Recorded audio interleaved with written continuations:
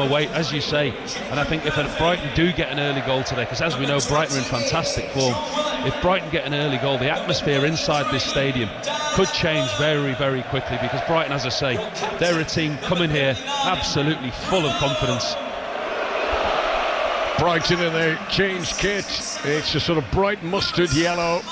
Newcastle in their traditional black and white magpie stripes. This time last season, Newcastle were third in the Premier League table. They ended up finishing fifth, but it's a far cry from where Eddie Howe's team currently find themselves.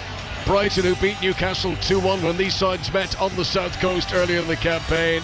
2 goals from Danny Welbeck that day, and Welbeck is the one change in the Brighton team today, comes in to lead the attack. 2 alterations for Newcastle, with Joe Linton coming back into the team. And give you a full rundown of how they line up. Nick Pope in goal for Newcastle. Back four of Lewis Miley, who celebrates his birthday today. 20 today for Lewis Miley. What a career he's already had as a teenager. He's alongside Sandro Tonali and Joe Linton, with a front three of Jacob Murphy and Joe Willock, either side of William Osula, the Dane who's been getting a run in the team lately and who has scored 2 goals in his last 3 Premier League games. For Brighton, for Bruggen is the goalkeeper. Mats Vivo, Paul Van Hecke, Oliver Boscali and Verdi Kadioglu are the back 4. In midfield, Pascal Gross alongside Carlos Baleba. Then there's an attacking 3 right to left of Yakuba Minter, Jack Hinchelwood and Karu Matoma, and they are playing behind Danny Welbeck, who scored against Chelsea last time out. Referee today is Chris Kavanagh on what is a busy weekend of football, final day in the EFL, and we are reaching very much the business end of the Premier League campaign. Newcastle United playing from left to right as we look down. They're attacking the Gallagher end away to our right hand side. Dan Burn pushes it early into the Brighton & Hove Albion penalty area, but it's immediately repelled away. Minter tries to run clear, and he's closed down by the hard-working Sandro Tonali. The ball goes out of play for a throw into Brighton on the far side from us. Yeah, interesting to see from Brighton. Danny Welbeck out there won the toss, and he's turned Newcastle around. They're playing down this slope.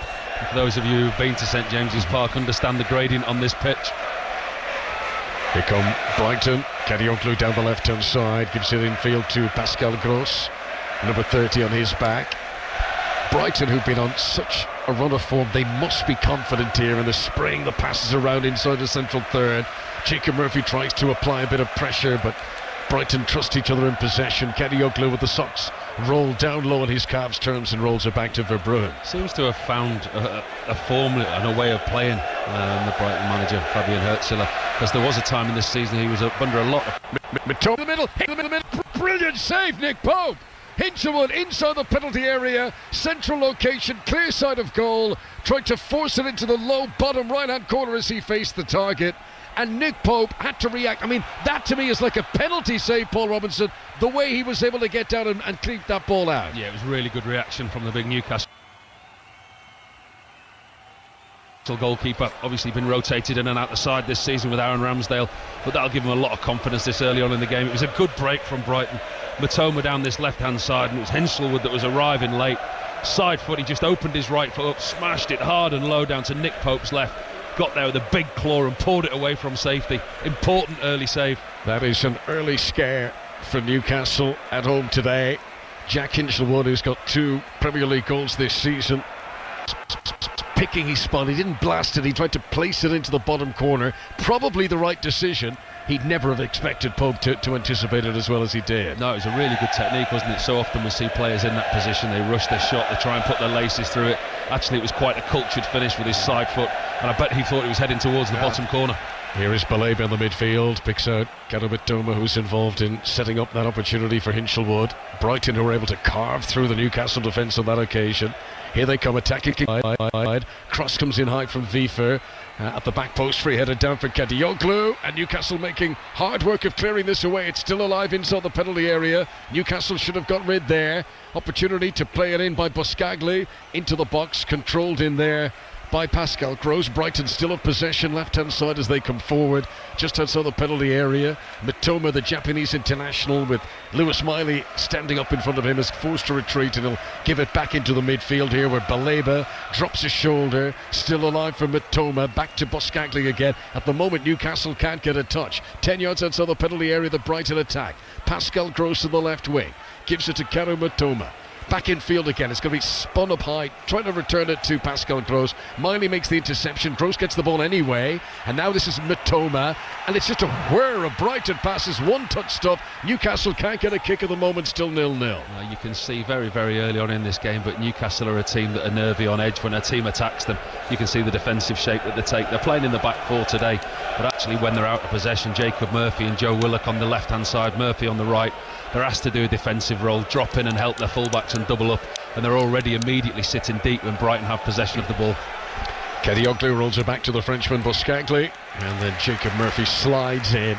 Last touch off him, the ball goes out of play for a throw into Brighton. Right in front of us is Eddie Howe, the Newcastle coach, who's wearing his tracksuit today. He's clapping his hands, trying to drill some encouragement, some positivity into what has been a worrying start. Still very much early stages at St James's Park, but it has been all Brighton so far. Verbruggen, who's wearing bright orange, comes out of his penalty area, plays it high, lofted into the Newcastle United half. Lewis Miley wins the header, sends it back towards the centre circle. Vivo with a touch in there, and it's miscontrolled by Buscaglia, and the ball goes out of play. Throw it to Newcastle, Lewis Miley just down below us. Yeah, right, there's an example of the way that Brighton like to mix the play up. You know, the manager likes them to dominate possession, he likes them to work through the lines, but actually if it's not on, they're not one of those teams that take the chances and play out the back just for playing out the back's sake. Quick thinking for Bruno Guimaraes, tries to take a free kick, launch it towards Joe Linton, but rushed, and it's nowhere near the Brazilian, and it carries through to Verbruggen. It's been a good start from Brighton, very lively early on. Newcastle started well from the kickoff, they looked to go forward, break the line very quickly, but actually Brighton have settled extremely quickly in this game. Newcastle don't have a good track record against today's opponents. They've not won any of the last 6 meetings in all competitions. This Newcastle side who've already lost 16 Premier League games this campaign. 7 of those defeats have come at home. Surely they can't get dragged into the relegation zone, but at the moment, mathematically, Newcastle is still in trouble. It's unthinkable, isn't it? Oof. I mean, when you look at a team and you look at the start of the season and they've got Champions League aspirations and, you know, playing in European football, and then all of a sudden to have the drop-off that they've had, the manager's got a lot of credit in the bank. I mean, I know there's a lot of people with a split opinion now, and that's probably the first time in his tenure that that's actually happening because of the results, and the results at home where the majority of the supporters come and see them. Performances and results haven't been as good as what he'd have wanted. And it's a broader conversation for another day, Paul, but developments with, you know, the Newcastle backers who've also been involved in Live Golf, and the news that, you know, the funding has been pulled from that.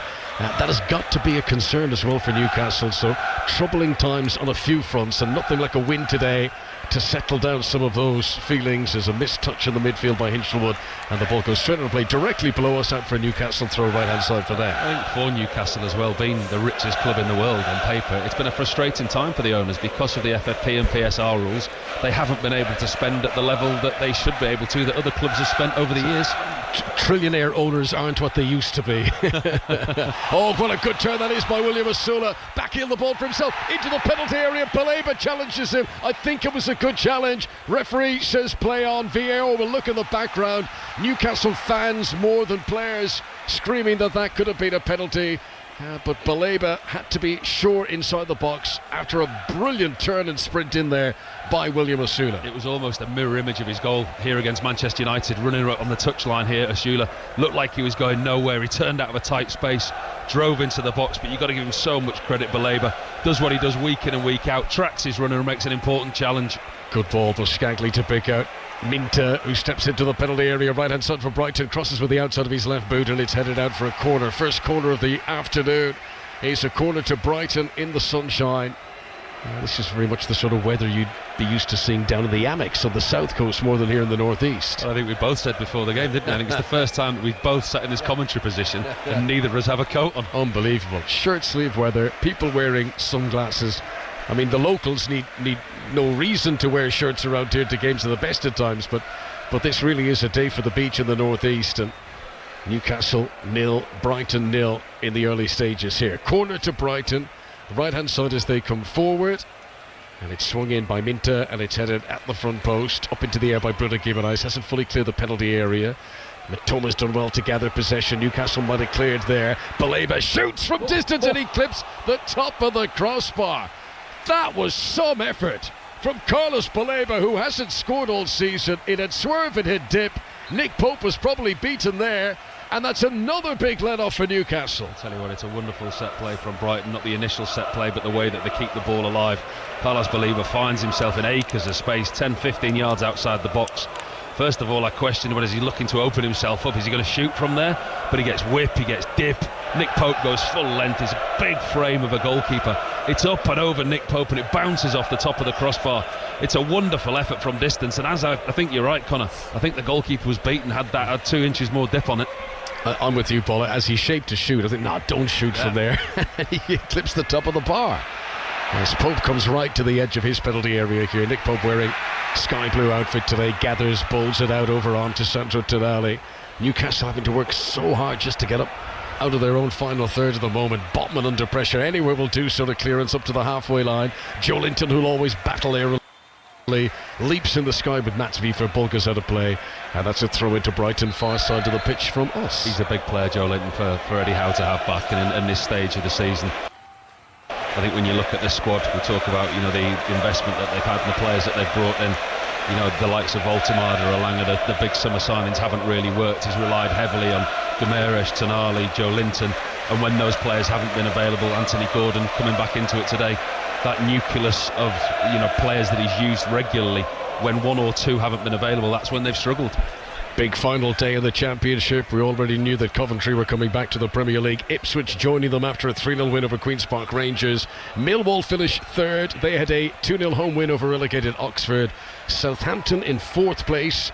Win at Preston puts them into the playoffs. Middlesbrough drew 2-2 at Wrexham to finish 5th. Here comes William Osula into the penalty area again. Shoots low across the face of goal and just wide.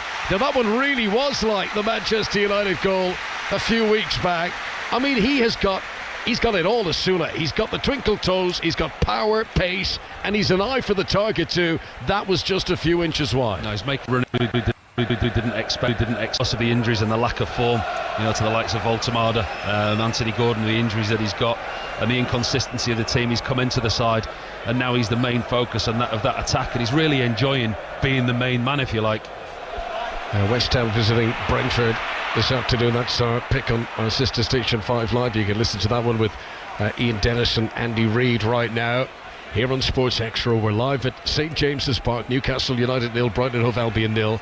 2 big chances though in the early stages, the opening 10 minutes here for the visitors Brighton. Mind you, Osula's now had a couple of good opportunities above his own. It's been a good game so far as Bruno Guimaraes puts a lovely ball over the top. Murphy sprints after Verbruggen. Oh! Verbruggen slides out of the penalty area. Looked like he might have found Murphy, who plays on, who crosses it for Osula, who heads Newcastle into the lead. That's brilliant from Murphy. So many players would have gone down there, tried to get the keeper sent off. He got back to his feet, he delivered the perfect cross, and Osula scores for Newcastle against the run of play. Eddie Howe's team lead at St James's Park. It's Newcastle 1, Brighton 0. Well, Osula's looked the most lively and he finds himself at the easiest of opportunities. It's a free header from 7 yards out, but all the credit has to go to Jacob Murphy down this right hand side. It's a long, hopeful ball over the top, and he didn't look favourite at the start. It was Bart Verbruggen's ball all day long, but the goalkeeper hesitated. He stuttered and he stopped. Jacob Murphy saw the opportunity and nicked there in front of the goalkeeper, and it looked to the whole of St James's Park that the goalkeeper had taken him down. It may have been a slip from Jacob Murphy. We haven't seen the replay, but to his credit, he gets up and he finds Will Osula with a wonderful ball into the centre of the 6-yard box, and it's the simplest of headers, and it puts Newcastle 1 up. Brilliant from Jacob Murphy. That is 3 goals in his last 4 Premier League games for William Osula. Late on in the campaign, he really is arriving here at St James's Park. Excellent from Jacob Murphy to keep his balance there, to deliver the cross. Perfect delivery as well, and with the goalkeeper out of position, a simple header in from Osula, and Newcastle lead after 12 minutes. I think, looking at the monitor in front of us, he's just got there in front of the goalkeeper. It's an even better piece of play. This is Osula hustling from the edge of the penalty area. Referee had blown his whistle. 2 Brighton players are down. A free kick to the visitors here. Fabian Herzl will be disappointed with this. His team had started so well, but now they've got to try and come from behind. Newcastle, who have dropped 25 points this season from winning positions, that is more than any other team in the Premier League.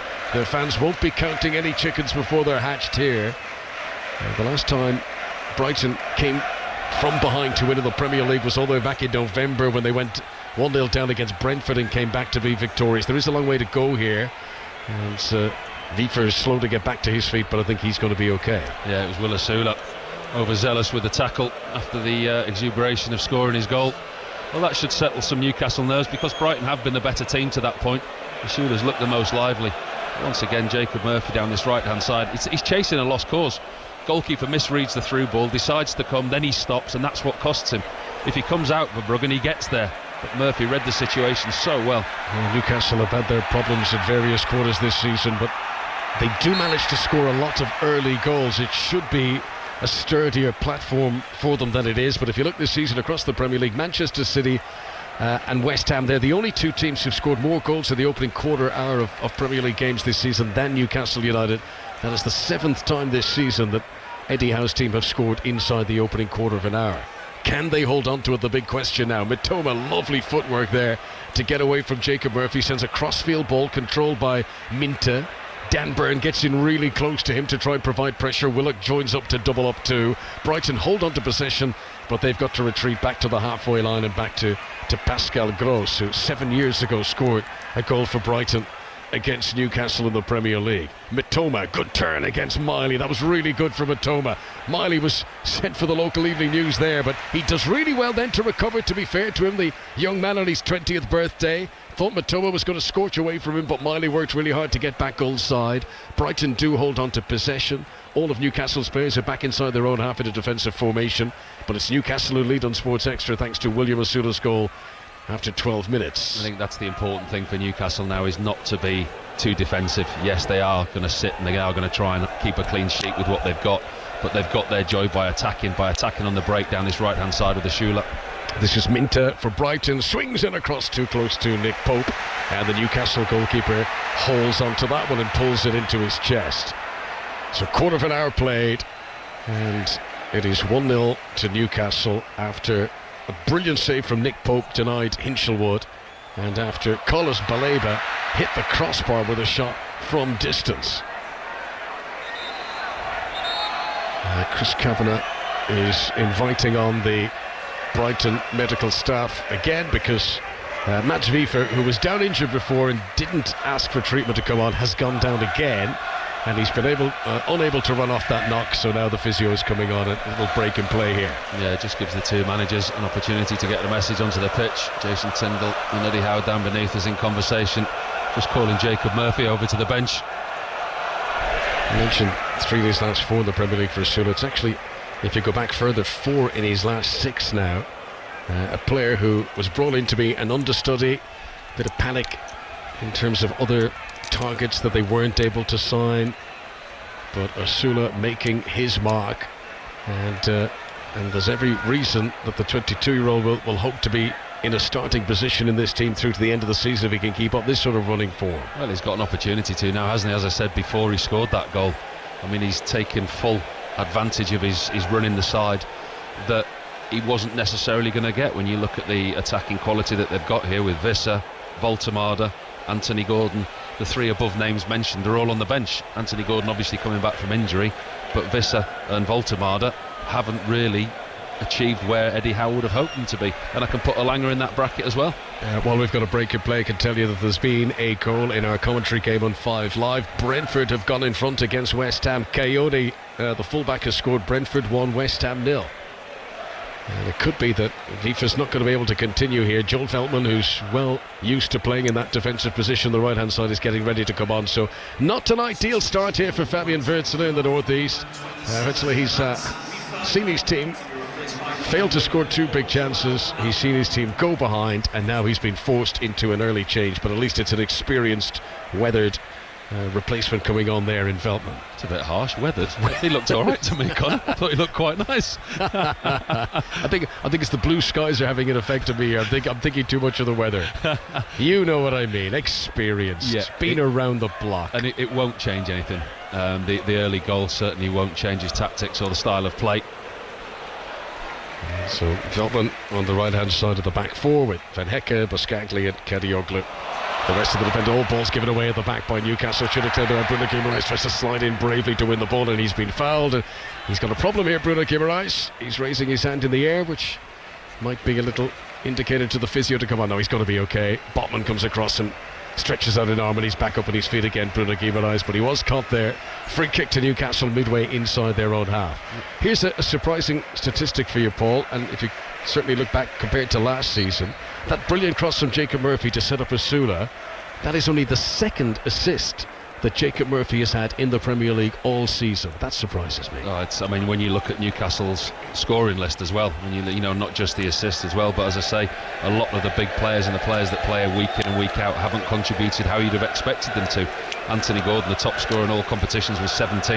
Asula, that's his 7th of the season. But then you go down the list, Elanga, Visser, 3 apiece. Baltamar's got 10, but most of those were in his first 14 games. It's the famous press conference with Arne Slot earlier on this season when he was asked why Alexander Isak wasn't scoring more goals for Liverpool. He said because we don't have Jacob Murphy and the quality of crosses that Murphy used to be providing. There are goals now in all 3 of the Premier League 3 o'clock kickoffs because Sunderland have taken the lead away at Wolves. Wolves 0, Sunderland 1. Mukiel scoring there, assisted by Granit Xhaka. The Wolves, of course, already relegated, playing out their final weeks before a return to the Championship. Here at St James's Park, Newcastle lead Brighton by 1-0.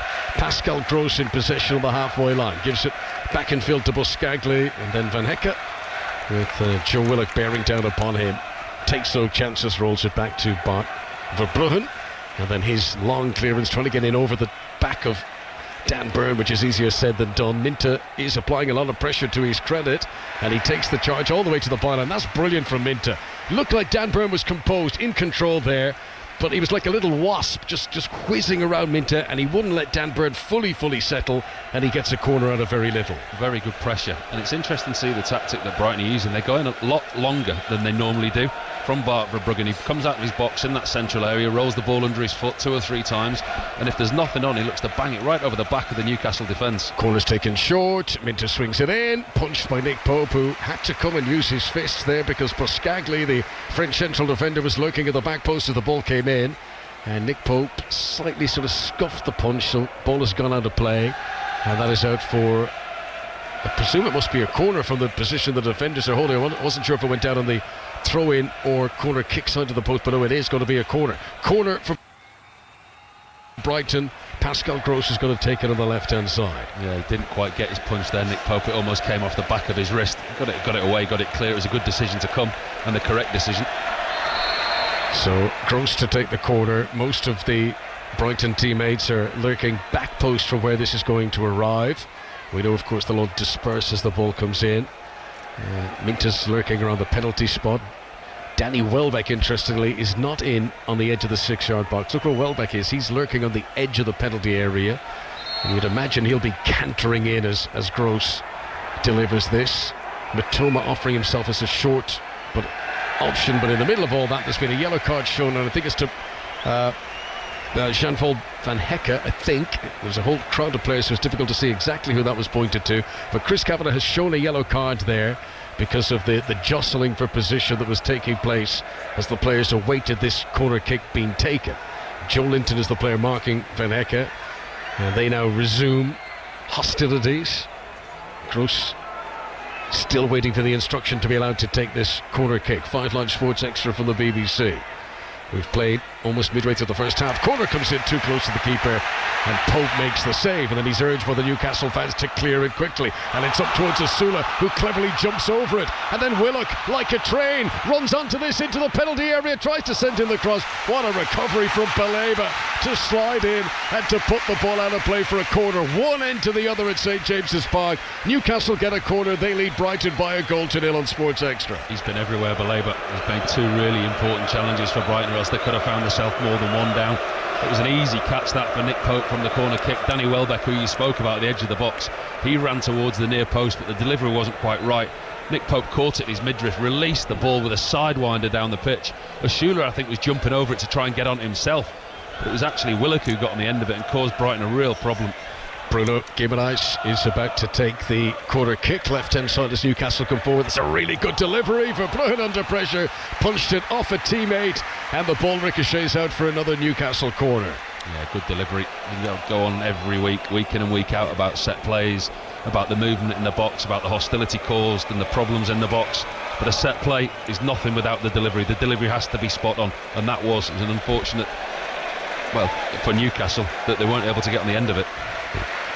So take two for Bruno Guimaraes over by the corner flag, left-hand side as Newcastle come forward. Here he comes, short run-up, lots of whip on that. Dan Burn! 2-0 Newcastle!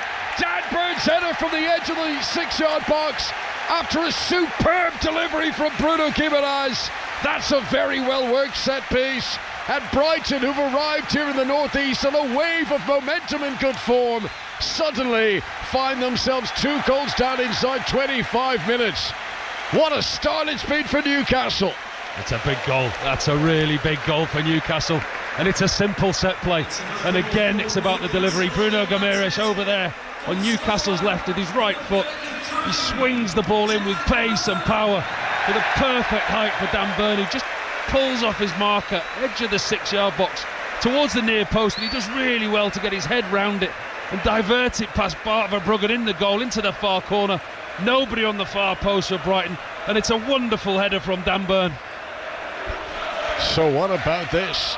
Eddie House team 2 goals in front.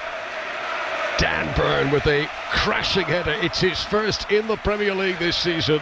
He scores against his old team. Newcastle 2, Brighton and Hove Albion 0. Yeah, we see him so many times causing problems in the box, Dan Burn, don't we? But once again, the delivery, it was absolutely on point for Bruno Guimaraes. It was one of those that came across at the same height the whole way, but it had whip on it and it had pace and power. And what he had to do was divert it towards goal, Dan Burn, and he did that so well. Didn't have to put much power on the ball because the power was already on the delivery. Diverts the ball across the goalkeeper. Really well worked set play. It's turning into a very good afternoon so far for Eddie Howe. Long way to go, of course, but what a start for this. Just want to confirm there's been a yellow card shown to Joel Veltman in the middle of all of that as well.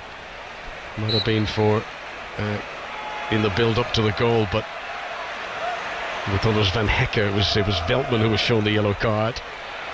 Brighton, who've actually played some really good stuff here. It feels strange that they're 2 goals behind. This is Karu Matoma attacking down the left-hand side, swings it across towards the back post. Minto won't be able to keep it in play. That goes out for a goal kick. To Newcastle. Football all about taking your chances, of course, and Newcastle against the run of play have been able to get their 2 goals here.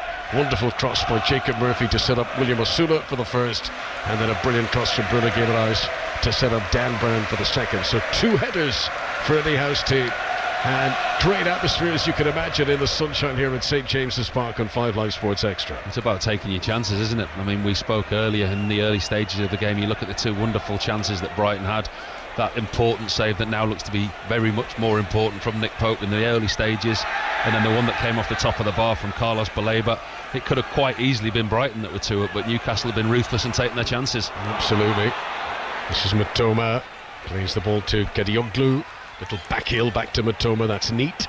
Brighton move into the opposition half, but then the pass is too far in front of Baleba. Malik Chow is able to accelerate to get there first, and then a terrible clearance, and the goalkeeper Pope plays it off Hinchelwood, and it deflects off the frame of the goal. For the second time in this first half, Brighton hit the woodwork. That would have been a bizarre moment. Pope's attempted clearance crashed off Hinchelwood, who knew little about it, and it deflected and it hit the post, millimetres away from getting a goal back for Brighton. I mean, that's unbelievable. It's a simple back pass from Miley into Nick Pope on the angle. He had time enough, but he doesn't catch the ball right. He actually scuffs the ball and he hits the ball at Hinchelwood, and how that's not gone in. Nick Pope just stopped and he looked behind him. He just thought, oh please, please. It hit the inside of the post and came back out. That is a huge let off for Newcastle. I mean, it's remarkable. Brighton have now hit the post. They have hit the crossbar. They've been denied by a world-class save from Nick Pope. It's actually been a really good performance from Fabian Hertz and his team in terms of creating those chances, and incredibly they find themselves 2 goals down. He's down there beneath his hands on his hips, just wondering how his team have found themselves 2 goals down. As you look at the opportunities that they've had, I mean, that one there, what Nick Pope did, I mean, that was almost inexplicable. He had the opportunity. I think he looked to go too straight. I mean, Hinshelwood was closing him down on the angle, coming from the middle of the pitch. In that situation as a goalkeeper, you aim for the touchline, you kick it away. I mean, even if it goes out for a throw-in, if you feel that the opposition player is too tight to you, you get it out of danger. But he tried to keep it in play, and he hit him. I mean, that was very, very fortunate. Right, news coming to us from the Wolves-Sunderland game. Sunderland still 1-0 in front, but early in that match they have been reduced to 10 men. Dan Ballard has been sent off at Molineux. Still Wolves 0, Sunderland 1. As Minter sends it across from the right wing for Brighton, headed away by Lewis Miley. Chance of a counter-attack for Newcastle here, but just about hooked away by Buscaglia. Newcastle get it forward again though to Willock. Great pass, here's Asula. Is he onside? Good defending for Van Hecke. Back to Willock, and Verbruggen makes the save. Not sure it was going on target from Willock anyway, but the keeper had to be sure. This is some game, Paul Robinson. It's just chance after chance at the moment. I'm going to say, what a game. The way that both sides are approaching this, neither have got a real defensive structure. I mean, this is surprising from Brighton, the way that they're playing. They've had 3 clean sheets in the last 4 away games, but at the moment, the way that Newcastle are playing on the counter-attack, Brighton don't look like they can defend. It's making it a very interesting game that Brighton are attacking so well, but defending so open. And Newcastle, to be fair, have got pace and power in attack. We've seen Murphy, Willock, Asula all charging forward. That pace has really unsettled Brighton. Free kick to Newcastle here midway inside their own half. If you're just joining our coverage here on Sports Extra, Newcastle United leading Brighton Hove Albion by 2 goals to 0. 2 goals in 24 minutes from Asula and from Dan Burn. Dan Burn's first Premier League goal in over a year.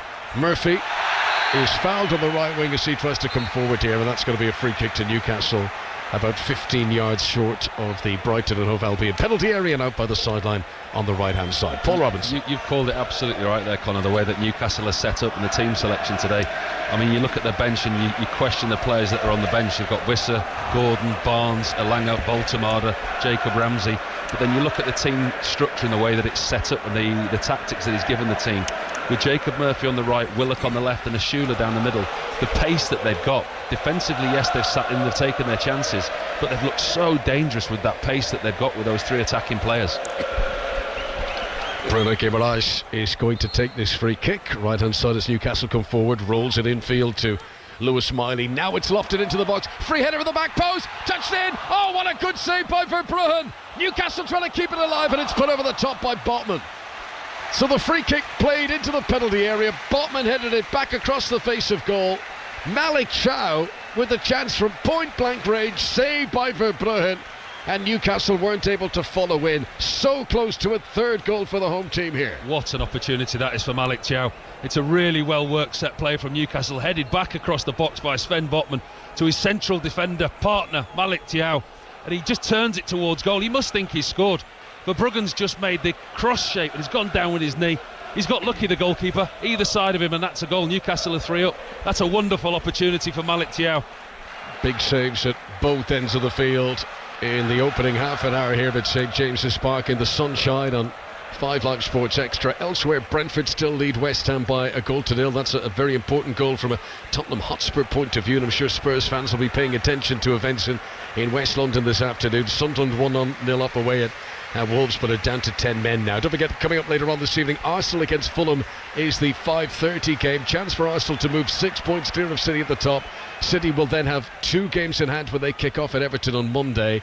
But you can listen to that Arsenal-Fulham game 5:30 with John Murray and Rob Green, and that's available on our sister station 5 Live as Brighton come forward here. Miley backpedaling on the edge of his penalty area, cushions a little header down from Malik Chow, sends it a little bit awkwardly back to Miley, who probably is going to lose the ball here, and he does. Kadioglu wins it back for Brighton. Malik Chow is able to lunge in. Murphy should be able to clear away here. He waits for Matoma to arrive, and then he went down in a crumpled heap, and we'll talk about that in a moment, but the referee says play on. This is Baleba centrally in front of the D. Good pressure from Tonali.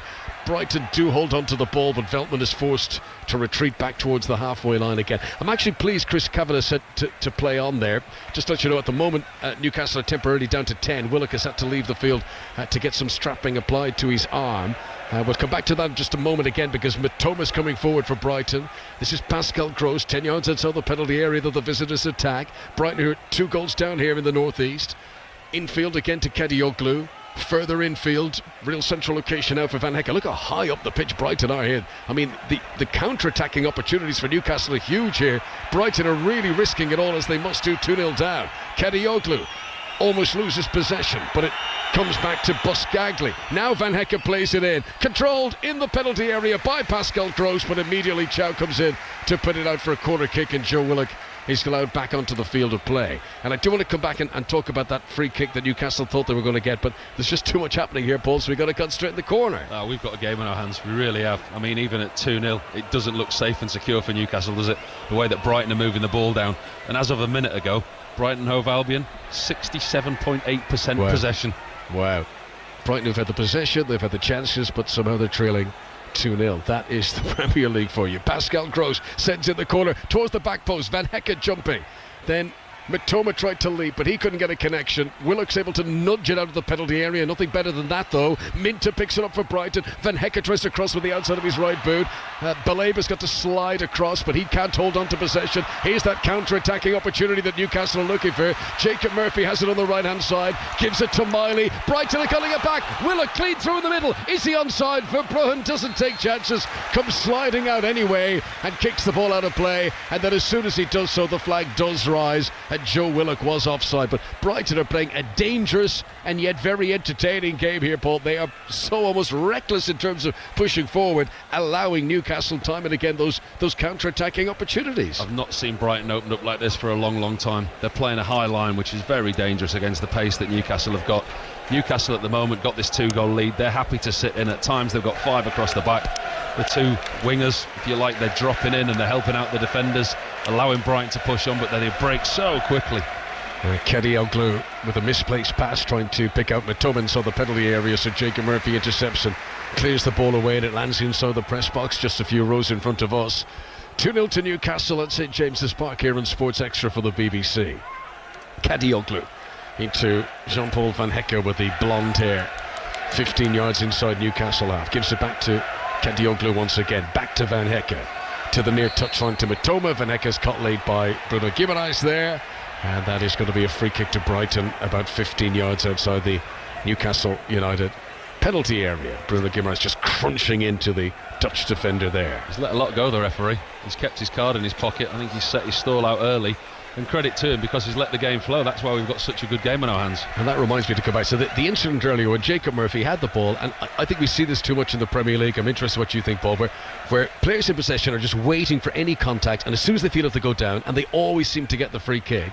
And on that occasion, Chris Kavanagh says, yeah, do you know what, it was contact, but it wasn't a foul. Yeah. And he allowed play to continue. I agree with you, completely agree. Players, and they just wait for the slightest touch when they're going back towards their own goal.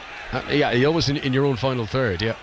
But, you wouldn't get a penalty for that if the similar contact down the other end. Here's the cross into the middle from Kadioglu, and the header is up and over the top.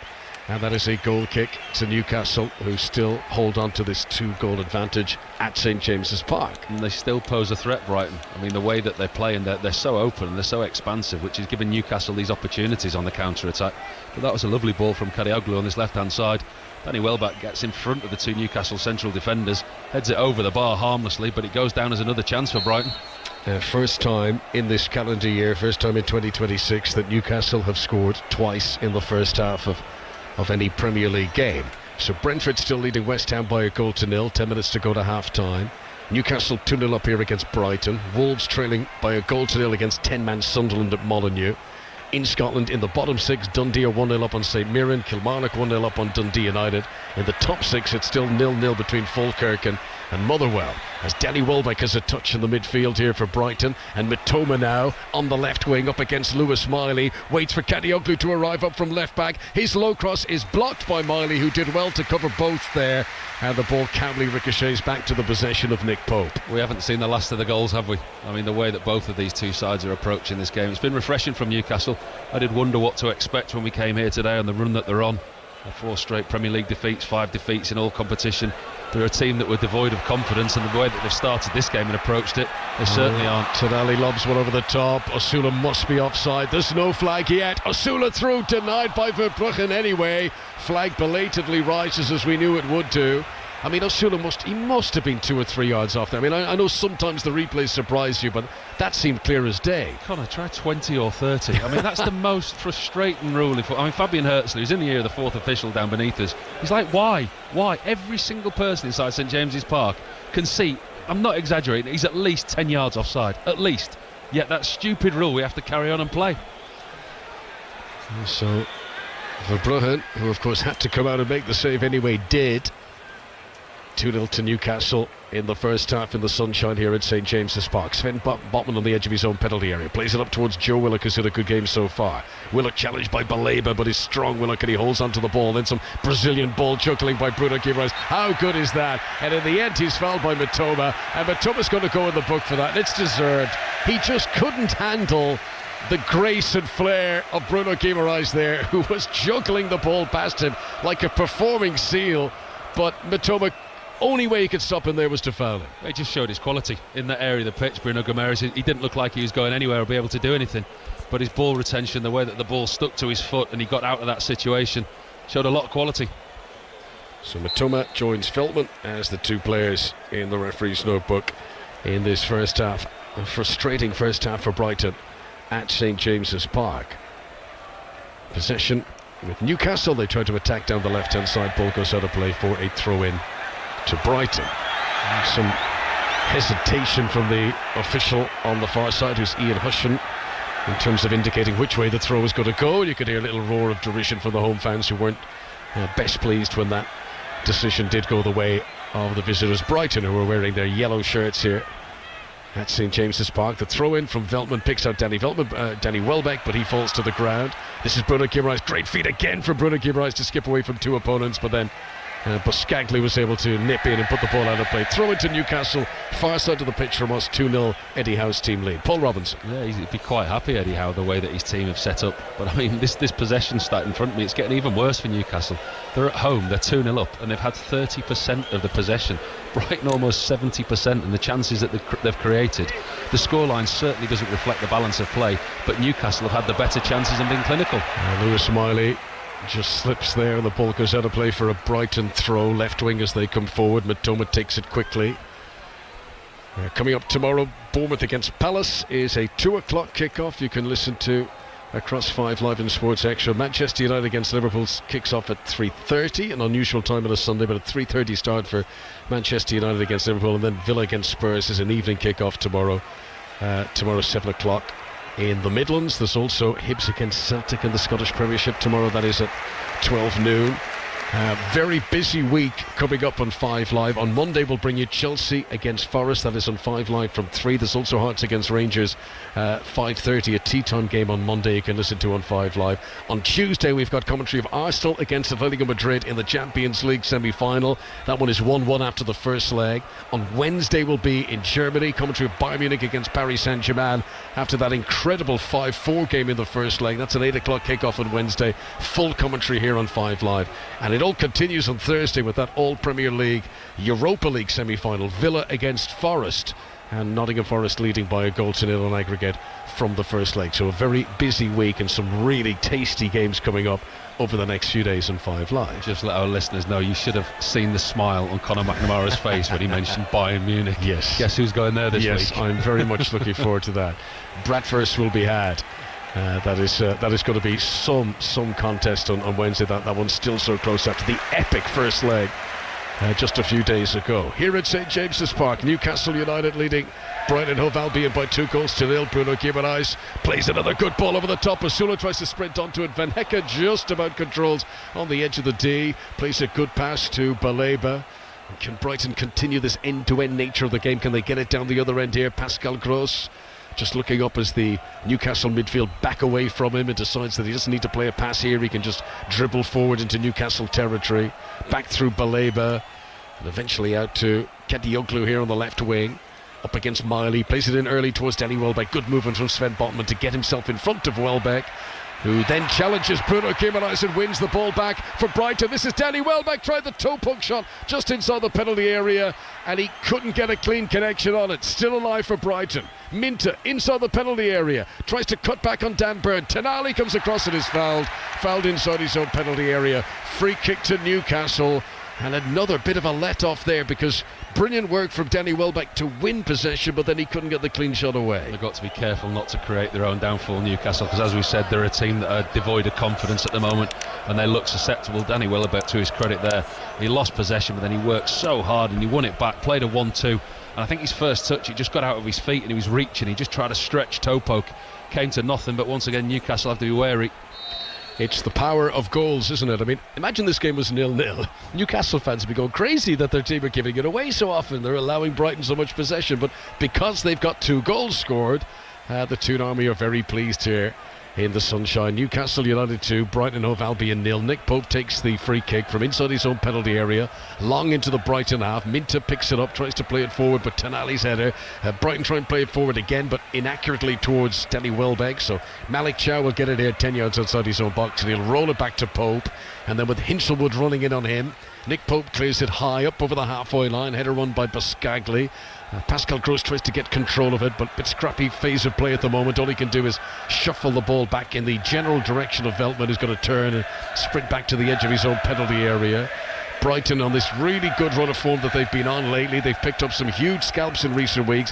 They started today 6th place in the table, but 2-0 down here as half-time is bearing upon us at St James's Park. Tonali in possession for Newcastle, and he's very calm on the ball, isn't he? Even with players around him, he just shuffles into a bit of space, picks out a pass, never looks too flustered. Tonali always managed to get it back again in a bit of space here on the left wing. Here comes the Italian, low ball in towards Asuna, well intercepted by Buscagli. Asuna just set off hoping that pass would have more pace on it. Buscagli was able to judge that it was coming a bit weaker, a bit tamer, and he was able to nip in ahead of the attacker and gets possession back for Brighton, who still trail by 2 goals here in Sports Extra. Yeah, the way this game's going and the way that Newcastle has set up, he'll be quite pleased, Eddie Howe, because it's playing into his hands. I mean, 2-0, yes, it's not by any means, by any stretch of the imagination, done and game over, because 1 goal when you're a team that are lacking confidence can cause a lot of problems. But actually the way that Newcastle are playing, Brighton are having to push, they're having to open up and leaving Newcastle the spaces that they've exploited. Fourth official's got the board out. We're about to see what's going to be added on for stoppages as Veltman plays a high ball into the Newcastle penalty area. Matoma challenging young Lewis Miley, who does well there. Looked like Matoma had got up off the ground and was higher than Miley, but Miley was strong. And then Osula does another one of those brilliant swerve turns of his, and he's leaving Baleba in his wake, and he's into the penalty area. Osula's shot is blocked away, I thought, by Van Hecke, but the referee says there was no touch on the defender, and that is a goal kick to Brighton. But what an entertaining first half here, the way that Brighton have so much possession in Newcastle territory, but time and time again Newcastle counter-attack just like that, Paul Robinson, and Osula nearly made it 3. He's such a threat, Osula. There's such a threat, the way that he turns away from trouble and the way that he gets himself forward. He's so direct. His first thought with the ball, whether it's running with the ball or passing the ball, he's always forward, and he creates an opportunity there out of almost nothing, and his pace gets him away from Baleba. Van Hecke comes back in and slides across, doesn't end up getting a block. It's a poor finish from Osula, but once again it's another chance created by himself. I make that 4 shots now in the first half for William Osula. 2-0 Newcastle lead, and we've got 4 minutes being added on for stoppages here ahead of half-time. Minta in possession for Brighton, far side of the pitch from us. This is the right-hand side as Brighton and Hove Albion come forward. He's lost out here. This is Tonali up to Joe Willock over the halfway line. Tonali charging on. Willock should have played the pass for him. Groans from the Newcastle fans as it's given away, and Welbeck is going to run onto a pass here, but Pope comes out to cover it, and he's able to shepherd it out for a goal kick. Still, there's the chance of a Newcastle mistake always lurking around every corner here, despite the 2-goal lead. It's got the feeling of that, hasn't it? I mean, yes, 2 goals up, but actually on the turnover possession there, they weren't in any danger whatsoever, Newcastle. Comfortable possession. Tonali plays the ball into Joe Willock, inexplainably turns around and just passes it into one of the Brighton players, who in turn tries to find Danny Welbeck up for a run over the top. But yeah, it certainly doesn't feel like a safe 2-0 at the moment. Listen, it's a fantastic game. Yeah, half-time approaching. During the break, by the way, we'll join up with 5 Live. We'll hear from Mark Chapman and the reporters at all the grounds up and down the country to bring you up to date with what's happening elsewhere. I've been told that the red card shown to Dan Ballard reducing Sunderland to 10 men away at Wolves. It's one of those for a hair pull red cards that was spotted by the video assistant referee, so I'm sure that will be a big talking point. It's happening more and more now, isn't it, Paul? Yeah, funny that, Conor. I never had a problem with anyone pulling my hair when I was playing. Chance to be a fine thing. Well, if I have to find one first. Yeah, absolutely. But yeah, that's becoming a narrative this season. The hair pull red cards. There's been some controversy with Dominic Calvert-Lewin recently, Cucurella a couple of times, and now one in that Wolves. I think it's Oroko Dare's hair has been pulled by Dan Ballard today. Our managers back in the day never used to let us have long hair. Yeah. But I mean, jokes aside, I just wonder would managers encourage it now, because it wildly increases the chance of an opponent being sent off. Well, they could encourage some, others may not be able to be grabbed. Able, yeah, you can encourage. I could do a bit of encouragement myself, to be honest, in that regard. Here comes Verbruggen, way out of his penalty area, almost up to the halfway line. Brighton running out of time here if they're to get one back ahead of the break. Buscaglia plays one high into the box. Botman's able to jump and win that header. It's difficult to hurt Newcastle in the air when they've got Big Botman and Malik Chow and Dan Burn. I mean, they're very good at defending aerially.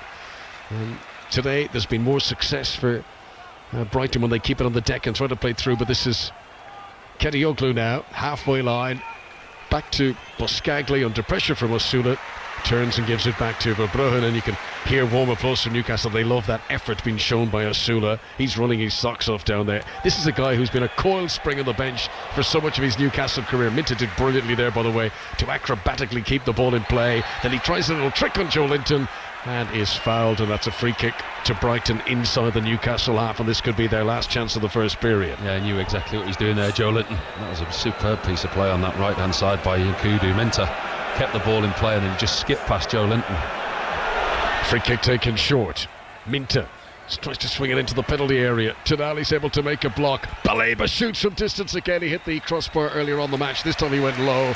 Too many bodies to the way, and the ball is deflected away, and that proves to be the final action of the first half. So that is some 45 minutes. There was a flurry of early chances for Brighton. Jack Hinchelwood denied by a brilliant point-blank save from Nick Pope. Baleba, who was to hit the crossbar. Hinchelwood later running in to try and charge down a Pope clearance, nearly deflected it in, but that time it came off the post. And somehow, amid all that pressure at one end, Newcastle did not concede, while down the other end, Osuna and Dan Burn have scored the goals that gives Newcastle this 2-goal advantage at half-time. Paul Robinson. 2-0 doesn't even begin to tell the storyline of that first half. I mean, what a game we've just witnessed there. I mean, you talk about the Bayern Munich game and the game being played in the right way, playing to strengths rather than defending weaknesses. Both sides have had their weaknesses exposed. Newcastle have obviously done it better than Brighton, but Brighton have looked so good in possession. They've created a lot without having that killer instinct in the final third. The way that they've moved the ball, broke the lines, has been very, very impressive. Newcastle defensively, they've defended, they've been resolute, but every time Brighton get in the final third, they do look like they're going to cause Newcastle a problem. On the counter-attack, though, this is perfect for Newcastle, the way that this game's panned out. The tactics Eddie Howe's sent them out there with, and the team that he's picked, with the pace of Murphy, Ashula and Willock, they can hurt Brighton. And at this scoreline, listen, we say it all the time, but I don't think it's ever been more apparent than in this game. The next goal is huge. Because another one, if Brighton get one, it hurts Newcastle, and all of a sudden the doubt starts creeping in. 3-0, all of a sudden Newcastle feel a lot more confident. Yeah, it is a game that feels it's got more goals in it. We'll bring them to you live here on Sports Extra for the second period. For the moment, Newcastle United 2, Brighton and Hove Albion 0. We'll be back for the second half shortly, but during half-time we're going to join 5 Live. In League One, let's start at Oakwell. Barnsley against playoff-chasing Stockport. Rob Law.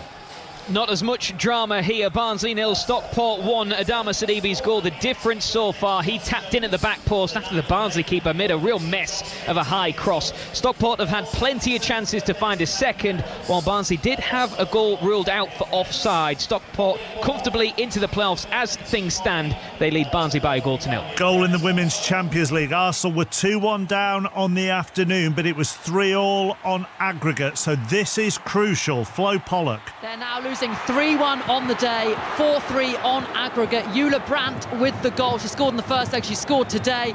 It was originally ruled out for offside, but they looked at it on VAR. It was onside, a beautiful ball scooped up into her, finished brilliantly. We've got seconds left to play, and then injury time. Currently, Arsenal are heading out 3-1 down on the day, 4-3 on aggregate. Back to League One and the game at St James's Park that affects both the playoffs and relegation. Hamish Marshall.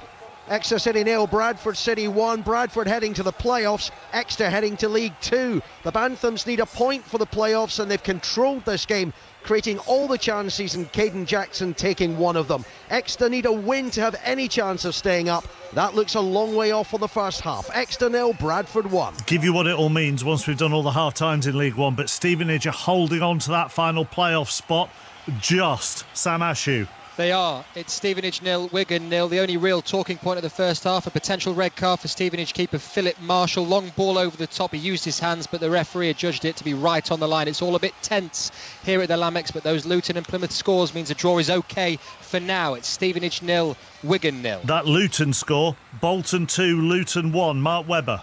Indeed, Luton need the lead if they're to grab anything on that last playoff place, but it's not happening from... They were 1-0 up 14 minutes in with Jordan Clark penalty. They've hit the woodwork 3 times, but Bolton came back to life after that penalty. Jordi Isay 2-2 equalising 6 minutes later. Ibrahim Sissoko a low drive in injury time to make it Bolton 2, Luton 1. Back to the relegation battle. Leyton Orient are surviving at the moment. Mike Williams.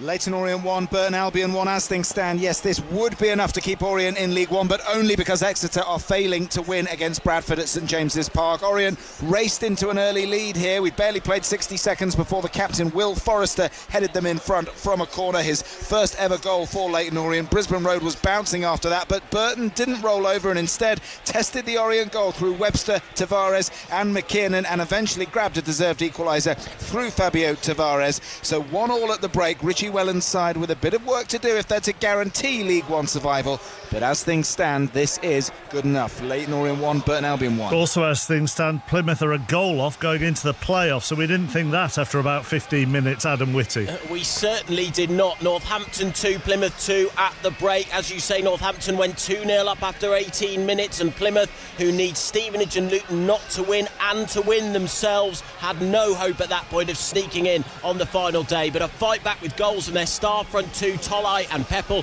has drawn them level. There are 1,000 fans in a very bright green, getting excited, beginning to hope, but they need another goal and they need things elsewhere to continue to go their way. But as it stands, one more goal, Plymouth to take the lead, and they would be into the playoffs. Northampton 2, Plymouth 2 at half-time. Yeah, let me give you the other half-times and then I'll give you the table as it stands. AFC Wimbledon 0, Huddersfield 1, Mansfield 3, Cardiff 0, Peterborough 0, Doncaster 0, Port Vale 0, Lincoln 1, Reading 0, Blackpool 0, Wickham 2, Rotherham 2. Lincoln and Cardiff already promoted. Bolton would finish 3rd, Stockport 4th, Bradford 5th and Stevenage 6th. As things stand, Stevenage have 73, Plymouth in 7th have 71, Luton also have 71. Exeter losing at the moment, they would have 49. They would be relegated alongside Port Vale, Rotherham and Northampton. Leyton Orient on 52 would be safe into League 2, where there is an awful lot to be decided, including the title. Adam Cotty is watching Fleetwood MK Dons, where the score is 1-1. MK Dons need to match what Bromley do, and they're not doing at the moment in order to win the league title. Their fans are partying on regardless. They fell behind to an acrobatic overhead kick from Fleetwood's Ronan Coughlin. Callum Patterson, the MK Dons leading scorer, drove them level. Half-time, Fleetwood 1, MK Dons 1. Yeah, Bromley taking the title at the moment because Mark Scott. They are leading Walsall 1-0, and their fabulous season on course for that fairy tale finish with their lead here and that MK Dons score. They've not been great, to be honest with you, Mark. Just the one shot on target, but it was quite a hit, with Ben Thompson bending in a beauty from the edge of the box. A party atmosphere before kick-off. It's got even livelier given the state of play. Bromley 1, Walsall 0. So Bromley and MK Dons already knew that they were up, and Bromley are taking the title as things stand at half-time. The 3rd automatic promotion spot is going the way of Cambridge, but it could have been better for them. Lee Blakeman. Crewe nil, Cambridge nil. Cambridge with a huge chance to take the lead from the penalty spot, but Ben Knight saw his penalty brilliantly kept out by Crewe keeper Ian Lawler, diving low to his left. They need a win to be certain of automatic promotion, Cambridge. At the moment, though, it's Crewe nil, Cambridge nil. Yeah, they're on 82 points. Also on 82 points are Notts County as things stand. They're leading Bristol Rovers at the break. We'll go there shortly. Salford are on 81. They've dropped to 5th. They're being held at Crawley at the moment. Sahel Sahi.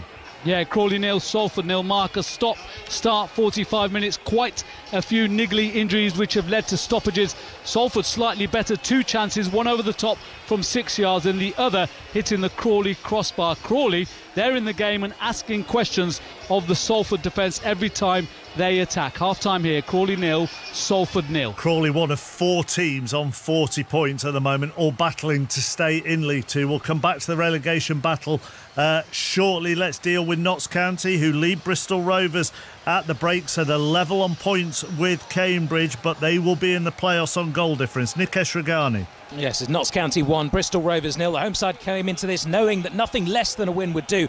They've been on the front foot for the most part, and their goal came from across from the left, with Nick Cerula eventually tapping in from 6 yards out. Jody Jones has been bright down the left. Jaden Luke has had a couple of good chances too. Shaq Ford, meanwhile, has had a couple of decent efforts for Bristol Rovers. As it stands, though, Notts County still sit just outside the final promotion spot. As you say, they need Cambridge to lose and Salford to drop points if they are to secure promotion today. But they're doing all they can. It's Notts County 1, Bristol Rovers 0. So Notts County, Salford, Grimsby all in the playoffs. The final spot is between Chesterfield and Swindon. They are meeting today at the county ground. It is going Chesterfield's way at the moment. Jonathan Ledyard. Well, it's 1-1. A last-gasp equaliser for Swindon in stoppage time has transformed this one. Their only shot on target, a first Swindon goal for Ben Middlemass, galvanising the sellout crowd. Until then, Chesterfield had dominated, taking the lead through top scorer Lee Bonus, carving out 2 other chances which they missed. How costly? We'll find out. A draw will keep Chesterfield in the playoffs. Swindon have to win. Deep breaths all round, 1-1. Right, let's go to the bottom of the table where there are 4 teams on 40 points and Barrow on 39. One of the teams on 40 are Tranmere. They trail at the break. Ben Croucher. Tranmere 0, Grimsby 1 at a more hush Prenton Park. Justin Malazor's third of the season, rifling in a left-footed close-range thumper into the roof of the net just before half-time. Whittaker and Joseph have blazed good chances over for Tranmere, who are safe as it stands on goal difference only. Grimsby stay 6th in the playoff spots. Tranmere 0, Grimsby 1. Next to Barrow against Newport, Sani Rajavajala. Barrow 1, Newport County 0. It's been breathless. Barrow the better. Charlie McCann smashing home after 8, and Newport keeper Jordan Wright has been busy. Newport not at it so far. Holker Street as well could be a very depressing place at full time, both going out of the EFL. At the break, Barrow 1, Newport 0. Yeah, Harrogate moving out of the bottom 2 at the moment. They're level with Barnet at the break. Nathan Alban. They are the score. Harrogate 1, Barnet 1. A Harrogate fan in front of me has the name It'll Be Reet on the back of his shirt. Well, it's all Reet for Harrogate as it stands. Bryn Morris's penalty cancelling out Callum Stead's early tap-in for Barnet and lifting Harrogate out of the drop zone on goal difference. Half-time, Harrogate 1, Barnet 1. So let's just give you how that bottom 5 is. Barrow have 39. And then Newport, the other side in the bottom 2, they have 40, a goal difference of minus 31. Harrogate also 40, goal difference of minus 28. Tranmere also 40, a goal difference of minus 26. And Crawley also 40, a goal difference of minus 24. It's going to be a heck of a final 45 minutes at the bottom of League 2. In the games that don't have anything on them in League 2, it's Cheltenham 0, Colchester 3, Gillingham 0, Shrewsbury 0, and Oldham 1. Accrington 0. Now in the Scottish Premiership, in the bottom half, it's Dundee 1, St Mirren 0, and it's Kilmarnock 1, Dundee United 0. 2 things happening there. Kilmarnock, by them winning, will relegate Livingston this afternoon. They could only draw with Aberdeen last night, and with Kilmarnock winning and St Mirren losing, St Mirren would drop into the relegation playoff spot. In the game in the top half of the table, it's goalless between Falkirk and Motherwell. The Scottish Championship was sorted last night. In Scottish League 1, it's Alloa 1, Queen of the South 1, Cove Rangers 0, East Fife 0, Inverness 2, Hamilton 0, Montrose 0, Stenhousemuir 1, Peterhead 0, Kelty Hearts 0. As things stand Inverness would win the League One title. Stenhouse Muir would finish second. Hamilton would be in the relegation playoff. Kelty Hearts already relegated ahead of today. In League Two, Annan 1, Forfar 1, East Kilbride 3, Clyde 0, Edinburgh City 4, Dumbarton 0. Goalless between Elgin and Stranraer and Stirling and Spartans. What would be confirmed today, the only thing that was left to settle in League Two, East Kilbride confirmed as the champions. Earlier in the National League North playoffs, Kidderminster beat Macclesfield 3-1, and in the National League South playoffs, Torquay beat Dorking 4-2. In the Women's Super League, it finished Manchester United 1, Brighton 1, and in the Women's Champions League semi-final, the holders are out. Flo Pollock. Yes, they are all over for Arsenal. Reigning European champions out. Thrilling game. Overall, Lyon deserved it. The first half, they were brilliant. Wendy Renard scored from the penalty spot. Diani from a corner. Better second half from Arsenal. Alessia Russo drew it level. But Eula Brandt in the final minutes of normal time got a goal and won it for Lyon. They win 4-3 on aggregate. Lyon through to the final. Arsenal are out. In Rugby Union's Champions Cup semi-final, at half-time, Leinster lead Toulon by 14 points to 11. And in the World Championship Snooker, they're at the mid-session interval in that semi-final. And John Higgins leads Sean Murphy by 15 frames to 13. Second half from Brentford on the way after Stuart Clarkson. The voice of the UK. This is BBC Radio 5 Live. The Prime Minister's suggestion that there might be a case for banning some pro-Palestinian protests because of their impact on the Jewish community has drawn a mixed response from other parties. The Conservative leader Kemi Badenoch said the protests should be banned, but has accused Sir Keir Starmer of mouthing platitudes. Reform UK says his words come too late, while the Greens leader Zach Polanski says a ban would just produce more division.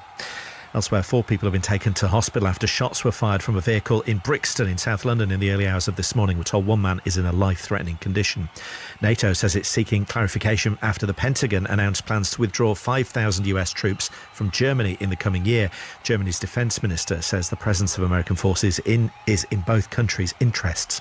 And the cast has been announced for the second Celebrity Traitors series, which will be on the BBC in the autumn. Richard E. Grant, Miranda Hart, Joe Lycett, Ross Kemp and Jerry Hall are among those who'll be taking part. This is 5 Live Sports with Mark Chapman. Listen on BBC Sounds. One final thing to quickly update you on in Super League. Wigan lead Bradford 26-6 in the second half, and the second half is just about to get underway at Brentford. It has done. Ian Dennis. Your timing is impeccable, Mark. As the game restarts, neither side has made a change. Brentford in the second half in their red and white striped shirts and black shorts, playing from right to left as it just starts to cloud over a little bit now. The sun has disappeared in West London. And welcome back to St James's Park here on Sports Extra as Newcastle United's players have just re-emerged back out onto the field. They are leading Brighton and Hove Albion by 2-0. And the Brighton players notably back out very early ahead of the kickoff here. Obviously sent out for Fabian Versila, who will feel that his team, unfortunate as they were in that first half not to score, need to do better in this second period. No changes in personnel over half-time. Rutter had been out doing a very thorough warm-up routine. You'd imagine Paul Robinson, he's going to come on early in this second half, but for the moment it's the same Brighton 11 that started the match, apart from that Veltman change during the first 45. Really can't imagine he was too disappointed, Fabian Hertz, with the way that his team have played. Dominated possession, created chances without being clinical. Defensively is what his team talk will have been based on. He will certainly want to shore up defensively, but actually in an attacking sense, he'll want to change it. At some point we will see Jorginho Rutter, and I think it might be one of the defensive players that will be sacrificed for him. This is Danny Welbeck, who's had a quiet game so far. He's controlling the ball on the edge of the D that Brighton are attacking. Brighton attacking the Gallowgate end in this second period. This is the end that Newcastle like to attack late in the game, but Brighton won the toss and forced their opponents to play that way in the first half. Now, an attempted cross here by Veltman has been handled by Joe Linton, and it is given a free kick to Brighton. Dangerous position, level with the edge of the penalty area, crossing position on the right-hand side. Next goal wins. It's one of those games, it really is. Because Newcastle are fragile and they're on the run that they're on, you do feel if Brighton get the next one, they could push on. Newcastle get the next one, the confidence comes flowing through. The next goal so important in this game. Pascal Gross is going to take the free kick. He's standing with his hands at his hips. Brighton in their change strip, the yellow. Newcastle in their black and white vertical stripes. Very busy penalty area waiting this. They're all lined on the edge of the 6-yard box. Here it comes from the right hand side from Gross. Van Hecke got up early. He was on the way down again by the time the ball flashed over him. Kadioglu here on the left hand side for Brighton will pick it up, slings it back into the box. Big Dan Burn wins the header. Mitoma's going to pick up the pieces as Brighton remain on the attack. Right wing for Brighton into the feet of Jean-Paul Van Hecke, who tries a little trick up against Bruno Guimaraes. That didn't work, but Van Hecke then heads the ball out of play. That is a throw in to Newcastle. Left full-back position for them. Newcastle 2, Brighton and Hove Albion 0. Good defensive header from Dan Burn. He just picks good positions in the box. He's got great positional awareness, and he knows that he doesn't have to head it far. He just puts it into an area where he takes the danger away, like a glancing header out the 18-yard box into an area where there's nobody there, where the Newcastle defenders can then go and clear the ball. And West Ham still behind at Brentford, and Mavropanos' own goal as they kick off for the second half in West London. You can listen to that game live right now on our sister station 5 Live as William Asula puts pressure on Van Hecke here, gets to the ball on the left hand side. Good work by Van Hecke. Just as Asula seemed to be about to surge past him, he stretched out his leg, he won possession back. His clearance up towards the halfway line, eventually controlled by Malik Chow, who plays it out to the right wing for Newcastle to Jacob Murphy. Low to the feet of Willock. What a lovely touch there to Bruno Guimaraes, who crosses in low. Asula! Saved by Verbruggen. And I wonder, was it a back pass in a way, because the way he controlled it on his chest, he didn't want to handle it, the goalkeeper there. Great delivery in from the right hand side by Bruno Guimaraes. Newcastle again nearly make it 3. Oh, it's a really good piece of play by Newcastle. A lovely 1-2. Joe Willock it is. It's a Guimaraes ball across the 18-yard, or across the 6-yard box, and Van Hecke gets there in front of Asula. I mean, I don't know why on earth the goalkeeper feels the need to take that on the chest. There is absolutely no way, even in today's world, that would be given as a back pass. I mean, he's 6 yards out, Van Hecke. He gets his studs on it, fires it back at his goalkeeper. Verbruggen decides to take it on his chest and calmly volley it away. I don't know why he didn't just catch that. It's just an instinct, isn't it? He's at the split second, he's just thinking, oh, hang on, I better be careful here, but well, he got away with it. But as you say, even in this mad world we live in, even this day and age, that would never. It was a good piece of defending. You couldn't say that was a deliberate back pass. No way. It was a good piece of defending by Jean-Paul Van Hecke, because Asula has got the beating of him once already in this second half. He's got round the other side of him and he's had to recover there. His positional awareness got him out of trouble, because Asula was once again in behind him. Both goalkeepers have made impressive saves in this game.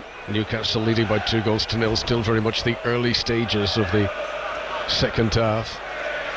As the goalkeeper Bart Verbruggen away to our left hand side, wearing bright luminous orange, plays it out short to Kadioglu, and he'll roll it back into the goalkeeper once again. So between now and the end of the campaign, Newcastle travel to Nottingham Forest next weekend. That's a Sunday game. Then they've got West Ham here at St James's Park, followed by Fulham away on the last day of the season. Botman gets in ahead of Danny Welbeck, sliding to try and keep the ball in play, but unable to do that, so it's going to be a throw into Brighton. Right hand side as they come forward. Brighton, who host Wolves next Saturday. Then they've got Leeds away, and that is followed by Manchester United at home on the last day of the campaign. And Brighton very much in the mix for a European place, even if they were to lose here today. But obviously, if they could turn this around to win, that would massively help them in that regard. Pascal Gross comes forward for Brighton. This is Kadioglu, level with the edge of the penalty area. Brighton attack down the left-hand side, trying to take on Malik Chow, who's tough as teak and stands his ground and gets warm applause around St James's Park for shepherding that out for a goal kick. Yeah, really strong defensive play there from Malik Chow. I think a real discrepancy in size. He used his body and he used his frame well. Shepherded it out over there into the far right-hand corner for another goal kick for Newcastle.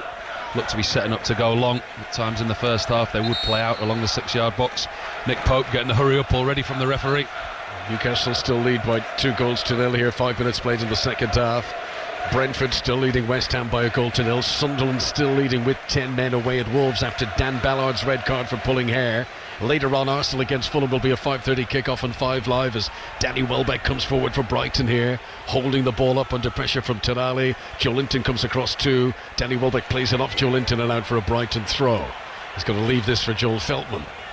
Newcastle forced to bring everyone back behind the ball, but in truth, in this game, Newcastle have looked more dangerous when they've been in their own final third and able to spring counter-attacks. Brighton work it back to the goalkeeper again for Bruggen away to our left-hand side. 51 minutes on the big stadium clock. Baleba with a neat, tidy touch in the midfield. He's going to be coveted in the summer transfer window, you'd imagine. Carlos Baleba, who only turned 22 in January. Young player, very talented. Here he is, midway inside Newcastle territory, slings a pass over to the left wing, controlled by Pascal Gross, just outside the penalty area. Pascal Gross's right-footed delivery, too high for Welbeck. Mitoma somehow saved to the goal line by Nick Pope. I don't think Mitoma had a clean shot at goal there, and Nick Pope reacted to make the save. The referee has given a free kick anyway. Free kick to Newcastle, but on first impression, that looks to be another big save by Nick Pope today. No, that's a brilliant save from Nick Pope if he's kept that out. I mean, it's a super ball from Pascal Gross over on the left wing. Checks back onto his right foot, he curls it in. It's a vicious looking ball. Comes off his own central defender first. As a Brighton player at the far post, Mitoma I think it is. And Nick Pope somehow dives behind him and keeps it out. Another wonderful save. He's had big moments today, Nick Pope. He almost had a very worrying moment in the first half when a sloppy back pass to him. He scrambled to try and clear it. He crashed it off Hinchelwood and the ball ricocheted back off the post. Newcastle got away with that one. Well, that's the two sides of Popey. I mean, there's two brilliant saves what we've seen from him, and then the area of his game that he lacks in and around his feet that does sometimes catch him out. Nearly conceded the goal in the first half because of that, but has made two goal-saving saves, if you like. Nick Pope making his first home appearance since February today. The last played in the home defeat by Everton at this stadium. Aaron Ramsdale, who got a run in the side initially when Pope was injured, but then even when he came back from injury, Ramsdale was able to get back in up until recently. This is Baleba on the halfway line. Joel Veltman will give it back to Jean-Paul Van Hecke, and Brighton still on the edge of their own penalty area here. This is Pascal Gross. They've done that a few times actually in possession, Brighton, in the second half, and I wonder if it's something that Fabian Hürzeler is trying to change. He doesn't like how deep Newcastle is sitting, and Minter here has run the ball out of play, but it feels like Brighton are trying to draw Newcastle out a bit by regularly retreating back into their own half. But I'm sure Eddie Howe will be aware of what the opponents are trying to do, if indeed that is their tactic. Yeah, absolutely. That's what they're trying to do. I mean, Newcastle will sit deep and they will try and hit them on the well. But Brighton, on the other hand, it's going to come a point in this game where they are going to have to be a lot more open, a lot more expansive, and chase the game. A yellow card has been shown to Dan Burn, we believe, for dissent. 2-0 Newcastle United lead. Dan Burn, one of the goal scorers against his old team, former Brighton and Hove Albion player, of course. Always been beaten to it by Mitoma here. This is a good chance for Brighton. Mitoma into the penalty area. Malik Chow with a really good block. He just waited for the moment that Mitoma was pulling the trigger, and he slid across, and that was really good defending. Mitoma charging into the penalty area centrally as a cross on the left-hand side comes in from Minter. Minter's switched over to the left wing. Veltman is going to pick it up here on the right-hand side for Brighton, up against Dan Burn, and that's going to be a throw into Brighton, 10 yards from the corner flag that they attack, and there's no time to waste here. Veltman takes it quickly. No one's marking Hinchelwood. Dan Burn switched off there for a moment, and it's played by Botman out for a corner. Dan Burn's lucky there. That was a lapse in concentration by Newcastle, one that they can't afford. It was a quick throw in behind the Newcastle defence, went all the way to Hinchelwood, who was just on the joint of the 6-yard box in the byline. Thankfully for Newcastle, they had enough bodies at the near post to smuggle it away. Equaliser at Molineux. Wolves 1, Sunderland 1. Santiago Bueno has scored his first ever goal at Molineux in all competitions. And the 10 men of Sunderland, who led for so long, are now back on level terms. Here at St James's Park, Newcastle lead 2-0. Brighton corner, taken by Minter from the right-hand side. Towards the back post, and a header up over the top by Hinchelwood. Good chance that. He did well to slip his marker, but then he couldn't keep the header down. Two chances for Hinchelwood. Found himself in a really good position. Got blocked out at the near post, which won the corner. The corner was a good out-swinging corner. Free header for him. Harmlessly over the bar, about 5 yards over the bar. Should at least hit the target from there. Big goal in the relegation battle. West Ham are now 2-0 down. Igor Thiago has scored a second for Brentford at the G-Tech Community Stadium, and that one will be celebrated by Spurs fans every bit as much as Brentford supporters at the moment. West Ham, who found a bit of backbone, found some spine in the relegation battle recently, but are they going to lose today? They are now 2-0 down away from home as Asula is in through the back of the defence again, sends in the cross towards Joe Willock. Good idea. couldn't quite match the execution. It's kept alive by Jacob Murphy on the far side. He'll give it in centrally to Willock. Now Sandro Tonali tries to clip in across. It sits up in front of Willock, who tries to crash a volley, and he sends it over the top of the crossbar. Newcastle continued to look so dangerous when they come on the counter-attack today. They lead by 2-0. And that right there is the threat that Newcastle pose. They soak up the possession. If they keep hold of this clean sheet, they're quite capable of going down the opposite end. That was a really good opportunity for Joe Willock. I think he just struck it as the ball was rising harmlessly over the crossbar, but it was another chance. Joe Willock, who hasn't scored in the Premier League this season, his one goal this campaign came in the Champions League against Paris Saint-Germain. He hasn't scored, actually, Joe Willock, in his last 58 Premier League appearances. Crashed that volley up over the top, as the referee is speaking to Pascal Gross here, who tried to take a free kick too quickly there for the referee's liking, so it's come back into the Brighton Hove Albion half. And the reason it was taken too quickly was because it wasn't a free kick at all. It was an uncontested drop ball. So even though it's uncontested, it still has to be dropped to you. You can't just take the kick. Here is Matoma, 10 yards inside Newcastle's half. Still not out of it here, Brighton, despite the 2-goal deficit. Joel Veltman, who came on as a substitute in the first half. Welbeck, who's finding it difficult today up against Botman, and Chow is crowded out again as the ball is shepherded for a goal kick to Newcastle away to our right-hand side. Botman and Chow have managed him quite well. I think you look up the areas of the pitch that Danny Welbeck's worked in, he's had his most success in the wide areas, which is credit to the two Newcastle central defenders. They've kept him away from goal, and the time that he has had possession in those areas, his back's been to goal. He had one header that went harmlessly over in the first half. Other than that, he's had very few chances, and he's a striker that thrives on service, and he hasn't had it. After a gap of more than a month, Formula One is back with the Miami Grand Prix. Damon Hill is part of our team. Full commentary from Miami at 9 p.m. here on Sports Extra tonight. You can listen to the sprint race here on 5 Live once this game ends, and if there is a lot of injury time, you can listen to that on Sports Extra 3, just in case there's any overlap. Minter here nipping in and tries to lob the goalkeeper, and he's actually unfortunate there. He got in around the back of Lewis Miley, but awkward, difficult technique, and he puts it well wide of the target in the end. Just a long ball over the top from Brighton. I'm not even sure it was meant for Minter, but he's chased so many long lost causes today. It's a ball that the goalkeeper couldn't come for, but he started to come, left the net unguarded. I think it came off his shin in the end, Minter. There is uninterrupted coverage of the Snooker World Championships on BBC iPlayer. I'm sure you'll have heard of that record-breaking longest frame in Crucible history. The championship finishes on Monday night. Full coverage of those closing stages on BBC One and BBC Two, and you can watch absolutely all of it on the iPlayer. Free kick to Brighton, halfway line, 2 goals down. I'm not sure I'll be going back to watch that frame again. Available to rewatch. You can actually watch that in fast forward. You'd very much get the gist. Minter's delivery from the left-hand side looked like a defender was pushed. Referee agrees with that. Foul on Botman by Welbeck, I think. And that's going to be a free kick to Newcastle inside their own penalty area, which each passing minute here, Newcastle fans becoming further convinced that this is going to be their day. He's getting frustrated, Danny Welbeck. There's a lot of players in yellow shirts out there that are a mirror image of their manager down beneath us. As the game's progressing and the clock's ticking down, you can see the frustration on the Brighton manager's face, constantly in the ear, the fourth official backwards and forwards to his bench. A lot of Brighton substitutes out warming up towards our left. It's only going to be a matter of time before he makes a change. Newcastle have dropped more points from winning positions in the Premier League this season than any other team, but the 2-goal cushion is a very good platform for them. Brighton tried to attack with the busy Minter down the left-hand side again, taking on Lewis Miley, but he pushes it too close to the byline. The ball in the end runs out of play, and there's congratulations from several teammates for Lewis Miley there. Because of how doggedly he stuck to the task against the tricky and pacey Minter. So, goal kick to Newcastle, away to our right-hand side. 30 minutes plus the stoppages to go here at St James's Park on Sports Extra, and Newcastle still 2 goals in front. He's been lively, Minter. I think he's carried the most attacking threat that Brighton have had. I think Hinshelwood at times has struggled to get into the game. He could be the one that Ruter comes on for. Manager beneath us looking towards his substitutes bench now, in conversation with his coaches, deciding what they're going to do, how they're going to affect this game. In the Scottish Premiership, Livingston are relegated as things stand.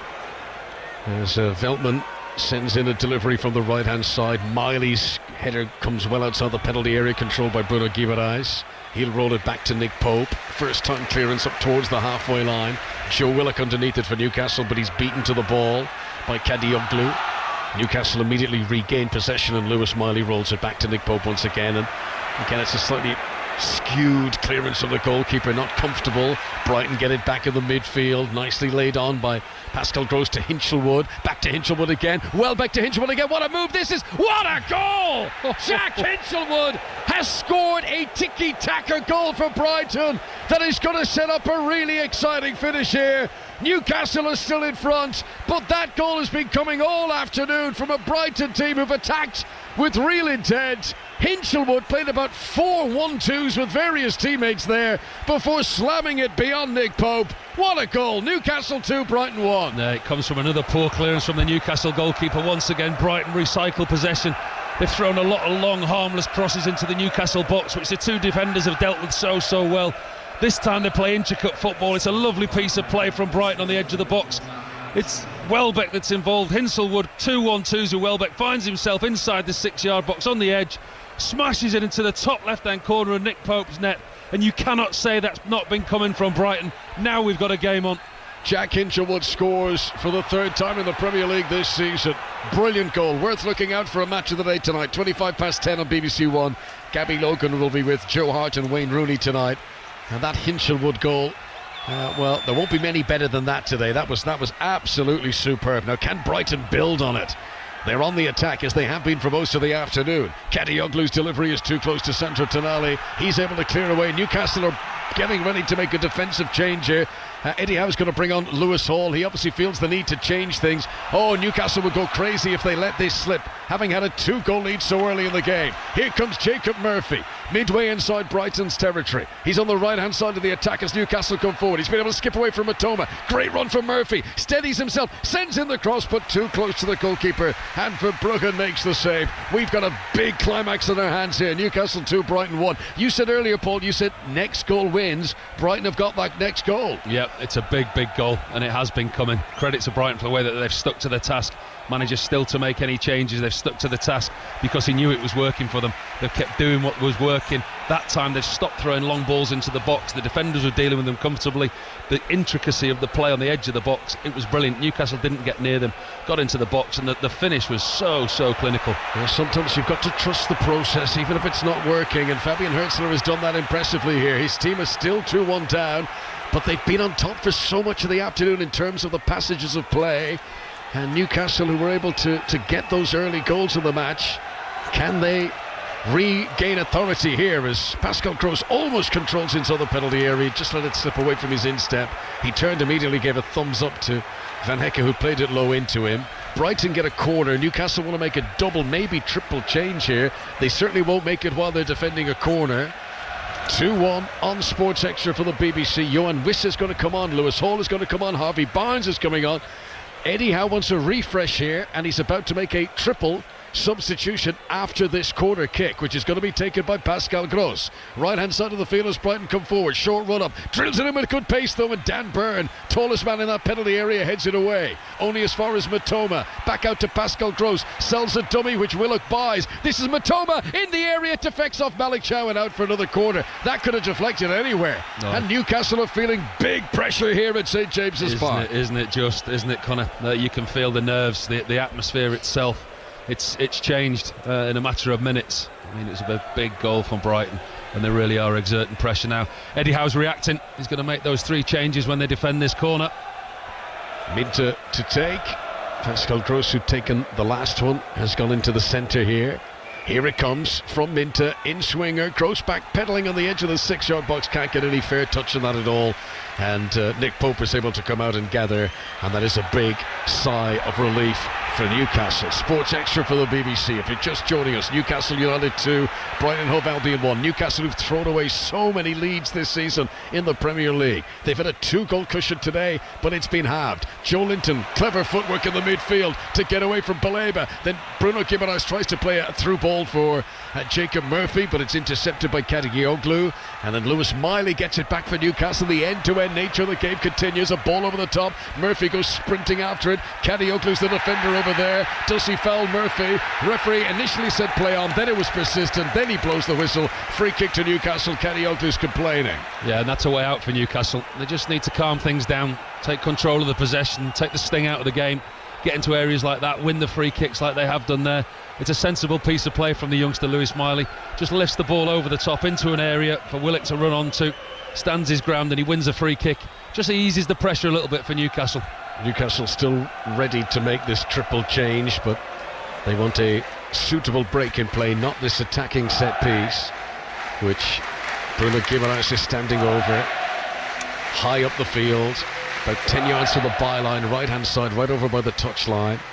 Newcastle fans standing behind Bruno Guimaraes have got their hands up to their foreheads, shielding their eyes from the sun here on what is a warm afternoon in the northeast. It's been a very entertaining game, 3 goals already, and very much the scent in the air that there's more to follow. Bruno Guimaraes ready to send this in. Zonal marking from Brighton. They're lining up along the edge of the 6-yard box. Here comes the charge of the Newcastle attackers coming in. Sven Botman was close to it. Baleba with a really important header. Loose ball has fallen to Jacob Murphy. He hoists it back in. Crazy too high. That's not what he meant to do. Goal kick for Brighton, and this break in play will allow Newcastle to make the change. You highlighted him earlier, Connor. Carlos Baleba. I mean, still only 22 years of age. They're going to do well, Brighton, with the method that they have, the recruitment and the selling of players to keep hold of him. I mean, they only paid 25 million euros in and about that for him from Lille in 2023. And the Cameroon international, he's going to be a real find for somebody. So the change is Harvey Barnes is going to come on in place of Joe Willock. Lewis Hall has replaced Dan Burn at left back, I think. Dan Burn certainly came running over, and he's just gone back onto the field. So we'll confirm all that. It's definitely Wissa, Barnes and Hall coming on. Willock is the only player who's departed yet. Now Jacob Murphy coming off. And Osula as well. So Johan Wissa will lead the attack. So it's the front 3 that he's taken off. Willock, Murphy, Osula. And that probably means that Newcastle are going to 5 at the back. Yeah, exactly right. Dan Burns tucked into the middle, Hall's dropped into this left-hand side, going to play wing back. So they've got Byrne, Botman and Thiaw as the 3 centre-halves, Lewis Miley and Lewis Hall as the wing-backs. A defensive shape, you would think, but actually now they've set up to press on this goal kick. Miley's the one that's gone up and Thiaw's gone to the right back. And there is still a quarter of this game remaining. We're in the 68th minute. We mentioned earlier on how William Osula has taken his chance of the team. Johan Wissa still waiting for the fireworks, and he's now made 3 times as many substitute appearances as start since he's joined Newcastle in the Premier League. Had injury problems, of course. Lewis Hall operating at left wing back now. It's very much keep ball at the moment for Newcastle. Sandro Tonali is closed down though by Mitoma, and the ball goes out of play. Throw into Brighton, who are chasing it now. Chasing this 2-1 deficit at St James's Park on 5 Live Sports Extra from the BBC. Coming up after the 5:30 game this evening, which is Arsenal against Fulham, it'll be 6:06 on 5 Live with Aaron Paul and Chris Sutton. Team news is in, by the way, from that Arsenal-Fulham game. There are 5 changes for Arsenal from their win against Newcastle, the last league game, as here Kadioglu rolls it to Verbruggen, who returns despite the pacey Harvey Barnes sprinting in on top of him. For Arsenal, Calafiori, Trossard, Lewis Skelly, Saka and Gyökeres all come into the team. Saka's first start since the League Cup final in March, and it's only Lewis Skelly's 3rd Premier League start of the season. For Fulham, 2 changes from the win at Villa, Robinson and Reid. Harrison Reid making his first Premier League start in 2 years, would you believe, in for Sessegnon and Sander Berg. Here at St James's Park, Minter comes forward for Brighton, plays it in towards Hinchelwood, whose goal has made this very interesting. Dan Burn defends it well, the ball goes out for a corner kick. Corner kick to Brighton, 2-1 down here at St James's Park. Paul. Excellent piece of defending from Dan Burn. Tracks his runner there to the near post. Once again, it's Minter on the far side. He's the one that's caused the problems, puts the ball into the near post, but well defended by Dan Burn. He's got a big job to do now on the left-hand side of that back 3. Can Brighton get an equaliser? The corner's going to be taken by Pascal Gross. Standing in the sunshine, far side of the pitch from us. Left-hand side as Brighton come forward. Brighton wearing their change kit, bright yellow. Mitoma's offering himself as a short option. Gross plays it into the centre. Sven Botman wins the header, is able to clear it out of the box, but picked up immediately by Kadioglu, and that's a clever ball back out to Pascal Gross, who take on the corner. Flashed in front of the goal, it's so close. 3 of them could have put it in there, particularly Van Heck at the back post. Welbeck slid to the front post, couldn't get the touch. Van Heck at the back post. It's another let-off for Newcastle. How many times have I said that sentence today? Oh, it's a brilliant chance for Brighton. It really is such a good opportunity. They rotate the ball really well back to Pascal Gross, and that was just begging to be put in the back of the net. Side foot of his right boot, he hammers it across the 6-yard box. No Newcastle defenders there. It's a ball that the goalkeeper can't come and get. Welbeck slides full length at the near post. Van Hecke slides full length at the far post, and neither can get anywhere near the football. Newcastle hanging on at the moment. Newcastle United 2, Brighton and Hove Albion 1 in the sunshine at St James's Park as Joe Linton charges after the ball inside Brighton territory here, up against Veltman. He's outnumbered, Joe Linton, as Brighton get it back again. Mitoma back into his own penalty area. Buscaglio, that's a weak back pass, and Verbrugge just about got there ahead of Johan Wissa. Any little error like that, it could be all over for Brighton today. Down goes Bruno Guimaraes. The referee says he was fouled by Van Hecke. Free kick to Newcastle inside Brighton territory, and you'd imagine they'll take their time over this. Yeah, they'll take their time, but I'm just looking down at the Brighton bench again. The substitutes have been out for a long time.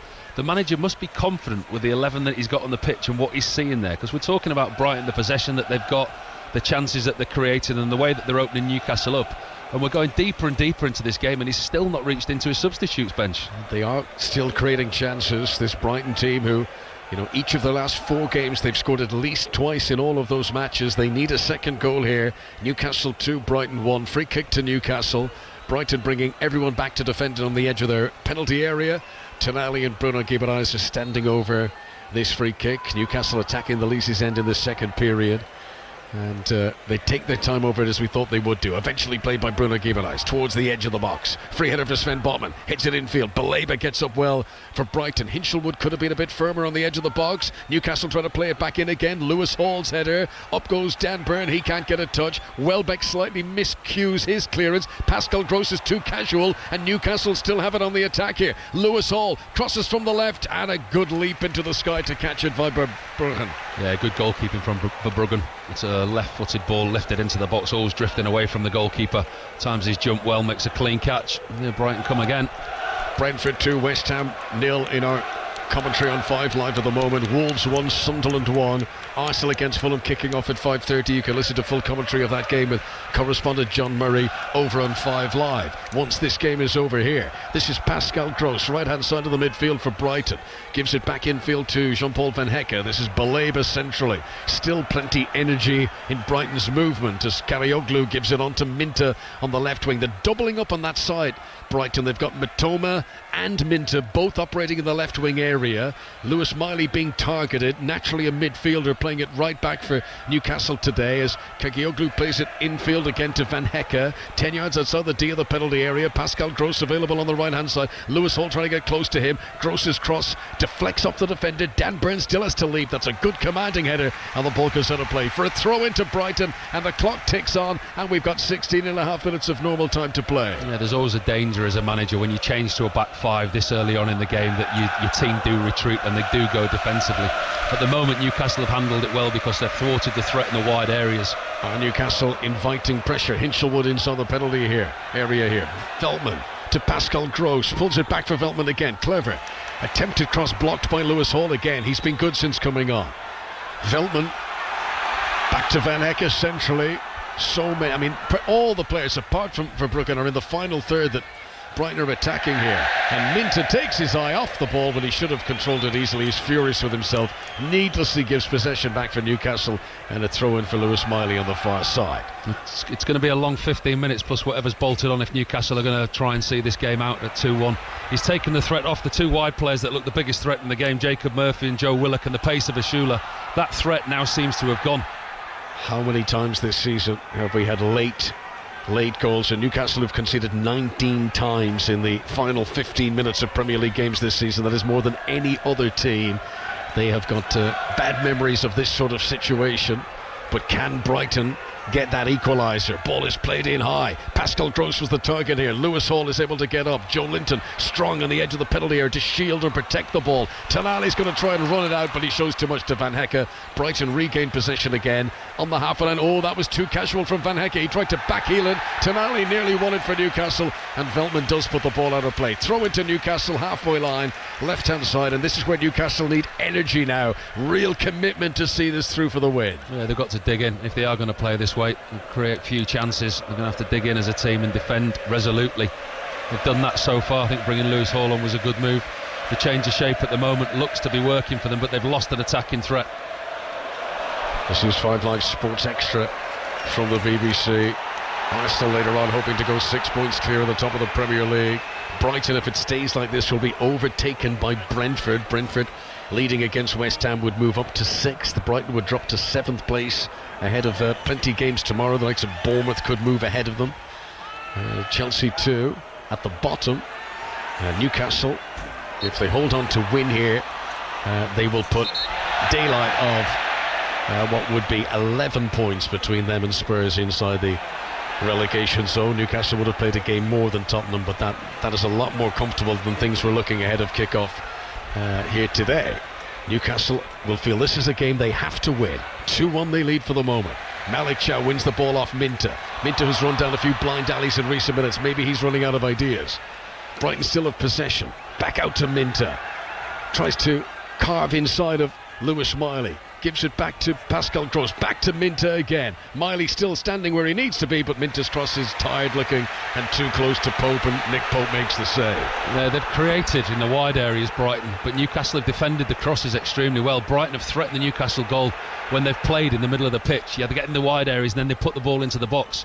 But you look at the size of the Newcastle bodies, back five now. They're comfortably defending the balls that they're throwing into the box.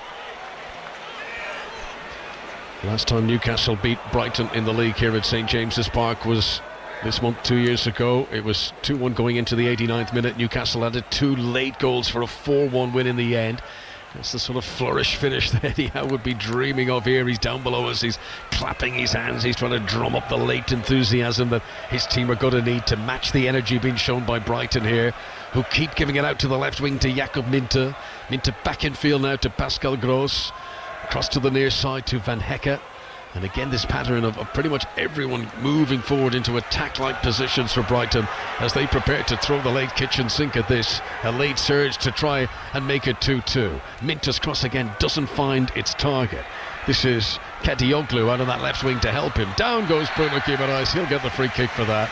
And Newcastle, well, you can hear from the applause in the background, they are pleased to get possession back here. 2-1 Newcastle lead. Get ready for your appearance on the TCV, Connor. The late kitchen sink. Brilliant. Is that an unintended pub name? A mixed metaphor, I think, yes.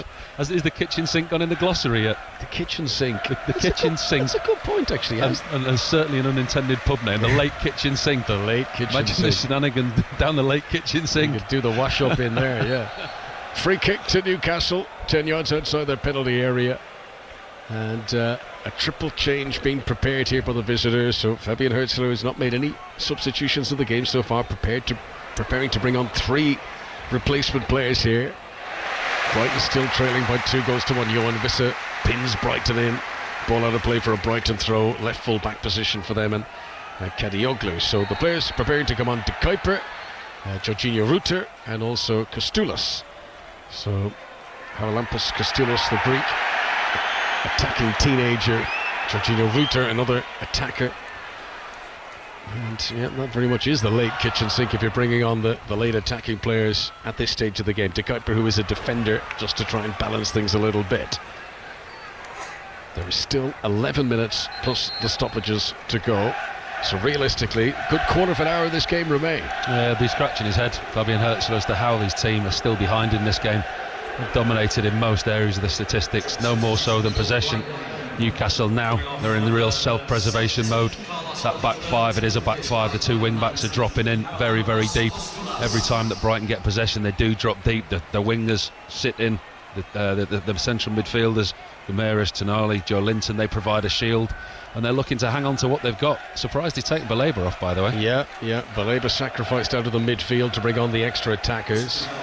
I think Joel Veltman is going to be taken off. He was only brought on, of course, early in the game as a substitute, but he's going off. And is it Kadioglu? No, it's going to be Danny Welbeck. The whole crowd of players have come over near the halfway line. So Welbeck replaced by Rutter.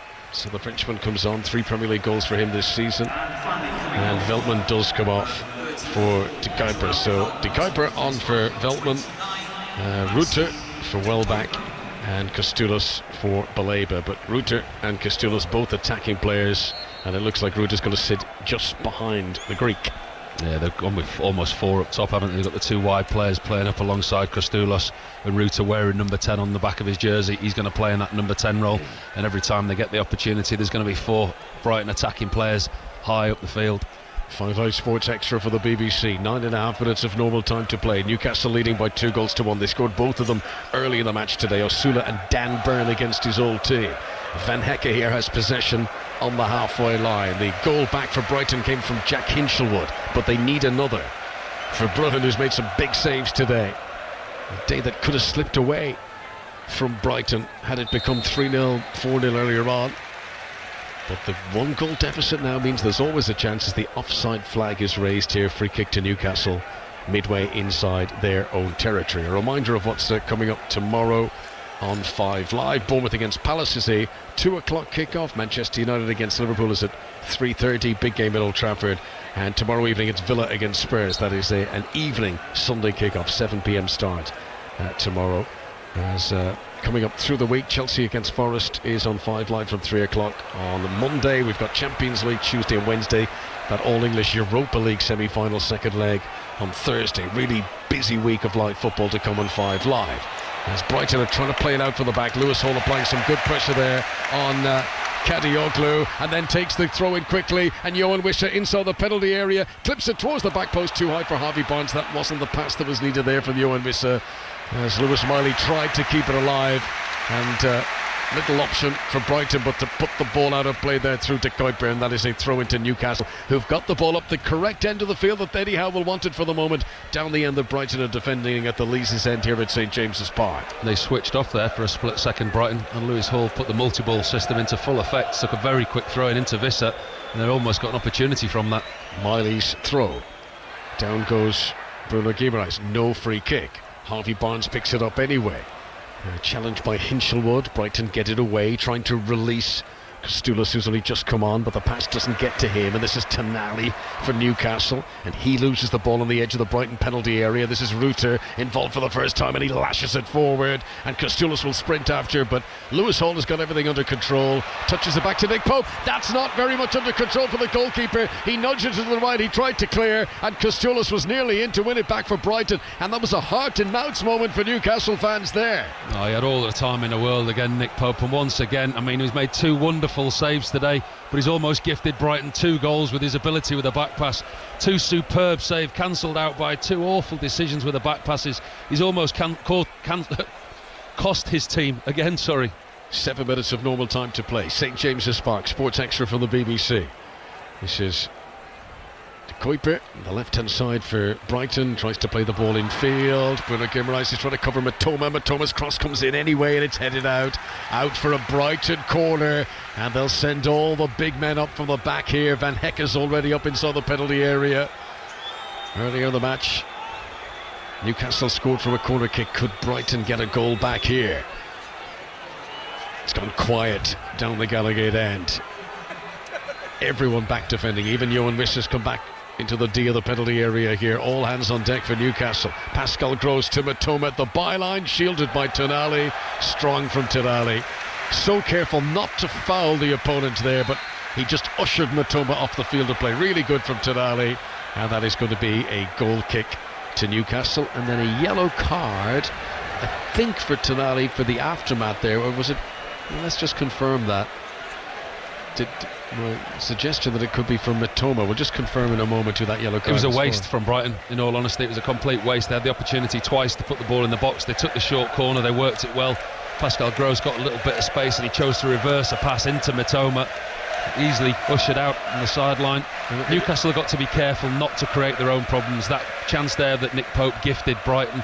Other than that, we're getting into an area of the game now. They just need to see the game out. That was either a yellow card for Matoma for diving, or a yellow card for Tonali for complaining that he was diving and asking for him to be booked. We'll confirm it in just a moment. 2-1 to Newcastle at St James's Park. Here comes Kadioglu, gives it to Minta, who's back on the right wing. Now, he spent most of this second half on the left wing, Minta.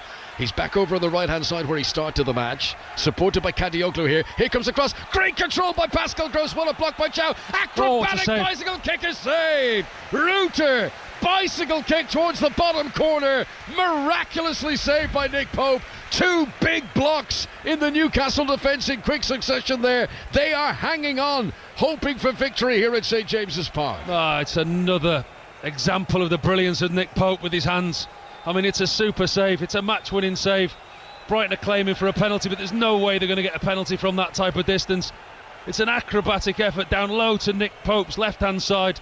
The big goalkeeper dives down quickly, sharply, and pushes the ball away from danger. 3 superb saves this afternoon. That would have been an excellent goal. That would have been a goal of the mud contender, bicycle kick, but not just, a soft one, a lashed bicycle kick towards the bottom corner.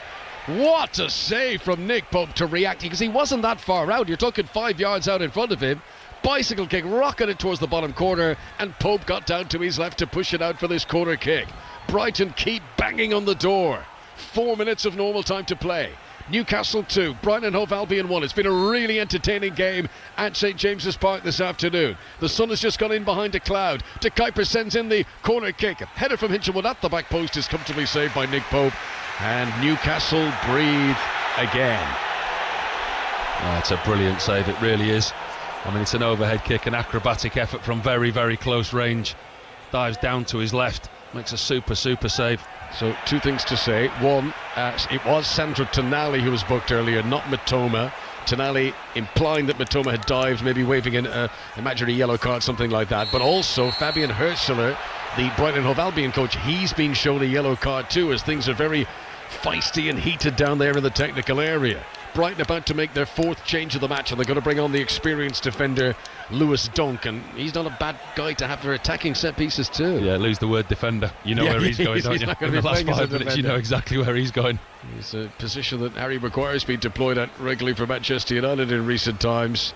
Lewis Dunk is going to come on to try and play battering ram in attack, and he's going to take the place of Jack Hinchelwood. So Hinchelwood, who's now scored in 2 games back-to-back in the Premier League, enjoyed his moment, but will it be worth anything here today? It will be if Brighton can get another one and make this match 2-2. 5 Live Sports Extra. Free kick to Brighton, who are playing from left to right as we look down in yellow. Newcastle with everyone back defending this. Bruno Guimaraes hooshing up his shorts here, knowing he's going to be called into action. Free kick is taken short. Gross gets it back again from Kadioglu. Gets closer to the penalty area, sends it in towards Lewis Dunk, who's just come on, but well policed. Tonali. He gets the ball for Newcastle just on the edge of his own penalty area here, and he's outnumbered and he's lost it, and this is Ruter, and he's into the penalty area for Brighton, and Ruter skips past the defender and pulls it in, and Minter should have scored.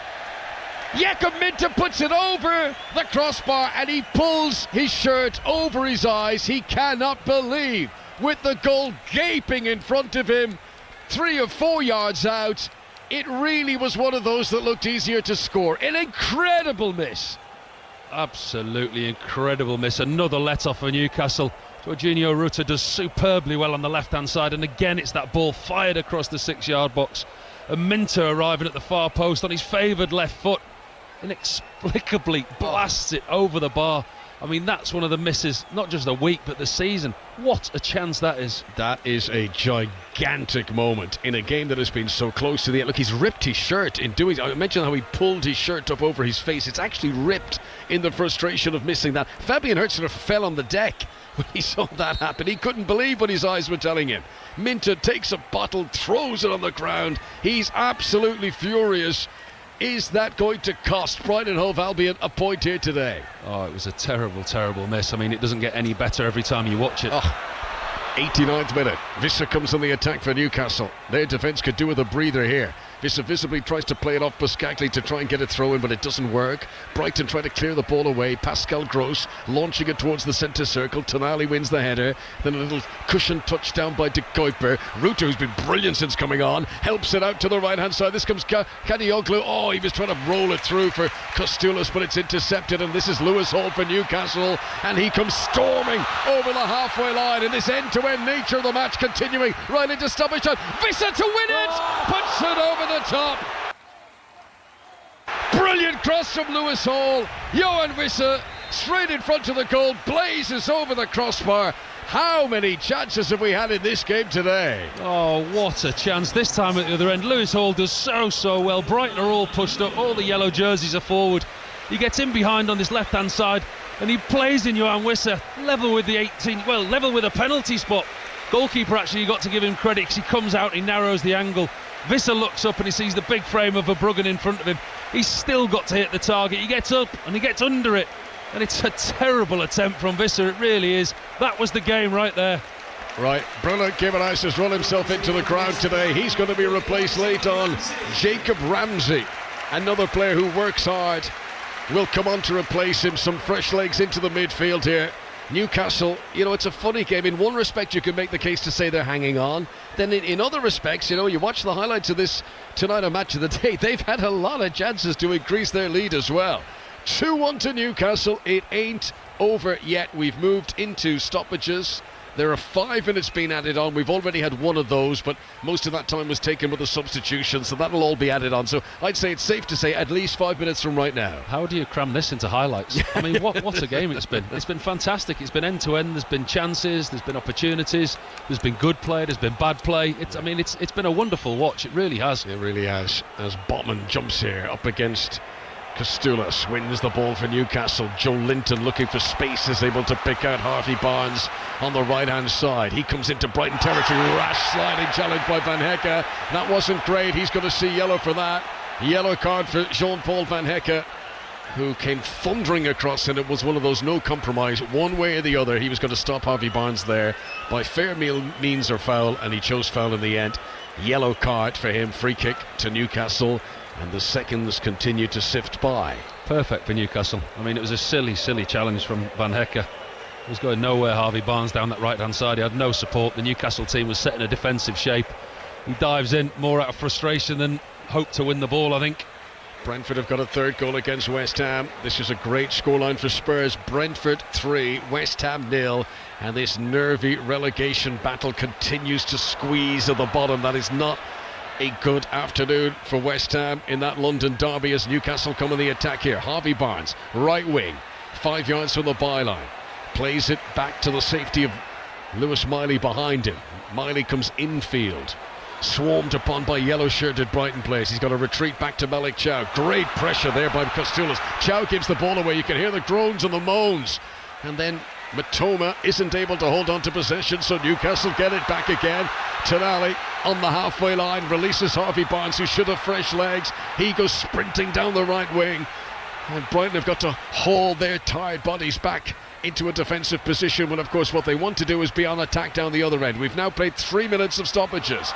Good work by Ramsey, who's just come on. Keeps it alive for Tonali. Down by the byline, he looks for the comfort of the corner flag. Tries to shepherd and shield, and he wanted to play it off an opponent for a corner, but it didn't touch a defender, so that's going to be a goal kick to Brighton, and they've got to get it down the other end. And down below us anyhow, and his face and his hands just there for a moment. Now he's bellowing instructions for his players. He knows this isn't over yet. I think Rutter has been good since he's come on for Brighton, but I do actually think the substitutes have weakened their attack. I think they had more fluidity about them before he made the changes. This is Tonali in the centre circle. Nice cushion touch for Joe Linton, who sets off on a run on his own, and he's taken on Van Hecke one-on-one, and he goes past him. Joe Linton! Oh, he's put it just wide. The third goal today just won't come for Newcastle. He started that 10 yards inside his own half. He eventually shot on the edge of the 6-yard box. Brilliant run this late in the game from Joe Linton, but his shot went across the face of goal and wide. Hasn't stopped running. Joe Linton wins the ball back and creates that chance all himself. There's no Brighton player in and around him. They're all in the attacking half, and he just runs into the 18-yard box, and that was so close to the far post. 2-1 at St James's Park to Newcastle United. Pascal Gross lumps it forward. Big header, one on the edge of the area by Botman. This is Tonali. Anyone will do, just needs to get rid, but he's played a really clever ball in front of Lewis Miley, who runs into the Brighton half. He's pursued by Kostoulas. He's got support from Ramsey. Newcastle, decision to make here. Does he go for the penalty area? Does he go for the corner flag? He's decided to waste time here to hold on to the ball. It's probably the correct move. And Newcastle frustrating Brighton here by holding on to possession. Now back into their own half. Dan Burn against his old team. Is his goal going to prove to be the winner today? He plays one down the left wing. Wissa will go chasing after it. Van Hecke slips. Visser's in. One-on-one with the goalkeeper. Johan Visser. Good touch by Verbruggen. Here's Harvey Barnes. Must be. And it is! A third goal in the 97th minute. Seals It's this one for Newcastle. Oh, they needed this win so badly. It's Newcastle United 3, Brighton Hove Albion 1. Oh, and the relief in St James's Park. This stadium needs up to their task, and it's not always been pretty in this second half, but they've worked so hard. And everyone to a man is off the bench and celebrating. Van Hecker slips, and it's a substitute Visser that gets him behind. And to Verbruggen's credit, one-on-one, he gets a good hand on the ball, but he only succeeds in passing it straight to Harvey Barnes. Harvey Barnes has the coolness to take it past the running Verbruggen, and he smashes it into the roof of the net with his left boot. And surely after the epic that we just watched, that's it. Harvey Barnes, his first goal since he scored 2 against Leeds in January in the Premier League. He did score against Barcelona more recently here at St James's Park in the Champions League. But the manner of celebration from the players, from the backroom staff, from the crowd, tells you how worried Newcastle were in these closing stages until that goal, which surely seals it now.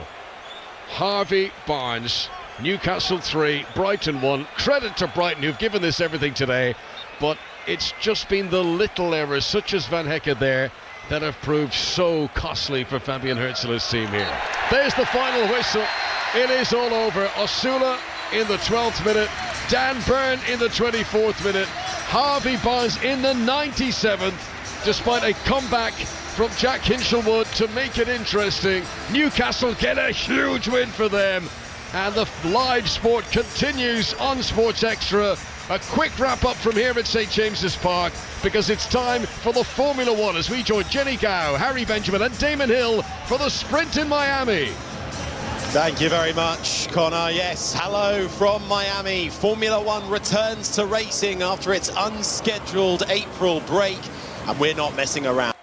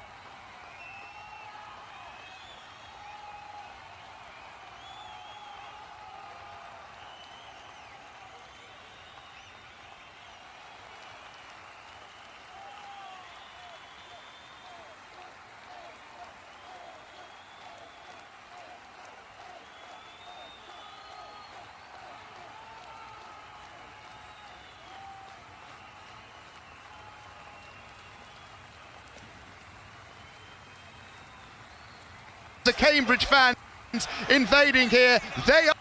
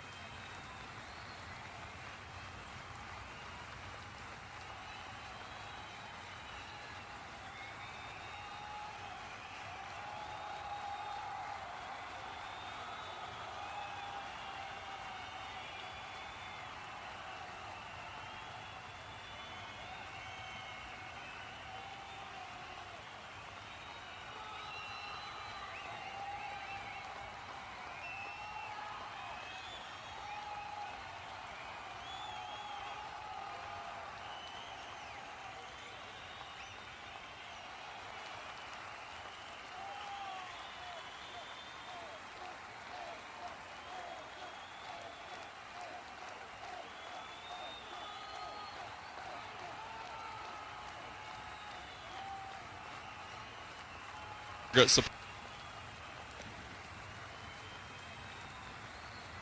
supporters. They are relegated for the first time in 48 years. Full time, Harrogate 1, Barnet 2. Let's get details of Chesterfield's win at Swindon, which has given them a playoff spot. Jonathan Ledyard. 2-1 they've won. The Chesterfield fans singing in the Swindon rain because they've won this playoff eliminator against their rivals to confirm their place in the top 7. But they have to admit that Chesterfield were the superior for Ben Middlemas to show for their efforts. The season is over, not so for Chesterfield. Paul Cook has them bubbling up nicely. 2-1 winners. And as Jonathan says, they will play Notts County in the playoffs. Nikesh Ragani. Because it finished Notts County 1, Bristol Rovers 1. County knew only a win would do if they were to sneak into the final automatic promotion spot. They started brightly, they took a first half lead thanks to Nick Cerula, but Bristol Rovers equalised through Ellis Harrison shortly after half time, and the home side went a bit flat. They did have their chances, they thought they'd won it though when Jacob Bodo had the ball in the back of the net late on, but his effort was ruled out for offside. As it turned out, even a win wouldn't have been enough because of that Cambridge result. So Notts County now into the playoffs. They'll take on Chesterfield. It finished Notts County 1, Bristol Rovers 1. Final whistle has gone at Stevenage in League One. They have beaten Wigan 1-0. They are in the playoffs. Details on the way. Back to League 2. Goalless between Crawley and Salford. Crawley survived Salford in the playoffs. Sahil Sahi. Yes, Mark. Crawley 0, Salford 0. A nervy, tension-filled afternoon of football. Crawley the edge the first half. Salford much the better after the break, with 4 golden chances and a huge penalty appeal turned away. The playoffs for Salford, as you said, Mark, survival just about for Crawley. Full time, Crawley 0, Salford 0. Let's try and get Mark Scott again. Bromley have the title. Yeah, and they have a pitch invasion here as well. A stunning achievement from Andy Woodman's side, who, remember, have spent 132 of their 134 years in existence playing non-league football. Now 4th tier title winners. The goals that did it, Thompson, Pinnock and Sawunmi. It finished Bromley 3, Walsall 1. So MK Dons finished second, Adam Cottier.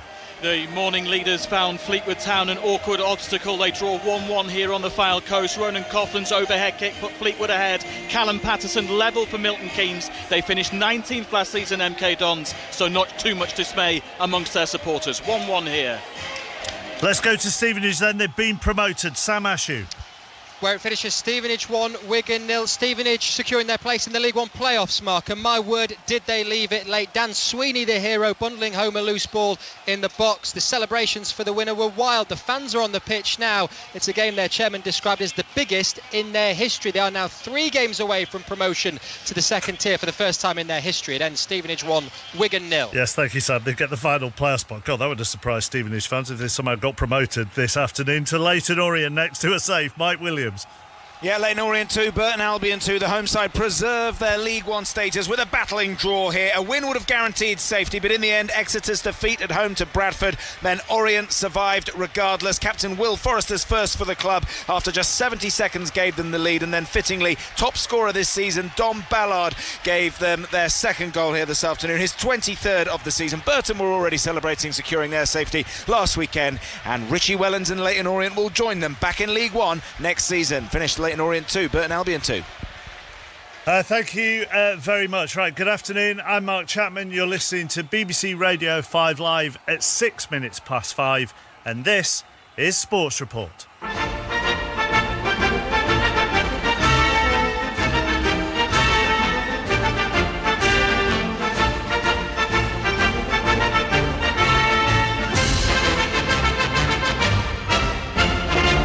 The headlines this Saturday tea time. West Ham remain in big trouble at the bottom of the Premier League. And Damsgaard finds the bottom corner right-hand side. Brentford are looking for Europe. West Ham are looking over their shoulder. Takes Brentford 6th ahead of Brighton, who lose at Newcastle. 10-man Sunderland are held at Wolves. Leaders Arsenal face Fulham at 5:30. John Murray. A reshuffle for Arsenal from the Champions League. 5 changes. There's no Odegaard, but Saka and Eze are both in the team for another must-win against Fulham, who they've never lost to at home. Ipswich are back in the Premier League. There goes the final whistle. The blue and white fireworks go off around the stadium. It's absolute bedlam on the pitch to celebrate promotion. Millwall's win over Oxford is in vain. They're in the playoffs along with Middlesbrough, who draw at Wrexham, and Hull beat Norwich to overtake Phil Parkinson's side and take the final playoff place. Stockport, Bradford and Stevenage are the final teams in the League One playoffs. Plymouth miss out despite coming from 2 goals down to beat Northampton. Exeter are relegated. Bromley are the League Two champions. Cambridge take the final automatic promotion spot. Chesterfield beat Swindon to confirm their playoff place. Barrow and Harrogate are relegated from the EFL. Livingston are relegated in the Scottish Premiership after Kilmarnock beat Dundee. Inverness wins Scottish League One. East Kilbride thrash Clyde to confirm they'll be promoted as the champions of League Two. Arsenal are knocked out of the Women's Champions League by Lyon. Bo Echo wins the 2,000 guineas. Leinster beat Toulon to book their place in the Champions Cup final. Higgins and Murphy are locked at 15-all in the semi-finals at the World Snooker. F1 sprint race is just getting underway in Miami, and that's on Sports Extra. And here on 5 Live, we have 22 minutes to bring you as much reaction as we can to the day's big stories before full commentary from the Emirates. We'll give you all the football results as well, starting with the 3 games in the Premier League so far. Brentford 3, West Ham 0, Newcastle 3, Brighton 1, and Wolves 1, Sunderland 1. Disappointing afternoon for West Ham, great afternoon for Brentford, a hopeful afternoon for Spurs. Ian Dennis. Yes, Brentford beating West Ham 3-0. They deserved to win, but the scoreline doesn't reflect the part West Ham played in what was an entertaining first half. Castellanos twice hit the post. Keller also tipped over his long-range effort and kept out a scuffed Pablo shot. Mavropanos, whose own goal gave Brentford a 15-minute lead, thought he'd equalise 5 minutes later, but VAR ruled it out for offside. Brentford had also created several chances, but they were superior after the break. A Thiago penalty and a third stroked in by Damsgaard. Josh De Silva made an emotional return from injury after 822 days as Brentford are eyeing Europe and West Ham are still far from safe.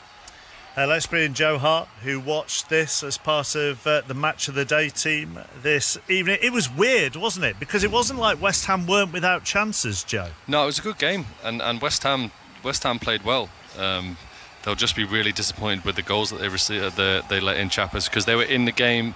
They were causing all sorts of problems. Keller had a good game, rattled the frame of the goal, but business end of the season, you've got to be tight to allow yourself that platform, and they just weren't. And Brentford, credit to them, they won fair and square today. I can't work out then whether West Ham take some kind of hope from that. Well, this will sound minor, but they were in front of their fans today, and we all know how it can get, and it has got this season, but it seemed like they were together at the end of the game. Now that's the small little things that you've got to stick together, right?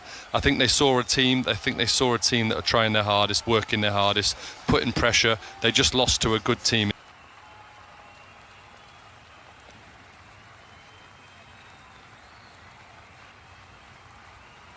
In Brentford today, which is a difficult place to go in the Premier League. They're together, that's the main thing. They're creating chances, and it can be the only hope that they've got going into these next couple of games. It's a massive result for Brentford, isn't it? Particularly with what happened to Brighton as well. Really is, and it's crazy that it's their first win in such a while, and that puts them in 6th in the table, but they fully deserved it. What an unbelievable season. Thiago getting back on the score sheet today. They've been excellent, like I say. They were solid at the back. Kelleher, who's been an exceptional signing. I thought the goalkeeper might come into it somewhere along the line. Is that part of your analysis? Do you not think he's been a good signing, Chappers? I think he's been a very good signing. I thought he made a couple of great saves as well. Oh, that's lovely of you to say. Are you doing him as your analysis? No, Wazza was on this game. I was Newcastle Brighton, so right. if you want any expertise on that, I can also offer that. Yeah, goalkeeper's good in that? It wasn't their finest hour. I tell you what, though, it's fine margin. I'll go to Chris Coles in a second here, but as you were doing that game, it's fine margins, isn't it? Because Brighton had a big chance to make it 2-2. Yep. Yeah, and Popey, he made a big save to his left on a bicycle kick, potential handball, and then, to be honest, Newcastle were brilliant in the first half. They were absolutely relentless. It was that kind of real St James's feel about their performance. St James's Park, energy, getting it forward, not much possession. Asula was good. Second half came off it. Brighton really stepped on the gas, and if anything, you felt like it was going to be 2-2, but towards the end, Barnes, such a clinical finish. Wait till you see the goal. Oh, he absolute thundered it, didn't he? Yeah, sits for Bruggen down and put a bow on it, because they were rocking a little bit, Newcastle. Right, talk to you soon. See you, mate. Cheers Joe all. Hart, Wayne Rooney alongside Gabby. Match of the day, 10:30 on BBC One. Details of Newcastle's win from Chris Coles. Joe's just done it for my job. I know, yeah. Mark. He's gone through it very nicely. But yeah, huge roar at full time at St James's Park, showcasing the significance of this result for Newcastle. On a wretched run, Eddie Howe under scrutiny, but a win to partially lift the gloom. They were very good in the first half. 2 headers from Asula and Byrne. Brighton back in it through Jack Hinshelwood. That was a fine goal as well. And they did most of the second half talking. They did create some big chances, couldn't find the equaliser. And the roar of relief when Harvey Barnes smashes into the roof of the net. They're still right in the European mix, are Brighton, and Newcastle might be too now, but today's win isn't really about that. For the first time in a long time, there are smiles around St James's Park. Thank you very much. This won't take long at Molineux. Wolves 1, Sunderland 1, Julia. Yeah, it was scrappy at times, not much quality in front of goal. So the first goal for the visitors came. Nordeep Mukail got in the end of Granit Xhaka's corner, headed it bottom left-hand corner. But they were then reduced to 10 men. A few minutes later, Dan Ballard sent off for a pull on Tulo Arakadera's hair. Now, it wasn't seen at the time. VAR review had a good look at it. Paul Tierney sent to the screen, and a red card was given for the defender. Wolves then in the second half, they got one back. It was Santiago Bueno who got on the end of a corner himself, headed it into the bottom left-hand corner. Very similar to the visitors' goal. Both sides tried for a winner. They didn't have much. It doesn't really impact relegated Wolves, this does it, but Sunderland, they're going to feel they've dropped points in the hunt for the European places. Wolves 1, Sunderland 1. Final day of the EFL season. Let's start with the Championship. These games were at lunchtime. Blackburn 0, Leicester 1. Bristol City 2, Stoke 0, Derby 1, Sheffield United 2, Hull 2, Norwich 1, Ipswich 3, QPR 0, Millwall 2, Oxford 0, Portsmouth 1, Birmingham 1, Preston 1, Southampton 3, Sheffield Wednesday 2, West Brom 1, Swansea 3, Charlton 1, Watford 0, Coventry 4, and Wrexham 2, Middlesbrough 2. So, Coventry promoted as champions. Ipswich have gone up automatically as well. The playoffs will be Millwall, Southampton, Middlesbrough and Hull. So Millwall will face Hull, Southampton will face Middlesbrough. The relegation spots were already confirmed: Oxford, Leicester and Sheffield Wednesday. Let's go back to Ipswich, promoted to the Premier League, the second time that Kieran McKenna has done that. Here he is. You can't downplay what we done last time. I think it was a miraculous achievement. I don't think it'll be done again, to bring pretty much the same group of players from League One to the Premier League in one of the best ever championship seasons there was. But this one's been really different and coming out from a completely different angle. And I know from the inside that the season could have went really different. And there were some real moments and periods in the season where it could have went one way or the other, and I'm really proud that we've managed to keep everyone together. Everyone's managed to pull together and push through that and have some brilliant days and some struggle and ultimately get what we all wanted. Did you always believe you'd end up in this scenario, especially obviously had a difficult start to the season as well? I think we've been chasing right the way through, really, so we spent a lot of the season not where we wanted to be, but I believe that we would keep improving over the course of the year, and I think we have, both in the football but really importantly in the resilience in the group and the connection between the group. And you see that with, I think, finishing the season with one loss in 14-15 games or something shows how well they've come together in an incredibly busy schedule as well. So I believe that we keep improving. You don't know where you're going to get to in terms of points, what you're going to need, so I can't say that I knew what the outcome would be, but I believe that we would stick at it and we'd keep improving, and we've done that. And how important is the summer? How big is the summer now to get this club ready to go again in the Premier League?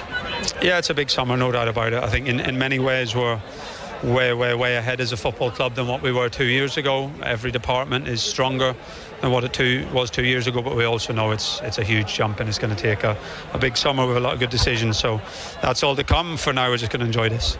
John Southall with the questions to Kieran McKenna. So Hull get the final playoff spot. That's because Wrexham could only draw 2-2 with Middlesbrough, and Hull beat Norwich 2-1 with Ollie McBurney getting both.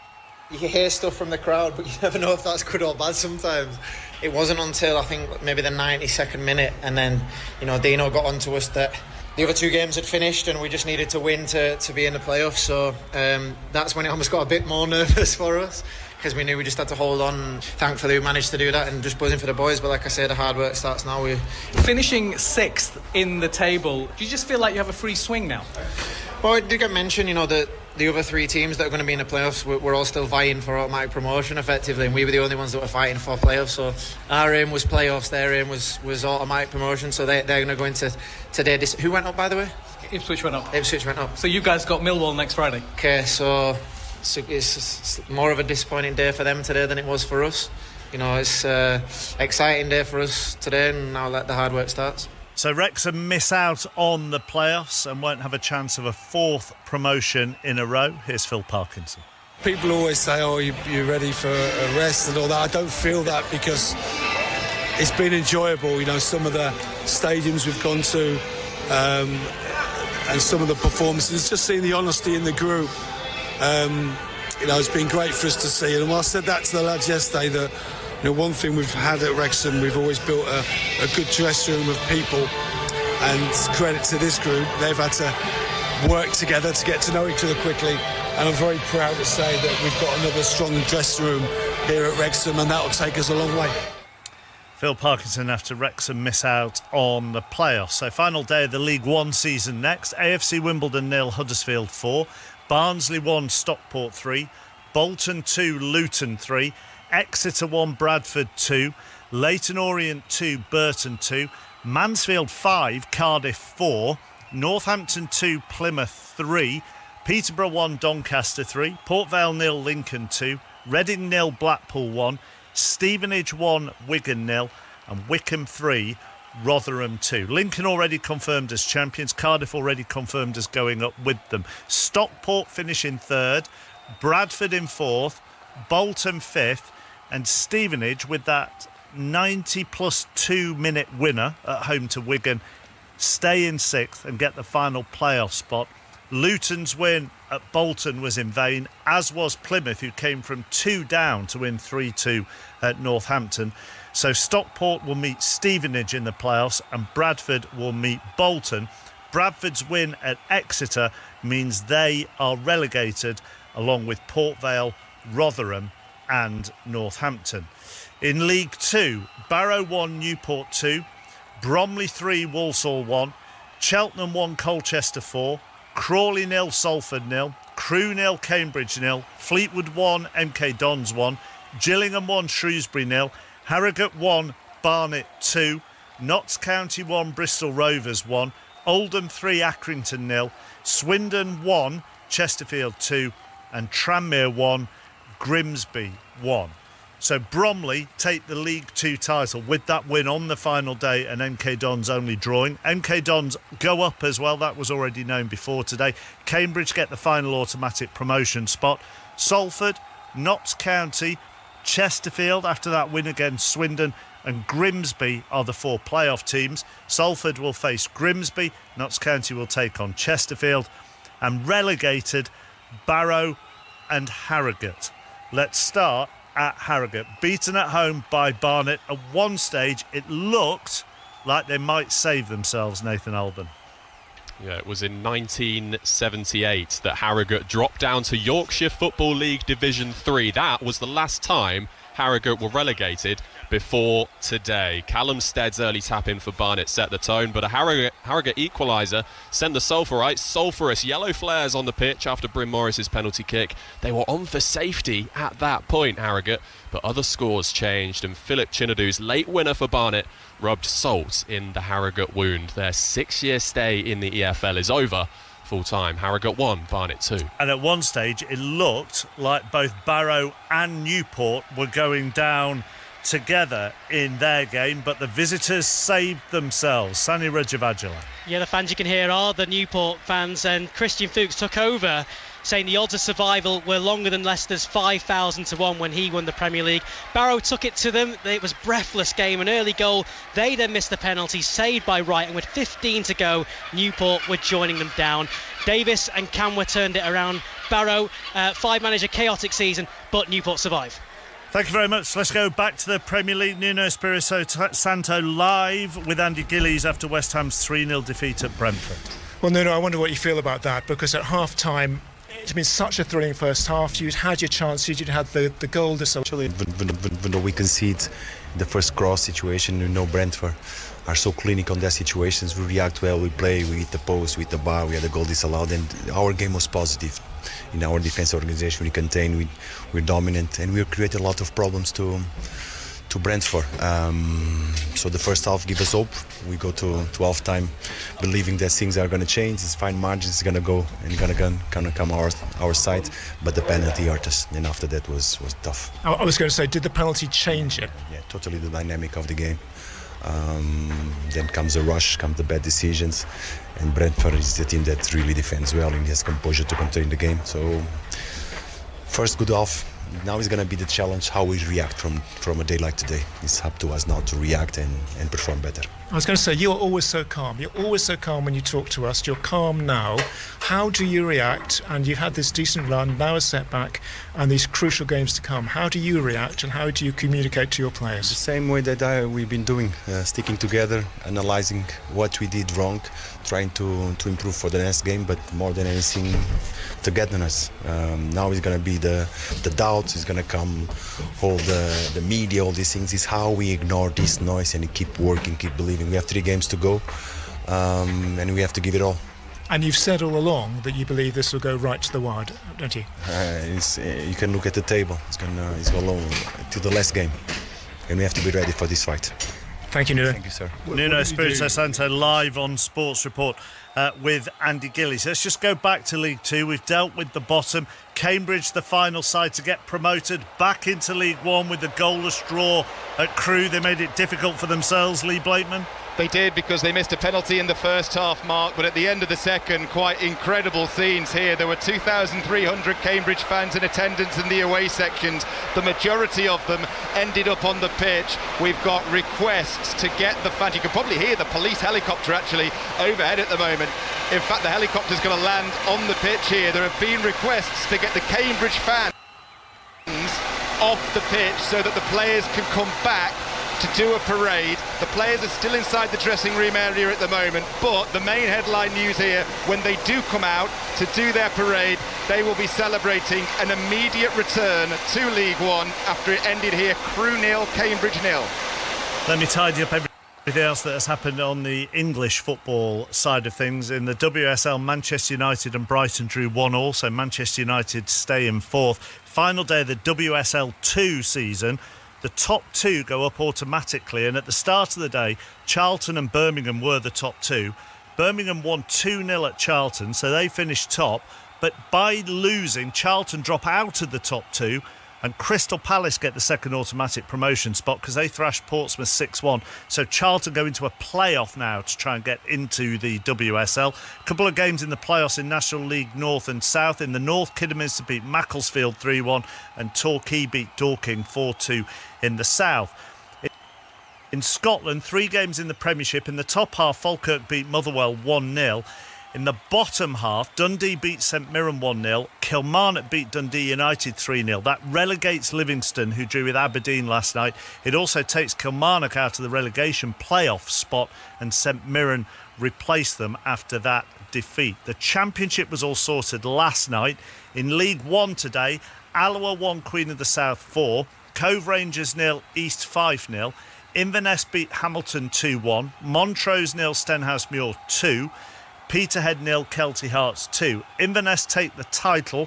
Stenhousemuir, Queen of the South and Alloa are in the playoffs. Kelty Hearts are relegated. Hamilton are in the relegation playoffs. And in League 2, Annan 1, Forfar 1. Edinburgh, East Kilbride 5, Clyde 0. Edinburgh 5, Dumbarton 0. Elgin 0, Stranraer 1. Stirling 2, Spartans 2. East Kilbride take the title and are automatically promoted. Spartans, Clyde and Forfar are in the playoffs. Edinburgh are in the relegation playoff. And in the Women's Champions League earlier, Lyon beat Arsenal 3-1. They were trailing 2-1 on aggregate going into this, so they go 4-3 on aggregate. Holders Arsenal are out. In Rugby Union's Champions Cup, Leinster have beaten Toulon 29-25 in that semi-final. In Super League, Wigan 38, Bradford 14. We'll go to the Crucible in a moment. First to Newmarket. Bo Echo ran out the winner of the 2,000 guineas. John Hunt was watching. Bo Echo, a brilliant winner of the 2,000 guineas, beating favourite Gustard and well-fancied Distant Storm, received the sort of euphoric reception not seen since Frankel's awesome display here 15 years ago, stormed to a brilliant 2 3/4 length victory with 8 lengths back to the third horse. The exuberance was so rarefied for 3 reasons. First, the horse. Bo Echo is now unbeaten in 4 starts and is clearly a racer of exquisite quality. The popularity of Newmarket trainer George Bowie is undeniable. It felt the whole town of Newmarket was cheering for him, completing the Guineas double, having won the 1,000 guineas with cachet in 2022. And finally, for jockey Billy Loughnane. Aged just 20, with his first classic, goodness knows what this ice-cool rider is capable of over the coming seasons. Surely the brightest young talent since William Buick and Frankie Dettori before him. Today, his boyhood dreams came true. I can't put it into words. I've wanted to be a jockey ever since the day I could talk. I've put so much work into be where I am today, and I'm very fortunate to ride a horse like Bo Echo. I mean, he's an absolute superstar. He's a dream to ride, and I planned the race out going a million different directions, but it went perfect A to B, and what a feeling. I just turned 20, and I mean, to do something like that is a dream. A lot of people never have the opportunity to ride a horse like him, and I know how fortunate I am, and I can't thank Connections enough. We'll go to the Emirates shortly, but on a day when so many different sporting events appear to have been on a knife edge, the snooker's no different, Jamie. Certainly not. Against John Higgins, trailed by 15 frames to 13, but the 2005 champion then made breaks of 105 and 78 to level proceedings at 15 all. There were then chances for both players in frame 31, but Murphy eventually won it, so he now leads 16-5. He needs one more frame to book his place in the final, but John Higgins is back at the table then. He's got a great chance. He's on a break of 25, so he could be going to 16 all very shortly. iPlayer or BBC Two to watch that. So semi-finals at the World Snooker, places on in the final are on the line. We've had promotion and relegation issues settled up and down England and Scotland today. Next, small matter of the Premier League title. Arsenal against Fulham, live with Rob Green and John Murray. Yes, it's been another breathless afternoon for you, Mark, and I don't think there's any let-up now.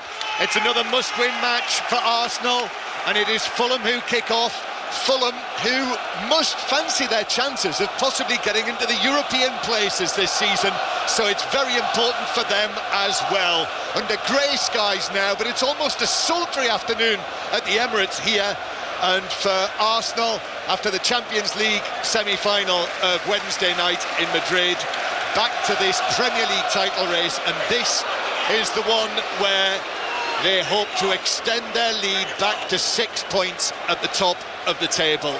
And immediately, Rob Green, we've got a stoppage because the Fulham player has gone down. So after that build-up, North London forever, a big breath taken by, I think, everyone in a red and white shirt inside this stadium. Suddenly it all grinds to a halt. Yeah, captain's role, Harrison Reed into the team. Tell you what you do, lose your boot in the opening minute and get the game stopped, kill the atmosphere, but it has been building here and they have actually got quite some atmosphere going. We'll have to see how long that goes and how long until the nerves and the tension come in for Arsenal. And it has just started raining as well, which was forecast. Arsenal, red shirts, white shorts, red socks. Actually, Mikel Arteta has made 5 changes from the starting lineup in Madrid. So there's no Martin Odegaard. The captain is out after he was substituted on Wednesday evening. His knee continues to be an issue, so he's on the injured list with Havertz and Timber. But on the positive front, Saka is back in the starting lineup. He's the captain today. Eza as well in the team. Here is Eza in possession, but the ball just runs away from him. And Calafiori also back into the team after his spell out injured. Here's Lewis Skelly in midfield. Miles Lewis Skelly playing it through, a flick on the heels of Calafiori. Bounces to Trossard, left foot, back onto his right, left foot, all the way across the 6-yard box. And Saka was the Arsenal player who was closest to that, but it fizzed across and it's behind. It's a goal kick. Yeah, bright start from Arsenal, winning the ball, winning the second ball after Eza had lost it. Really good from Lewis Skelly, playing in midfield today, stepping in, finding Trossard. He was always wanting to take that shot on, but an interesting setup for Arsenal with Declan Rice dropping in and then Lewis Skelly in front of him in midfield. It's almost like a 3-1, and then the rest just go for it. So a good base and a good strong attacking position. Yes, Arsenal with Raya in goal, and then at the back Ben White, Saliba, Gabriel and Calafiori, who's in possession now, centre field. Then Declan Rice, as Rob Green says, Lewis Skelly and Eza centrally, Saka on the right, Trossard on the left and Gyökeres up front as Fulham have it, and Lukic is able to play the ball into the back line. Fulham without Berger in the midfield today, he's not very well. Sessegnon is injured, so Fulham have made a couple of changes. They've had all week to prepare for this, while Arsenal went to Madrid and back as a long pass from centre field out to the left-hand side where Chukwueze brilliantly controls it on his left instep, even though White was close, and the cross from Chukwueze is cleared away. Declan Rice near the penalty spot just put his foot through it. I thought he was going to launch it up here where we are high up. Our commentary position on the top tier, just to the left of the halfway line at the Emirates Stadium. Fulham with Leno in goal, the former Arsenal man, and then at the back Castagna, Anderson, Bassi and Robinson. And here is Fulham in possession, but this one's cleared away by Saliba. Then in midfield, Lukic and Harrison Reed, who is the captain, as Rob mentioned. Harry Wilson, out of contract at the end of the season. Samuel Chukwueze on the left.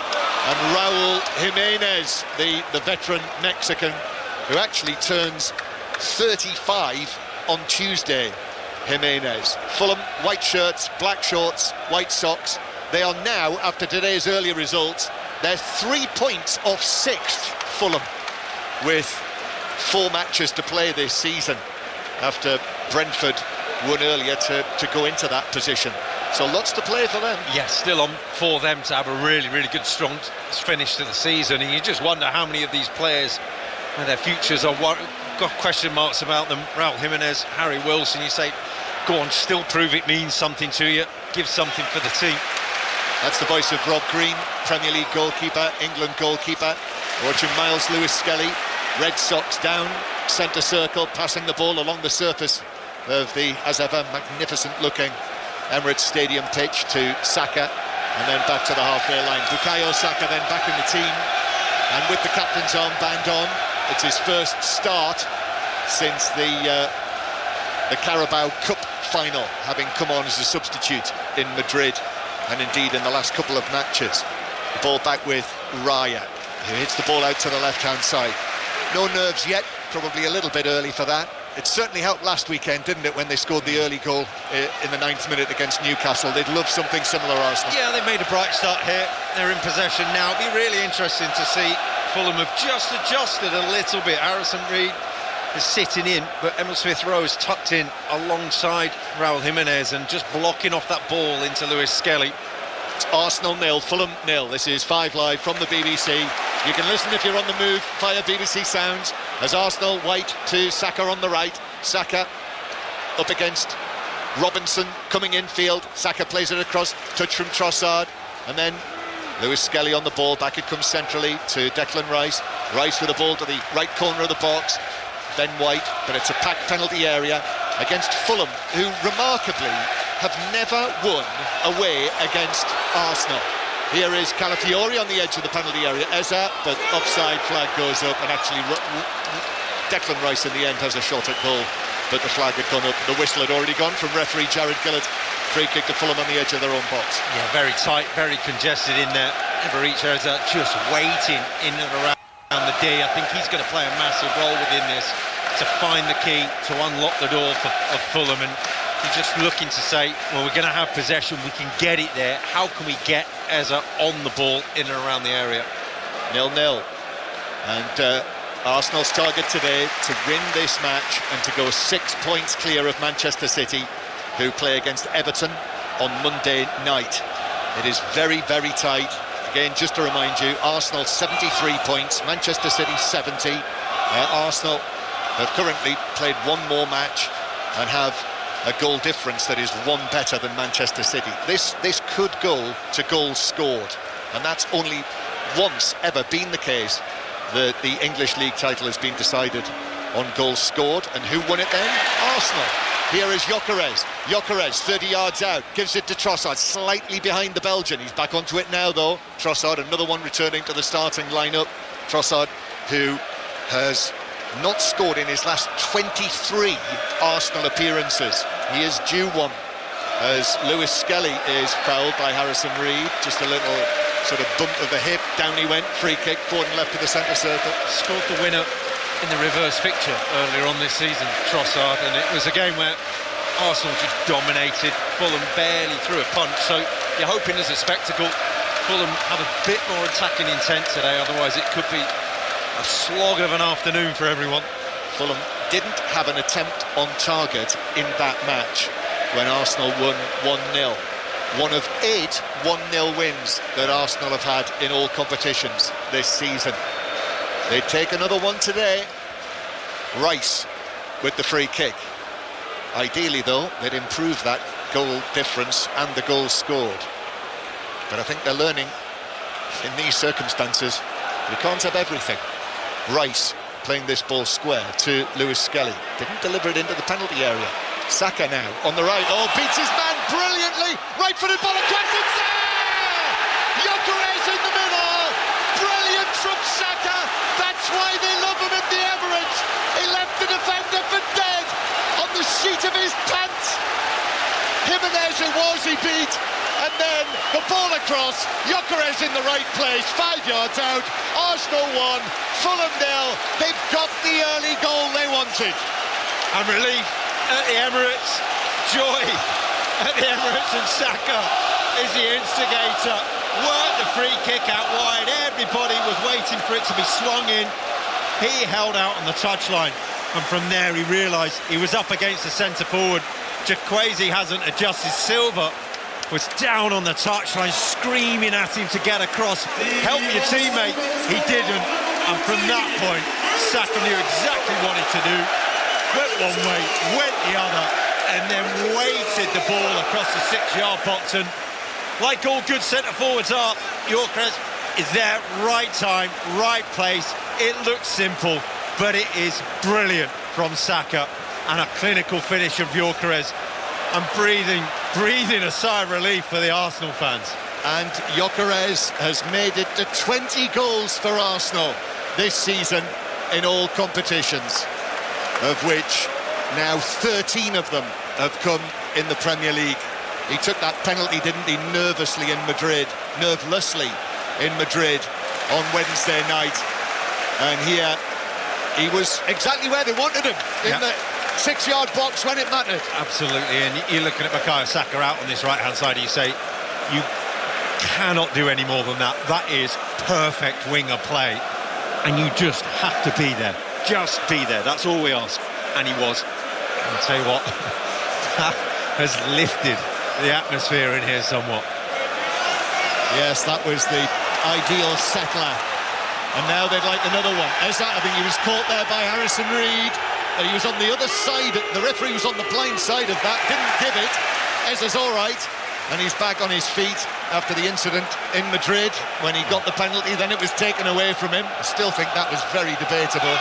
And now Leno is able to clear it away downfield. Much like in Madrid, he actually kicked the Fulham player. And that's why he wasn't expecting him to be there. Stepped in and kicked the back of the heel, I think, of Sasa Lukic, but he is finding a little bit of space in there, just wandering off Gyökeres, just wandering around Saka Lukic and Harrison Reed. So Arsenal starting to tick. They are. Arsenal leading Fulham by 1-0. And strangely enough, Rob, they've scored it in the 9th minute, just like last week. Yep. It's taken them a while, don't they? Here's Saliba carrying the ball towards the halfway line, and then back to Lewis Skelly, who's in between the two central defenders. Lewis Skelly. Gabriel goes for a long pass, actually slips as he hits it. However, he picked out Ben White, who was able to control it, and who has then given it away. And in centre field, Smith Rowe is then fouled by his former teammate. And it's a free kick to Fulham 10 yards inside their own half. I get the feeling from Mikel Arteta's actions where he sprinted 15 yards outside the technical area and wagged his finger at Jared Gillett that he didn't agree. It could be a very busy afternoon for the fourth official down there. Mikel Arteta, incidentally, Rob, is a yellow card away from a touchline ban. Well, that technically should well be that yellow card, but he had a point. Emil Smith Rowe did get lost around Declan Rice. So it is Arsenal now defending. Raya comes quickly out of his 6-yard box to his left, and he picks up the ball in his pale yellow outfit. Raya running around, gets a warning from the referee as he carries the ball across the penalty area that he's eating into his 8 seconds, but he then gets rid of it quickly, and Arsenal come forward. Declan Rice bursting forward from inside his own half. He's now 25 yards out, plays it to his right to Bukayo Saka, who is tackled by Robinson, and the ball bounces out of play for a throw into Arsenal on the edge of the penalty area. I thought for a moment there Rice might be about to let fly, but decided that Saka was the better option. And it is exactly like last weekend, Rob. I know, I was here, they scored the early goal, suddenly you feel the tension lift, and there seems to be a much lighter atmosphere around the stadium. But then, the longer it continued to be 1-0, the nerves crept in again. So that's why I imagine Mikel Arteta is saying, keep going, keep pressing on the accelerator, get this second goal. Trossard now shooting from maybe 20 yards out, but dragged it wide. He got a sight of goal, but with his left foot actually hit it well wide, 6 or 7 yards. Yeah, you get the feeling that Trossard is determined to end that barren run, isn't he? And he's had a couple of shots already, 14 minutes in. But Arsenal are ticking, they are flowing. You sometimes see them very, very stodgy, a bit clunky, and this isn't. Declan Rice did really well there. When he's playing in between the two centre-backs, he's got a bit of a licence that he's got a bit more time to read the game and read the space. And he recognised there that the space was out on the left side of midfield.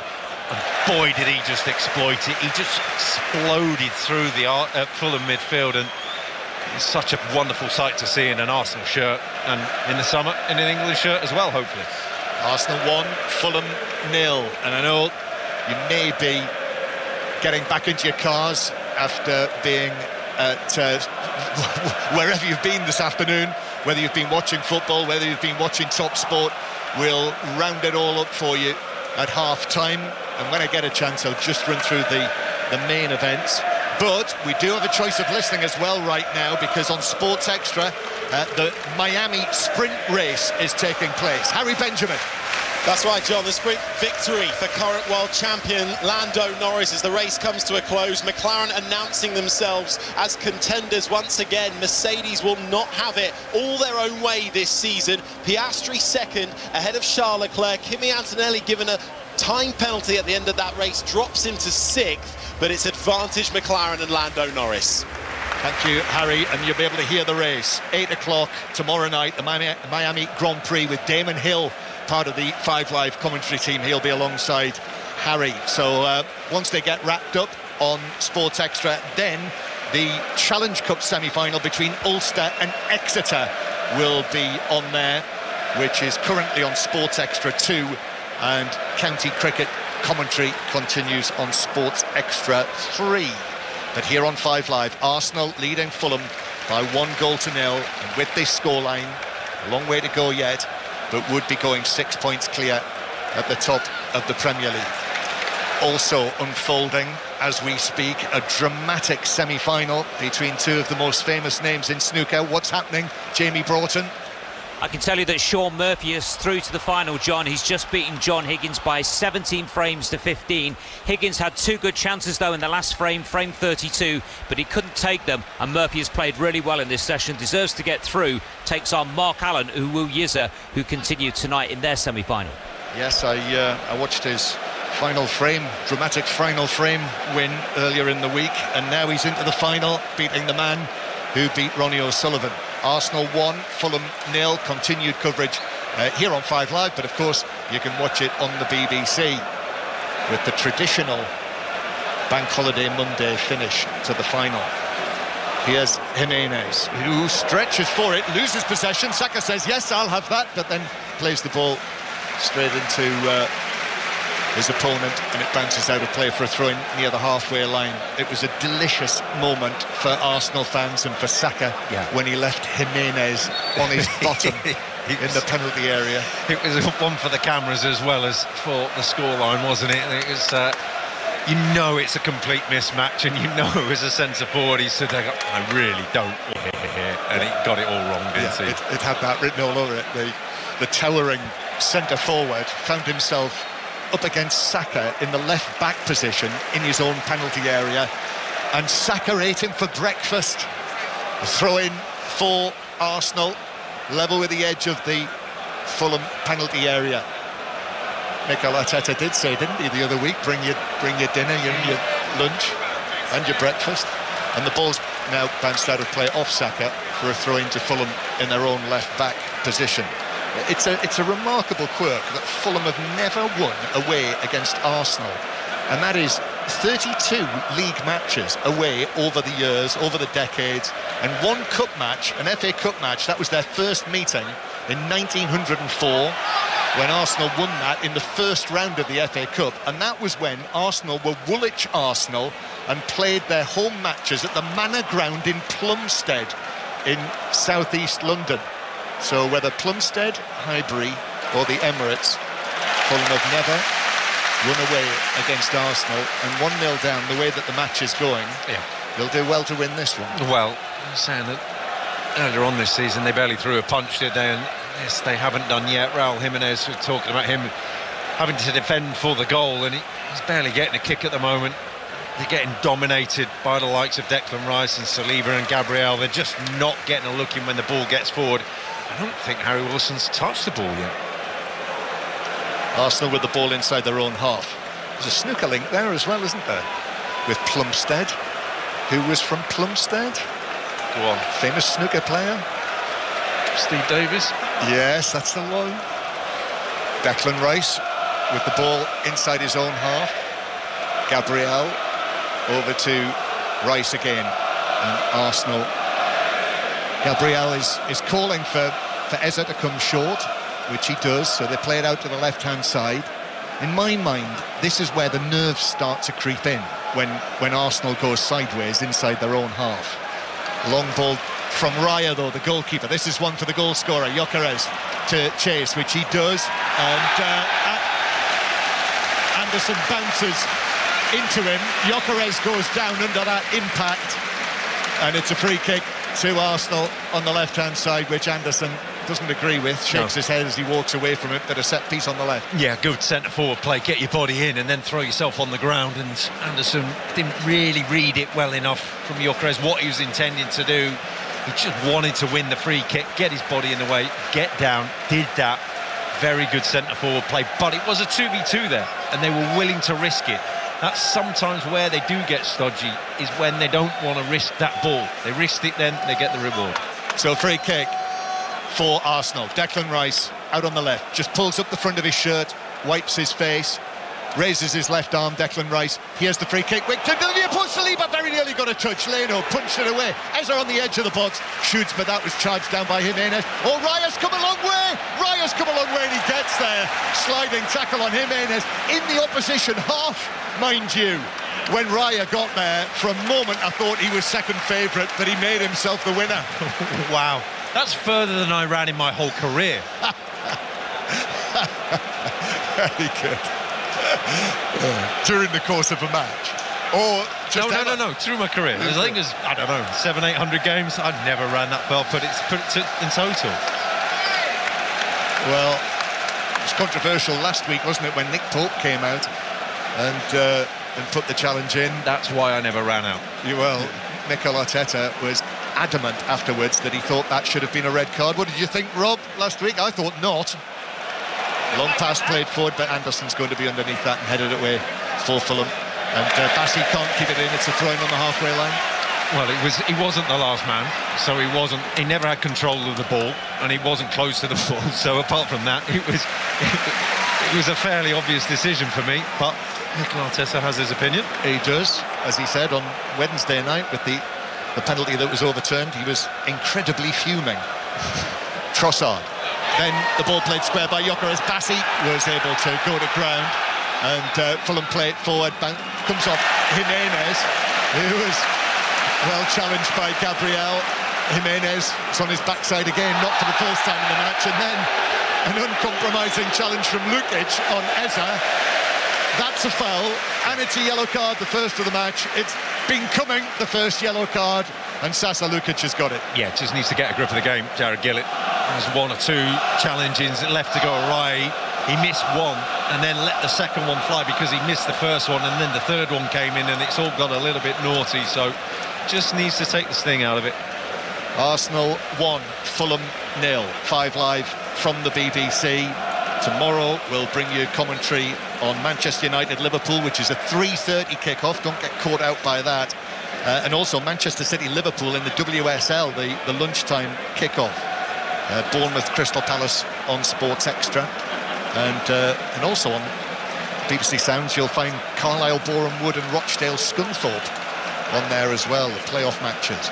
Arsenal with the ball, which is played back to Saliba. What have you spotted, Rob? Can we get a rope for the technical areas? Because neither manager are in them. I mean, Marco Silva's not got close for about 2 minutes of being in the technical area. They're massive. Free kick won by Arsenal, played forward to Ben White. White now still takes it on, plays it through. Gyökeres right side of the penalty area. Anderson's gone with him.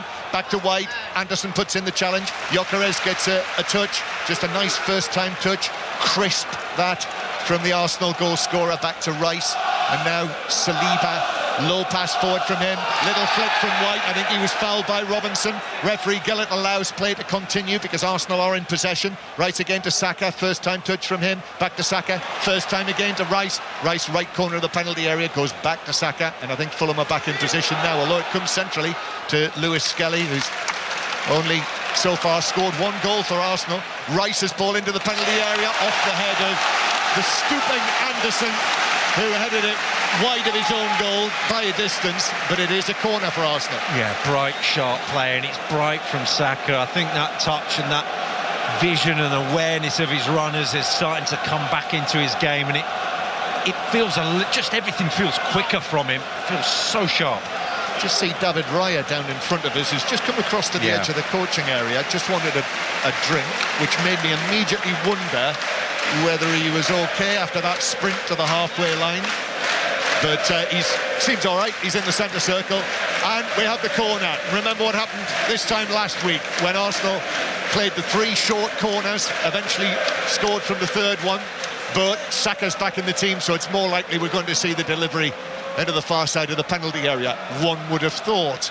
Saka, little steps, here's the corner from it, and indeed it is, all the way in, rattling around inside the 6-yard box, and it doesn't fall to Saliba, and then bounces away, and Harrison Reed in the end says, right, I'll get rid of that, right foot out of play next to the corner flag for a throw-in.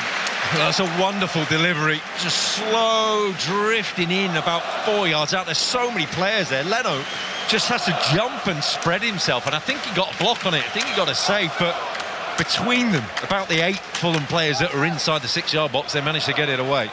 Throw in for Arsenal then, 10 yards back from the corner flag, over on the left-hand side, near where all of the Fulham supporters are. It's a long looping throw that Jimenez was underneath for Fulham, hooked further away on the edge of the penalty area, but Arsenal back with it. Eza, then Trossard, left-footed ball, flighted in nicely. Leno comes, got hands to it, bounces down, no free kick, then shot by Gyökeres, saved, Saka, left foot wide.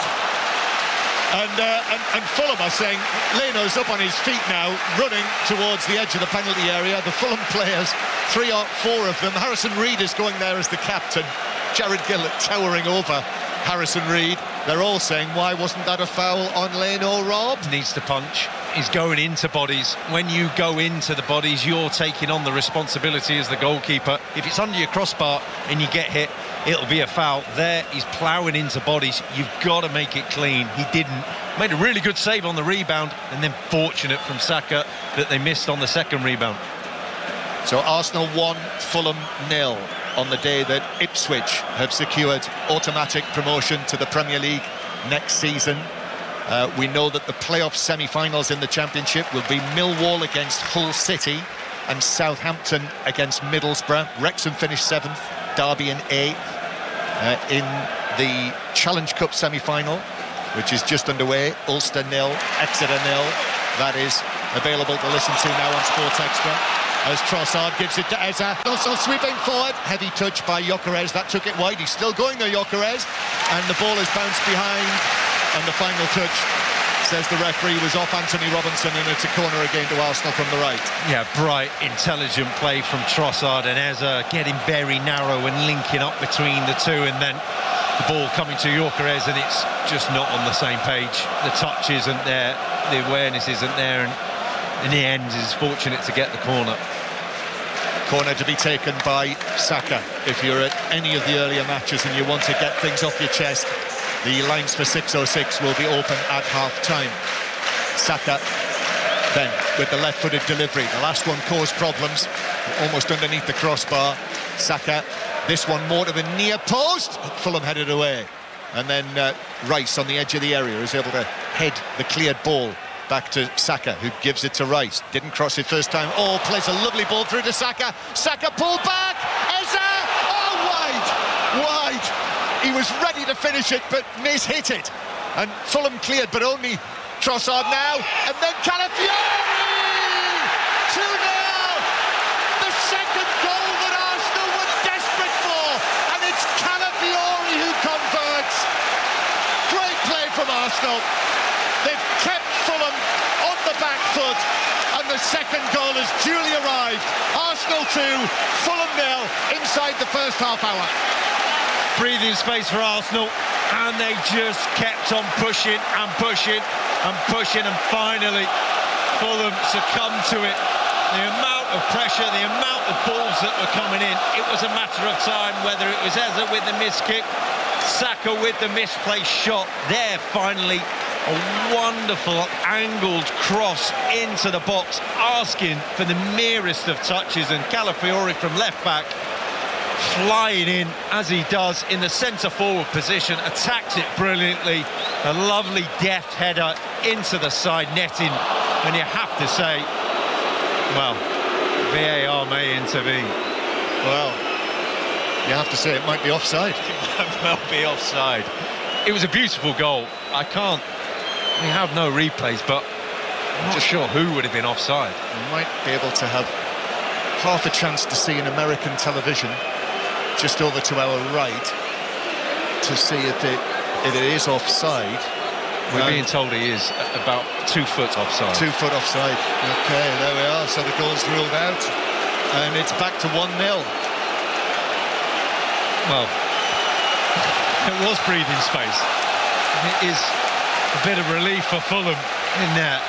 I'm not sure whether it's going to change the course of the game, because Arsenal have just been driving forward and Fulham have barely got out the half since they scored the opening goal, Arsenal, and I'm just wondering, big moments in seasons, whether that might make a difference. As Fulham come forward, Chukwueze plays it all the way over there to Wilson, who's finally into the game, Rob. I think that might be the first time I've mentioned his name. And now it is for Fulham, Chukwueze, but they go back to the halfway line. Yeah, you're thinking that second goal there, if Fulham just would have crumbled, they would have gone. But now they've realised, I think they've realised they've just got to do something. So it is back to 1-0. Arsenal 1, Fulham 0 after the Calafiori goal was ruled out. And Fulham, a rare attack from them. Smith Rowe back to Lukic and then back to the halfway line. So Fulham with Marco Silva, who, just to check, Rob, has got 1 foot in and 1 foot out of his coaching area at the moment. Mikel Arteta has actually been kicked off by Robert Jones, the 4th official. Not sure what difference that's going to make. There's Harry Wilson again as the ball at his feet, and it comes into the centre circle, and Anderson plays it through the middle. Chukwueze with a touch, then out from Smith Rowe, back to Harrison Reed and Wilson exchanging passes. This is the longest period of possession Fulham have had in the match so far. Chukwueze on his left foot shoots, but that's blocked right in front of him by Declan Rice, but it bounces back for Wilson. And then Fulham work it again to Harrison Reed over on the far side. That was a real let-off for Fulham. That sounds like it was the right decision, the goal to be ruled out. The offside is quickly given as well. Ball played through. Wilson's got some space here against Rice, but he cuts it across here to the left-hand side where Robinson was shoot. And it hits the back of Ben White, bounces down, and Saka wins a goal kick off Anthony Robinson. Better from Fulham. Harry Wilson was almost profited there if he'd have taken it onto his right foot, but he's not right-footed and he didn't want to do that. The defence just opened up. It was all over the place, the back line of Arsenal then. Some press, some drop back in. The pitch opened up, the goal opened up for Harry Wilson. He turned the wrong way, but something from Fulham. A little bit on the ball, a little bit of ingenuity, asking a question. It's now officially back to 1-0. I've used the erasing fluid. So on the score sheet, Arsenal 1, Fulham 0. Victor Gyökeres's early goal in the 9th minute, the only one legal goal that we've seen. Trossard now to his left. Eza dances round one challenge, bounces off Lukic, hits Trossard, and then bounces to Smith Rowe, and Fulham have got possession back on the edge of that penalty area again. So lots more reaction after all of the drama earlier. We brought you commentary on Brentford's 3-0 win against West Ham, a resounding win for them. As I say, it's taken them up to 6th place in the table because Brighton lost 3-1 at Newcastle after their 5 defeats in a row. Newcastle, Wolves won, Sunderland won, it finished, and Arsenal's women knocked out of the Champions League, losing in the semi-final against Lyon. Lost 3-1 in France, so 4-3 on aggregate. Arsenal's men will face the second leg of their semi-final here on Tuesday night. You'll hear that live from inside this stadium. Don't miss it. Arsenal against Atletico Madrid. Wednesday night, live from Munich, we will bring you the second leg of Bayern against PSG. And then Thursday night, live from Birmingham, we'll bring you Aston Villa against Nottingham Forest in the second leg of their semi-final. Fulham with the ball just inside their own half. And actually, since surviving the conceding of what we felt might have been the second goal, Fulham have been much better as Gabriel now steps into the challenge, comes out with it against Jimenez, who once again finds himself on the Emirates pitch. And Arsenal with Saliba turning the ball to Gabriel. Has a look forward, but back it comes into the central area. Mikel Arteta suddenly becomes alive again. Once again, the same outfit. Rob, it's like a uniform now, isn't it? This black jumper with the zip neck, light grey trousers, black shoes. Whether it's superstition or not, I don't know. as Saliba plays the ball in field. They've hit it straight at Reed, and now Lukic will play it forward to Smith Rowe. Emil Smith Rowe out to the left-hand side. I'm not sure anyone's going to get there. Chukwueze does keep it in. I thought surely it had gone over the line, but Chukwueze was able to keep that stray pass in play, with the ball from Lukic to the edge of the area. Trossard is able to step across, and Arsenal have got it back.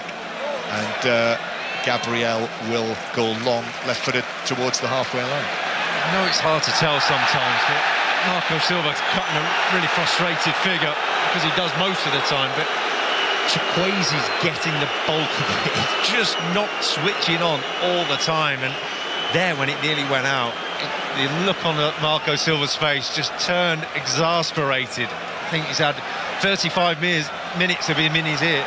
Smith Rowe's got space here, 30 yards out, gives it to Wilson. Wilson against Calafiori, who's able to touch it back to Raya, who clears it into the back of Gabriel, who was 4 yards away from him, could have gone anywhere, hit his teammate on the back, right on his number 6, on the back of his shirt, and bounced straight behind for a corner to Fulham there first. Yeah, cheers, pal, as he gave him the ball. There was absolutely no thought from Calafiori about that. He's put his teammate right in it there.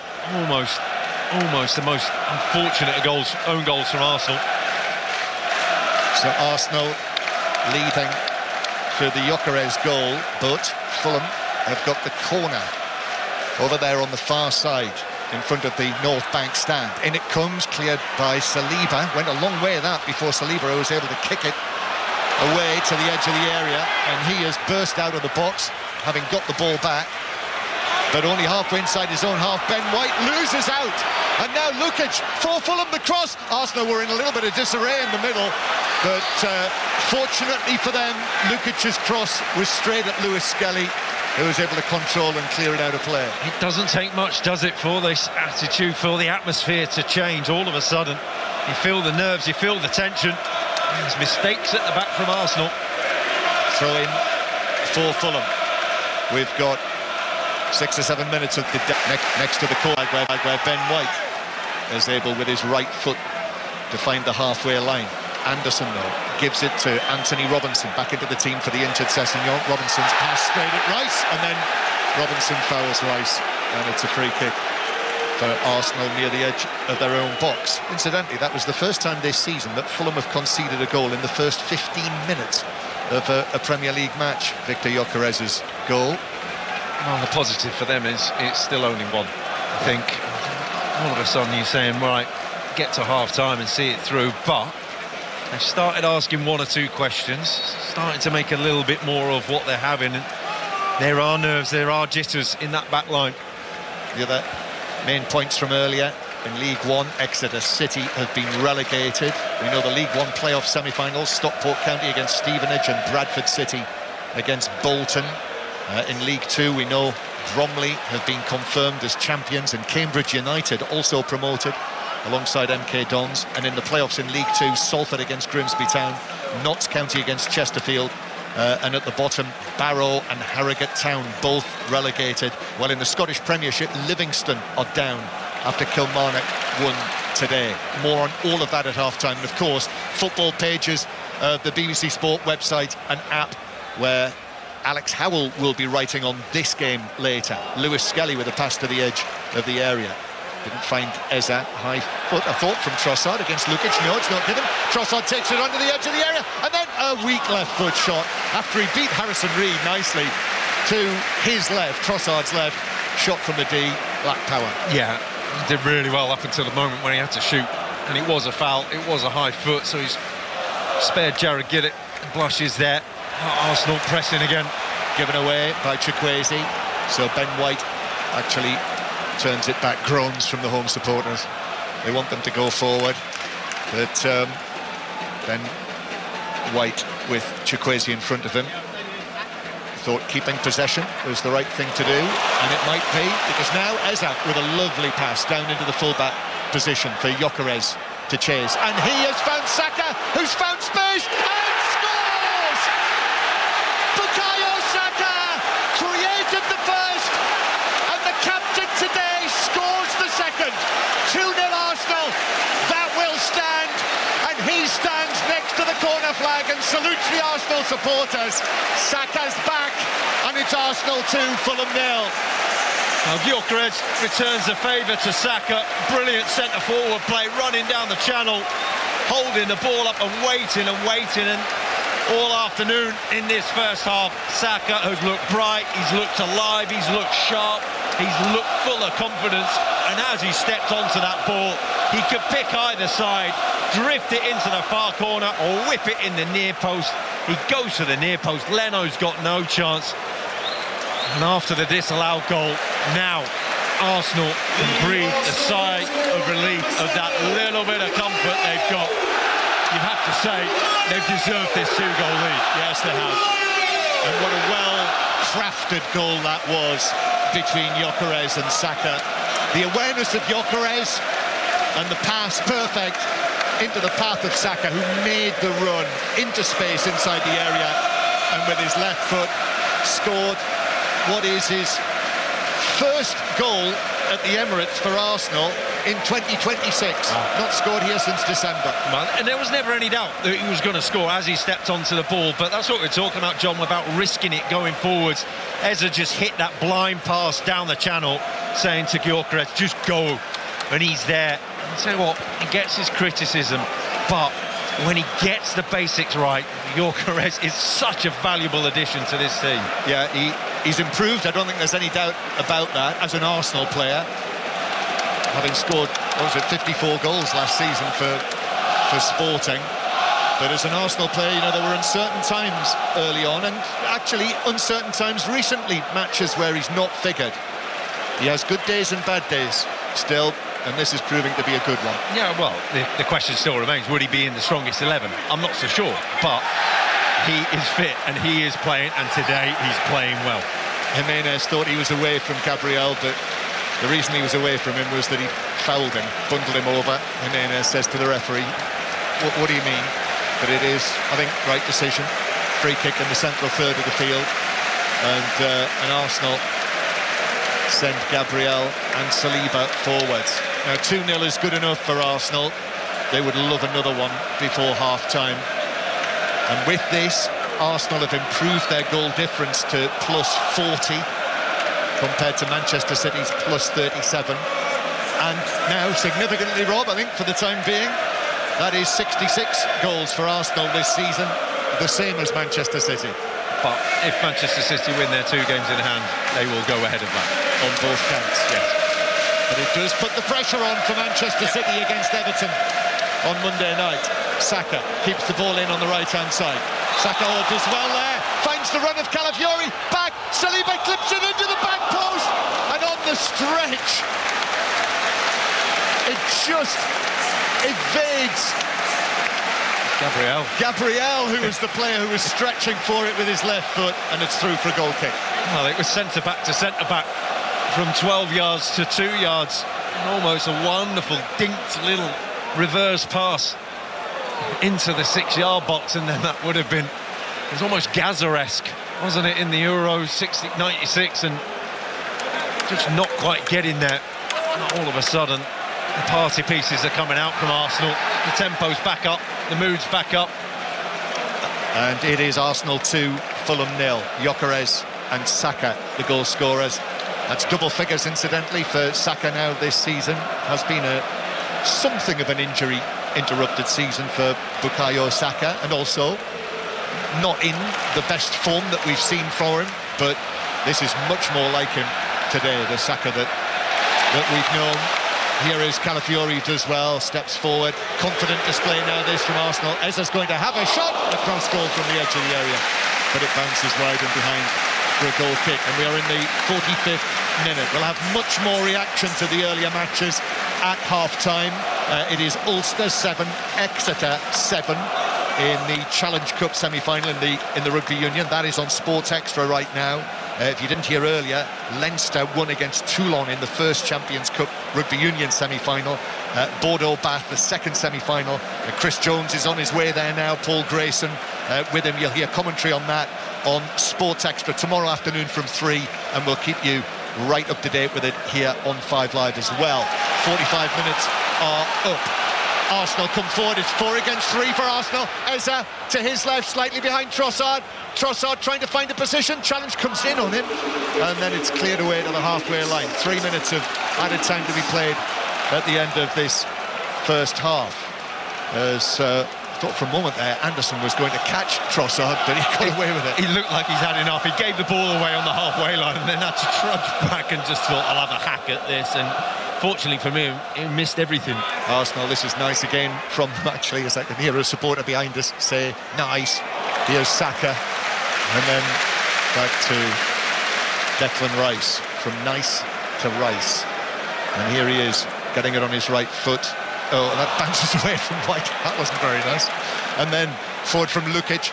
This is for Jimenez, but it's nowhere near him, and Saliba's able to chest it down and give it to Declan Rice, who's been chased by Smith Rowe. But Arsenal calm, going back to Raya. Doesn't half make a difference, does it? The 2-goal lead as opposed to a 1-goal lead.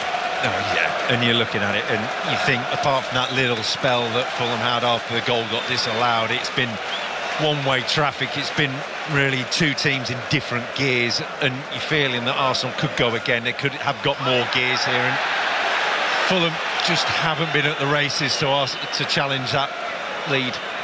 That's Rob Green. This is Arsenal 2, Fulham 0, live from the Emirates under these grey North London skies. I think it is dry at the moment, or is it? No, it is. It is drizzling, isn't it? Yeah, it's wet air. Faintly drizzling.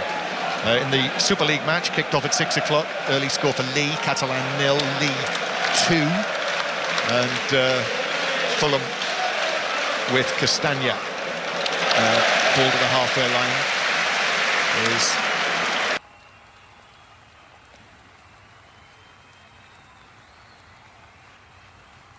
deflected out of play off Smith Rowe.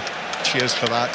And Arsenal have a throw-in that they go back into their own half. Declan Rice. We've got 1 minute of added time at the end of the first half. Then on 5 Live it'll be back to Mark Chapman, who will round up everything that's happened earlier, and we'll have lots of reaction as well to the big matches and the big moments earlier. As Trossard sweeps one forward for Calafiori, who would have done well if he was able to take that on. It was beyond him. It looked as though he was trying to change his feet to get a touch, wasn't able to, and it bounced through to Leno. Yeah, it's a brilliant run that he does. We've seen him do time and time again, but Trossard was willing to risk it, and that's what they did on the second goal. Just risk that ball. Yeah, you lose it, but the opposition have to take a backward step. Fulham have not done that barely any times in this half whatsoever. They've not gone beyond the Arsenal back line at all. Fulham, who were in actually decent form coming into this, having lost only one of their last 5 matches since they were knocked out of the FA Cup by Southampton. No, Saka's ball in field. Gabriel had to be shot onto that, but he got there ahead of Wilson, and actually the clearance has set Trossard away. Trossard against Castagna to the edge of the area, into the box, clips it across, deflected. Oh, it's there! Gyökeres! Gyökeres makes it 3-0 right at the end of the first half. He was twisting in the air, but he's still got his head to it and was able to direct it past Leno from back to front. Arsenal make it 3-0. 2 goals for Gyökeres, and they're on their way surely to 3 points to put the pressure on Manchester City. Arsenal in full flow, breaking from the halfway line, 50-50 ball, and from that point on Trossard only had one thing on his mind, which was to drive at the Fulham defence. He got them backpedaling, and he wanted to shoot, but when he realised the angle was against him, it's a lovely little chip to the far post. You're thinking maybe he's just a fraction too high for Gyökeres, but he does brilliantly to get up, to turn, to get the header on target. He knew that if he could just get it on target, he had a really good chance of scoring, and it was a really good finish, and it's been a really good half for Arsenal. Yeah, just what they wanted. He had to hang in the air, Gyökeres. What was he? 6 yards out, and he just got the crucial touch on it. And he made that look simple, didn't he? And it wasn't, and that's not something you say every day about Gyökeres. Yeah, just sort of popped it over there as Jimenez inside the Arsenal penalty area. Raya has not had a save to make in the first half. We mentioned, didn't we, in the meeting at Creighton Cottage earlier this season, Fulham didn't manage manage an attempt on target. Well, I don't think they have here either. And at half-time, it's 3-0, and the Emirates is up, Rob Green. What an atmosphere, what a reaction to a first half that every Arsenal fan dreamed of walking into the stadium at the start of the game. They have gone into Fulham, and Fulham have had no answer whatsoever. Mikel Arteta must be thinking about Atletico Madrid already. Well, he might also be thinking about a few more goals in this match. Yeah. Because on the evidence of what we've seen there today so far, Fulham are there for the taking, and goals could be important for Arsenal. But after the recent run for Arsenal of 2 wins in their last 8, and having in that time not scored more than 1 goal in any match, well, they've turned the page. At least today they have. And at half-time here, with 2 goals for Gyökeres on his 50th Arsenal appearance, 1 for Bukayo Saka, it is Arsenal 3, Fulham 0 at the break. Thank you, John. Thank you, Rob. Second half on the way. Earlier in the Premier League, Brentford 3, West Ham 0, Newcastle 3, Brighton 1. So Brentford go above Brighton into 6th. West Ham stay 2 points above Spurs at the bottom. Also finished Wolves 1, Sunderland 1. Final day of the regular EFL season in the Championship. Ipswich promoted alongside Coventry after they won at home to QPR. Millwall and Middlesbrough both had to settle for the playoffs. Millwall will take on Hull, who took the final playoff spot after they beat Norwich, and Wrexham could only draw with Middlesbrough. The other playoff semi-final will be Southampton against Middlesbrough. In League One, we already knew that Cardiff and Lincoln were promoted, Lincoln as champions. The playoffs needed to be decided. It ended with Stockport finishing 3rd, Bradford 4th, Bolton 5th, and Stevenage held on to 6th with a second half injury time winner at home to Wigan. Stockport will play Stevenage, Bradford will play Bolton. The final relegation spot was concerned, and that will be Exeter, who go down along with Port Vale, Rotherham and Northampton. In League 2, there were a few things that needed to be settled. Bromley taking the title, so MK Dons finished 2nd. Cambridge got the final automatic promotion spot. The playoffs will be Salford against Grimsby and Notts County against Chesterfield. Chesterfield getting the final playoff spot with the win over Swindon. Barrow and Harrogate relegated to the National League. In Scotland, Livingston's relegation was confirmed. They drew with Aberdeen last night, but because Kilmarnock beat Dundee United, that confirms Livingston down to the Championship. St Mirren in the final relegation playoff spot at the moment because of Kilmarnock's win and St Mirren losing today. Manchester United stay 4th in the WSL. They could only draw with Brighton. In the WSL 2, Birmingham and Crystal Palace are promoted. Charlton are in the promotion playoff spot. Just going back to Scotland and in League 1, Inverness took the League 1 title, an automatic promotion. East Kilbride took the League 2 title, an automatic promotion. In the Women's Champions League, Arsenal were beaten 3-1 by Lyon, so they go out 4-3 on aggregate. In Rugby Union's Champions Cup, Leinster beat Toulon in the semi-finals 29-25. Got the Challenge Cup semi-final at the moment, and at half-time Ulster lead Exeter 10 points to 7. In Super League, Wigan beat Bradford earlier. Catalan currently lead Lee by 6 points to 4. And at the World Snooker, we know our first finalist when it gets underway tomorrow, Sean Murphy, who beat John Higgins 17-15, Jamie. Absolutely brilliant stuff here from Sean Murphy, who played brilliant attacking snooker throughout the match.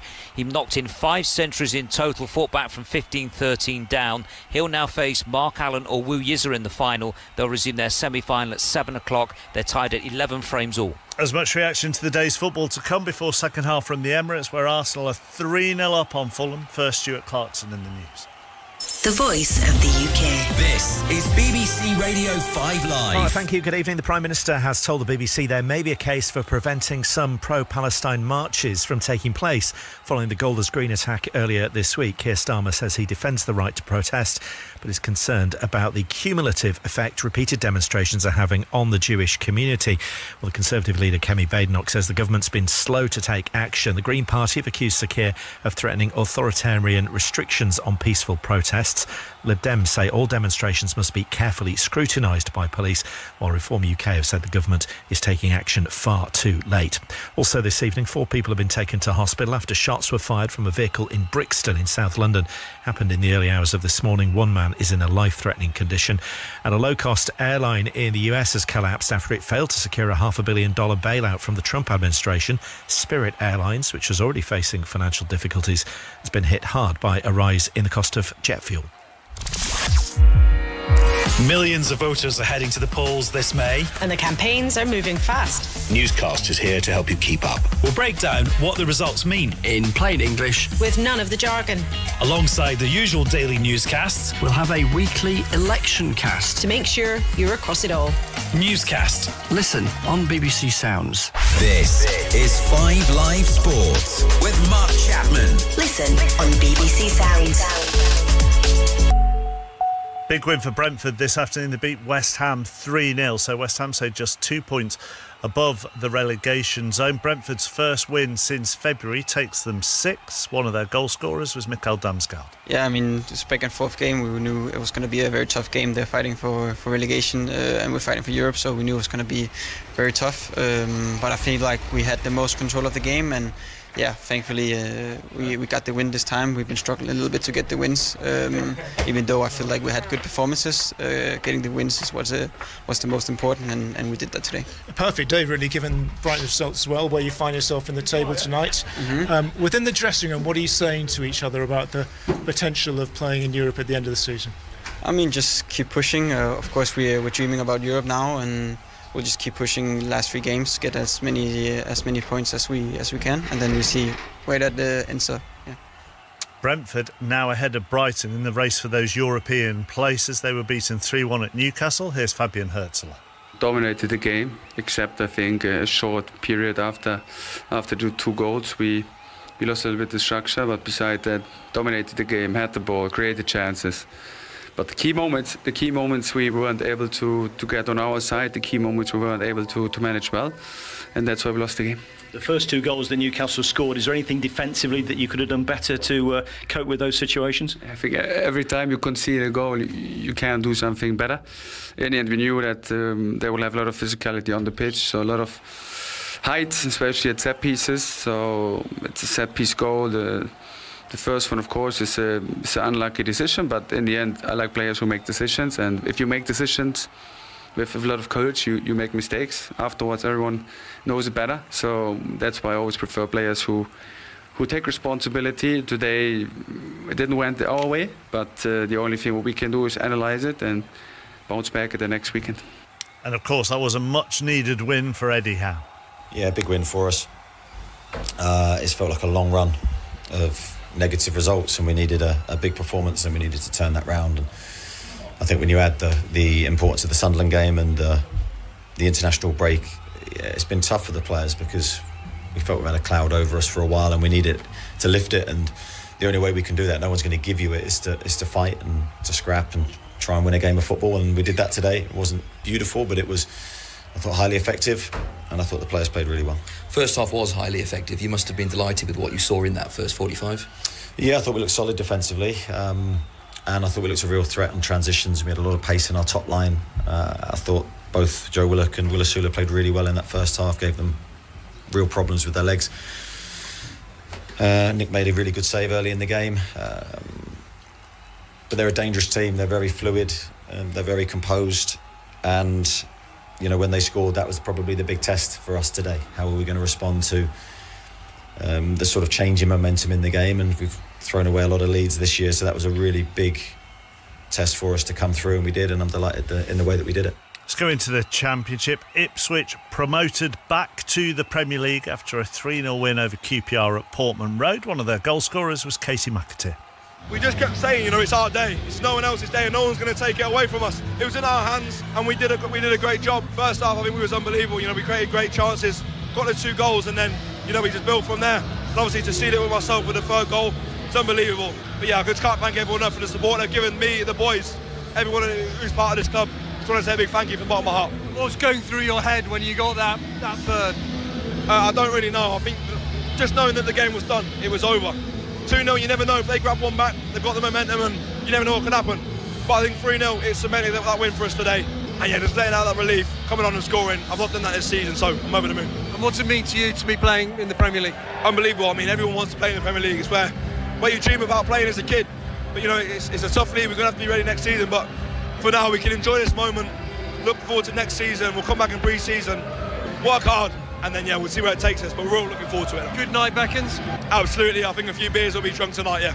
Well done. Cheers, man. The other thing that was settled today on the final day of the regular season in the EFL in the Championship was Hull get the final playoff spot. They beat Norwich. Wrexham could only draw with Middlesbrough. So it now means Hull will take on Millwall, who finished third in the playoffs. Middlesbrough will play Southampton. But Chris Sutton with 6:06 on the way. I'm sure you're delighted that Ipswich are promoted. Yes, I am. I mean, it's a really good day for East Anglia and Norwich and their spirited display against Hull. They did lose the game, lost. but they've been brilliant under Philip Clement. Yeah, they're not the story tonight. I know. No, congratulations to Ipswich Town. Kieran McKenna's done a brilliant job. I don't think Ipswich have been at their best this season, but they've found a way to get promoted. Now, Ipswich fans want to hear from you. 22 measly points last time you got in the Premier League. Can you make a fist of it next season? You are miserable. No, but that's it's. Do you know what though? On a serious note, on a serious note. I think if you're an Ipswich fan and you see the way that Sunderland have performed this season and you see the way that Leeds United, I mean, they're going to stay up now. I think big win for them last night. I mean, there will be a bit more belief. But no, it's a brilliant achievement for the Automatics. They've had to work hard, so I want to hear from Ipswich Town fans. I want to hear from West Ham fans. I mean, well beaten today. I mean, you're going to be slightly worried if you're a West Ham fan. Free scoring Arsenal. Where has this come from, Mark? They look at a totally different team with Saka in, don't they? And you mentioned Stevenage. They got over the line today, 1-0 win later on against Wigan. A heartbreak for Plymouth. I think they were 2 down. They or was were, it 2-1 yeah. down? And then they came back. I mean, give us a call, Plymouth fans. That was a bit of a sickener. And Cambridge, can you educate teams? You've got promoted now. Can you educate teams when you go up to League One? And big to Newport. I thought that they were down, Mark. And in Scotland, Livingston went down as we presumed they would go down. Oh, my Mark. So have you got a whole load more lined up for later? No, not really. No, I've got it all out. Got it all out early. 08085 909 693 to talk to Chris in a little while. So just confirmation then, Stevenage getting that late winner in second half stoppage time to get the final playoff spot. They'll play Stockport. Bolton will play Bradford. Exeter relegated to League Two after losing to Bradford. And as Chris says, Cambridge promoted at the first attempt back to League One, got a goalless draw at Crewe. They missed a penalty as well. Here's their head coach, Neil Harris. It almost summed our season up, didn't it? So, almost summed our season up by... Not we weren't a better team today, so don't get me wrong. I'm not going to tell you, paint over that we were a better team. No, it wasn't that. But we had the better chances. We had the chances again, even in the 96th minute to win it outright. We had the best chances in the game. But that's been us so many times this year, isn't it? Where we've either been the better team with loads of chances, or not the better team, still had loads of chances, and just not scored at key moments. And ultimately, if we did, I think we'd have 100 points and we'd have been up ages ago. But ultimately, look, it's irrelevant. We got over the line, so the nerves were jangling. It was tough.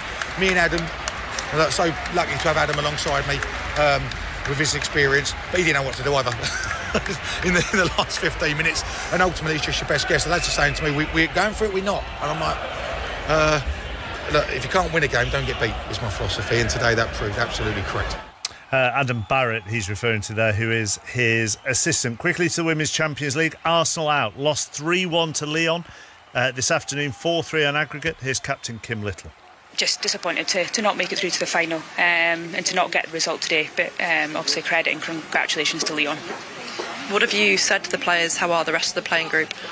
Yeah, not much. Renee obviously speaks to the group at the end, and we just come together and we have to refocus now and be proud of what we've achieved this year, reaching the semi-final again, and then obviously moving on to the league this week. And then just disappointed. You know, we're here to win football matches and to represent this great club, and we're sad that we couldn't bring the win today. One more sports story just to bring you. Lando Norris won the Miami Grand Prix sprint race. Oscar Piastri was second. Ferrari's Charles Leclerc was third. Qualifying for the main race tomorrow gets underway this evening at 9 o'clock, and you can hear it on Sports Extra.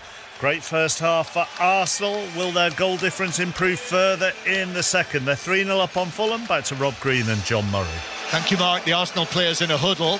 Bukayo Saka, excellent in the first half as the captain, but we're not going to see him in the second half. Noni Madueke is coming on, and I guess for Arsenal fans everywhere, the hope will be that that is keeping him for Tuesday night, and there's not been any issue with the Achilles problem that he's had recently. Yeah, absolutely. Look sharp, look bright, look full of confidence, and job done from Bukayo Saka. And you're hoping from an Arsenal perspective, that is just wrap him up in cotton wool. Thank you very much.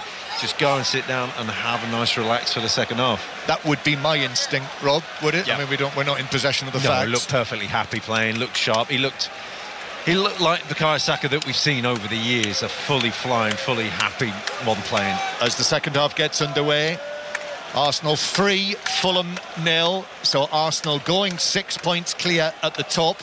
This would improve their goal difference to plus 41, which is currently 4 better than Manchester City's. And also now Arsenal have scored 67 Premier League goals, which is 1 more than Manchester City.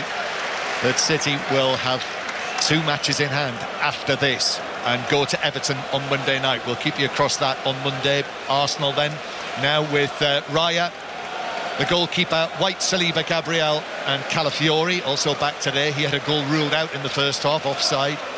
Rice and Lewis Skelly in the holding positions. There's no Martin Odegaard today. We'll have to wait and find out if he's going to be fit for Tuesday. And then substitute Madueke, Eza, Trossard, and 2-goal Gyökeres, who's now got 21 Arsenal goals. And Fulham on the attack. No changes for them at half-time, although Bob and King were warming up. So it might not be too long before we see either one of those or both of those players coming onto the field. Fulham in possession. They have Leno in goal, Castagna, Anderson, Bassi and Robinson, Lukic and Reed, Wilson, Smith Rowe, Chukwueze and Jimenez. Arsenal 3, Fulham 0. On 5 Live from the BBC, Madueke, his first chance to have a run with the ball. He was challenged by Bassi, and now Jimenez is going to try a shot, which for a moment I thought might catch Raya out to his left. It had a bit of bend and swerve on it, but it was over the top by a couple of feet. Oh, it might not be just caught him out, but it might have been an absolute screamer in the top corner. He's 30 yards out, not much in front of him, and he thought, well, I may as well just let fly. But different from Arsenal, they've not set up. Declan Rice hadn't dropped in between the 2 centre-halves again, and that was really something that he exploited very well in the first half. Just see if he does revert to that, but they hadn't done it in the opening moments here. So what will the message be, Rob, do you think? In these circumstances, that massive second leg here on Tuesday night against Atletico Madrid, the tie level at 1-1, but here on the Saturday in the Premier League, already 3-0 up, but goal difference and goals could be absolutely vital. Can I think about that for a moment as Chukwueze comes forward? Certainly what they won't want is to concede a goal, which is what Fulham are hoping to do right now, as Robinson gives it back to Smith Rowe, then Bassi. Bassi just touches the ball and walks forward with it. Chukwueze in a more central position with Bassi pushing up the left. Here is Smith Rowe, and then the ball from Robinson, and Saliba swung a leg at it and sliced it up and over the top of his own crossbar for a corner. Well, Gabriel's got your answer for you, John. It's wake up, because all of a sudden they're stepping off, they're dropping back into a very deep, very narrow shape. And we're only 3 minutes into this half, and you're thinking, if one goes in, just in terms of atmosphere, in terms of environment, it would start to shift a little bit. Fulham attacking towards the clock stand, the famous white-faced clock with the black numerals hanging high above the goal as Fulham take the corner into the near post. There was a flick at the near post, but it took it through all of the bodies, and referee Jared Gillett says came off an Arsenal body in the end as it flew across the box. Castagna possibly with the the near post header initially, and whether it got a touch off an Arsenal player, I'm not sure, but it's a corner that's been given. Yeah, really good ball in it. It's just off the shoulder of Calafiori, wasn't it? It was, so right decision. Wilson then from the right-hand side to the back post. Jimenez with a header, and it's caught behind the white line by Raya. And he's ready to take the goal kick, which he does, even though Jimenez was standing in front of Raya. So Arsenal 3, Fulham 0. Calafiori, totally different mood around the Emirates with that first half performance. I think largely down to Saka. I think Saka set the tone, didn't he, for that performance and the uplift. Yeah, it was really interesting, the dynamic that they had. Ball forward, but I think the offside flag will be up against White if he got there. Actually, Leno was able to step out of his penalty area and clear it, and Fulham come again. I think they've had a little bit of a chasing, haven't they, verbally, from Marco Silva. You'd hope. That's what it looks like. Marco Silva out of contract at the end of the season. 4 matches to go as the Fulham manager, potentially. I know the feeling seems to be that he might move on, and obviously there are possibilities for him. But he has the chance here as Rice plays it down the right for Madueke. Madueke against Robinson. Actually, it's against Lukic who's come across. Madueke coming in field on his left foot, couldn't find the pass. Although it's bounced back. Madueke to Eza in the area. Good tackle by Bassi. And the ball runs out into the full-back position. Yeah, good defending from Bassi. Big, long stride. Read it well. Lukic is struggling there out wide. He didn't want to really be out there because he's already been booked and he's already having to chase back. But it's still bright. It's still a sharp game. As Fulham are in danger of giving it away on the edge of their own box. Lukic, he has. Arsenal, though, have had to go back into their own half. Arsenal 3, Fulham 0 from our high commentary position on Tuesday night for the second leg against Atletico Madrid. I suspect we will be back down below on the lower level, but it's a great perspective that you have on the game from up here. There's a television camera on a rail just whizzes back and forward in front of us. Arsenal coming forward, Madueke in with his left foot, that's headed away by Anderson, back to Madueke. And as he tried to bring down the bouncing ball, Robinson stepped in, took it away from him. Left foot ball high over towards the right-hand side to Wilson, was headed away by Gabriel. And Lewis Skelly in the midfield position with Zubamendi on the bench today. Lewis Skelly put in the challenge on his old teammate Smith Rowe, and it's Arsenal back with it. And Saka has thrown down the gauntlet to Madueke, who's come on at half-time. And I suppose the task is for Madueke to try and replicate what Saka did in the first half. It's not a competition. I'm sorry, he's a great player, Marty Madueke, but there's not really a contest between the two, is there? No. Saka, when he's at his best, is one of the best. Trossard back to the halfway line, and Gabriel to Trossard, who was good. I thought he did well first half. Leandro Trossard on his return to the side, Martinelli on the bench, and then Eza has to turn away as he receives it right in the middle of the Fulham half. Arsenal attacking towards the North Bank stand. White to the byline, his cross headed away by Anderson and then chested down by Robinson, but Arsenal have been able to take possession again. I think Jimenez felt that he was being impeded, and actually the referee agrees and gives a free kick to Fulham. And that was a good spell for Arsenal, who continue to lead by 3-0 in the North London drizzle. In the Super League, the latest score, Catalan 6, Lee 10, and Fulham take this free kick from halfway inside their own half. It is rather gloomy now in North London. It's almost like high summer when we walked up to the Emirates Stadium earlier this afternoon. Blue sky, lovely temperature, short sleeve weather around North London, but now it's raincoat weather as Bassi is able to play the ball back towards the edge of the area.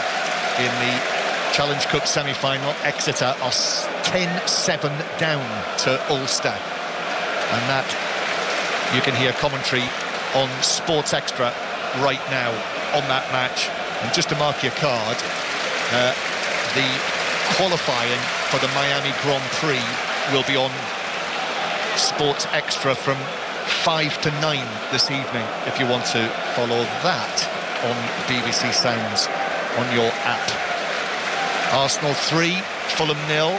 Arsenal with the ball inside their own half, and Lewis Skelly going back towards the edge of the penalty area. Lines are open to talk to Aaron Paul and Chris Sutton on 606 tonight. 08 085 909 693 if you're at one of the big matches, the matches that matter today. Aaron and Chris would love to hear from you. 08 085 909 693 to book your call now.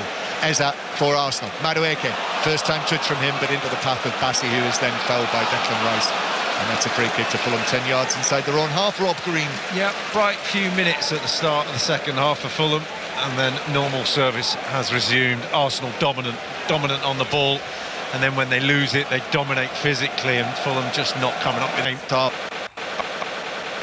Good as well in that it's come after that first leg of the semi-final. Mikel Arteta changing half of his outfield players, but the energy was there and the skill was there and the finishing as well, and as well as the 3 goals, 1 from Saka, 2 from Gyökeres. There was also the headed goal from Calafiori that was found to be offside by VAR, as Gyökeres, who's on a hat-trick, ball on the halfway line. They've done well again, Arsenal.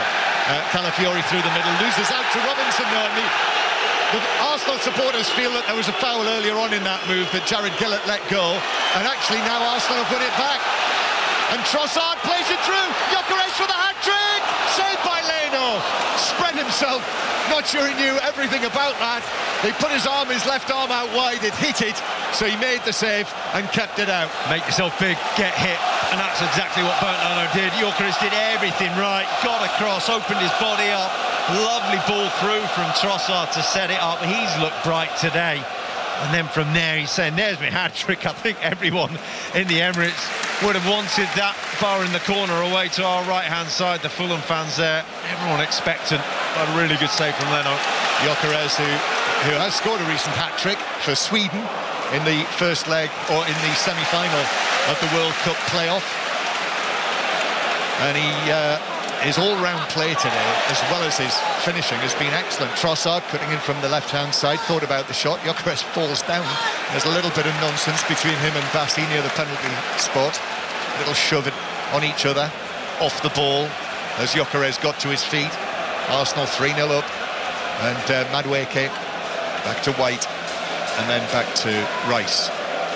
Lewis Skelly, who's been quietly effective in there, hasn't he, in the absence of Zubamendi in midfield, which, as you pointed out to me, Rob, before the match, after all, is his first choice position, the midfielder. Yeah, he's been very good, and you see when he gets the ball off the centre halves, the standard of the ball going forwards is a lot higher, and the urgency of how the ball gets played forward is better, and it's just that little bit more quality on the ball.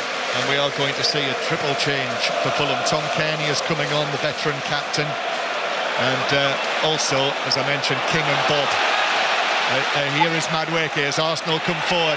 Madueke does really well, holds off the challenge, then goes down, and the referee, as you will gather from the crowd reaction, has given a free kick Arsenal's way, Madueke's way, for the challenge from Robinson. Yeah, good battling free kick to win. It's good from Madueke. He comes in and out of the game, but he's always game, he's always a trier, he always wants to do something, and got the better of Robinson there, and it's another opportunity for Arsenal.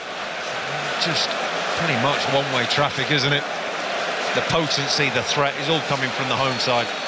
Just thinking, Rob, what this might be the best Arsenal performance since they got beat by Man City. Well, that was a good performance, and they got beat.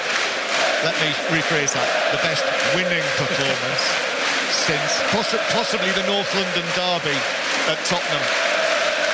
3-0 it is.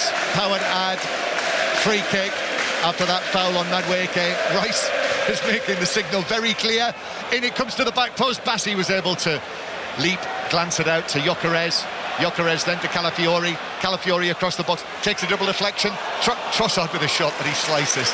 It's almost a sort of hip high, swung a leg at it and sliced it through, and Leno was able to catch that quite easily, and then delivers it downfield for Jimenez, who's all on his own.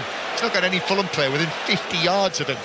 The cavalry arrives, Wilson, and then Jimenez. Back to little Harrison Reed in centre field. And then Fulham continue to come forward with Smith Rowe. Cross from Robinson, controlled by Saliba, or cut out by Saliba, and then taken on by Rice, who will lift a pass out here that Trossard got his head to, and now will do well to keep in play, which he does. Been forced back though, but under pressure, Trossard rolls it back to Gabriel, and Arsenal are back in control. The odd breakaway from Fulham, but there's no urgency, there's no pace in the attacks, and they haven't got anybody running forward. Raul Jimenez there was the one going forwards, winning the initial ball, but there's nothing on beyond. Arsenal managed to get back and get set and snuff out the danger, and we're 60 minutes in now and still no shot from a Fulham player. 5 Live from the BBC. Arsenal 3-0 up on Fulham, as was the case at half-time. We've got half an hour to go, and so Arsenal will be going 6 points clear, and Manchester City will have the pressure on them. Arsenal, in the remainder of the matches that we know definitely that they face, will not be leaving London. They might have a long journey. Well, they won't be leaving London. Yes. Well, they've got to go to Selhurst Park, which is never easy, from North London to South London. That's taken me, that journey has taken me hours in the past in the car.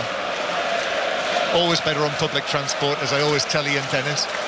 Here's Anderson, comes back to Anderson on the halfway line. You can hear more of Ian, by the way, on the new Commentator's View podcast, the latest of which was out yesterday. Me and Ian and Ali Bruce Ball with a couple of interesting guests, I thought, this week.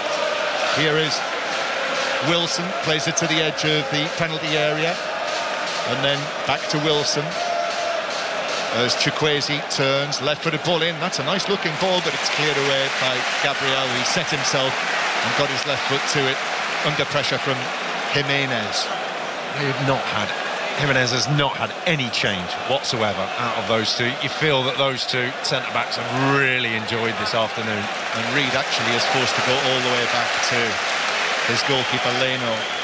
So it's going to become, barring a sensational Fulham comeback, it's going to become 34 matches that Arsenal have played at home against Fulham over all the years in all the competitions without losing. And that in the league, that will be 33 matches, and that is a record. That's an English league record for one team to be unbeaten at home in that number of matches against another single opponent. As Smith Rowe gives it to Robinson over there on the left-hand side. And then Chukwueze, little ball through to Smith Rowe. Smith Rowe looking to shoot, deflected across the box, but Calafiori steps forward and is able to head it away. And then Anderson in on the challenge. I thought for a moment there he might have been taking a risk going in on the challenge like that, but he got the ball ahead of Gyökeres. It's out for a throw on the far side. So we're going to see these changes now. Sustained pressure or possession from Fulham, but they're not asking any great questions. Arsenal managing to hold the shape and take their time and just stand and wait for the moment to make the challenge. There's no real threat from Fulham whatsoever, hence the changes. So Wilson and Chukwueze and Reed are coming off. And as I mentioned, coming on for Fulham, Kearney, Josh King and Oscar Bobb. Oscar Bobb, the recent signing from Manchester City in January for around about £27 million. He's yet to get off the mark in terms of goals. And Arsenal making changes as well. And clearly, as you will have heard announced on the public address system, this is with Tuesday in mind, because it's Declan Rice whose number goes up, and Victor Gyökeres as well, which I think might give us a little bit of a clue that Kai Havertz will not be available for Tuesday night. Yeah, he's done his job, wrap him up, get him off. I think you're looking at the last 25, 30 minutes in the case of just seeing it through, getting some time out for Fulham. Josh King's gone out on the left, off the Oscar Bobb's gone out on the right, and this is big for those two, you feel. Tom Kearney, we know, consummate midfielder, likes to keep the ball, progress the possession. For those two, still got something to prove in the Premier League, still got something to prove here at Fulham. A case for next season as much as anything else. Yeah, I like what I've seen from Josh King so far on the occasions that I've seen him live. And as you say, Oscar Bob, what is this? This is his 13th appearance, 7 of which have been as a substitute, but still looking for his first Fulham goal. So Fulham in possession inside their own half. And the ball chipped over the top, but Calafiori should get that with his left foot, steers it back to Raya, who takes a touch and then plays it out to Saliba, who brilliantly allows the ball to run, which could have been risky. Smith Rowe was right there, but just with that little movement, he was able to guide the ball away. Yeah, those things are easy when you're 3-0 up. You look like you're in complete control of it all.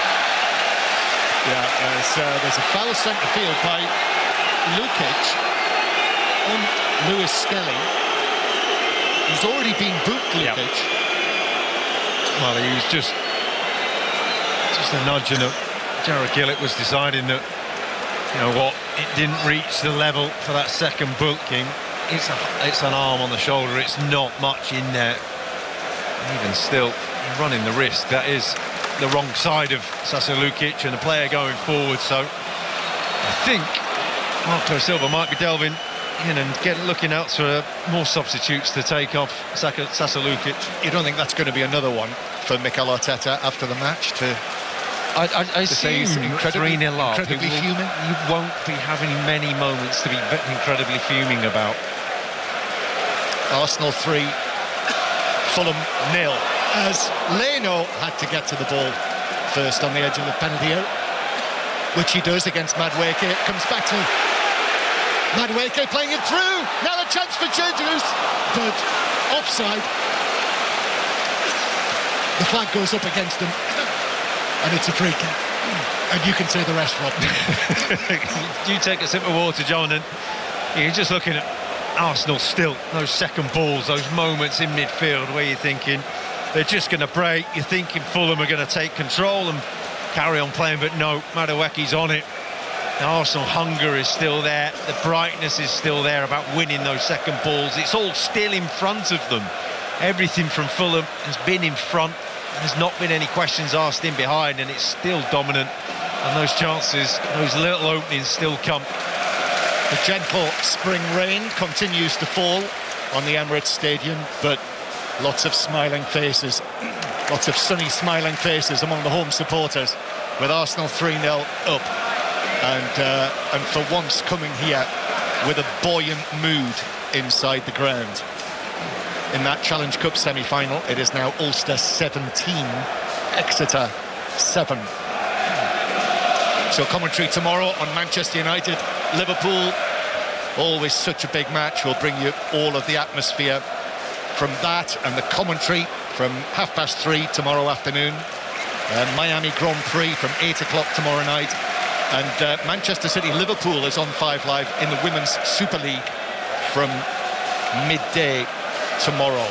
And also tomorrow after West Ham's win that you might have heard earlier with Ian Dennis and Andy Reid, Brentford winning 3-0 against West Ham.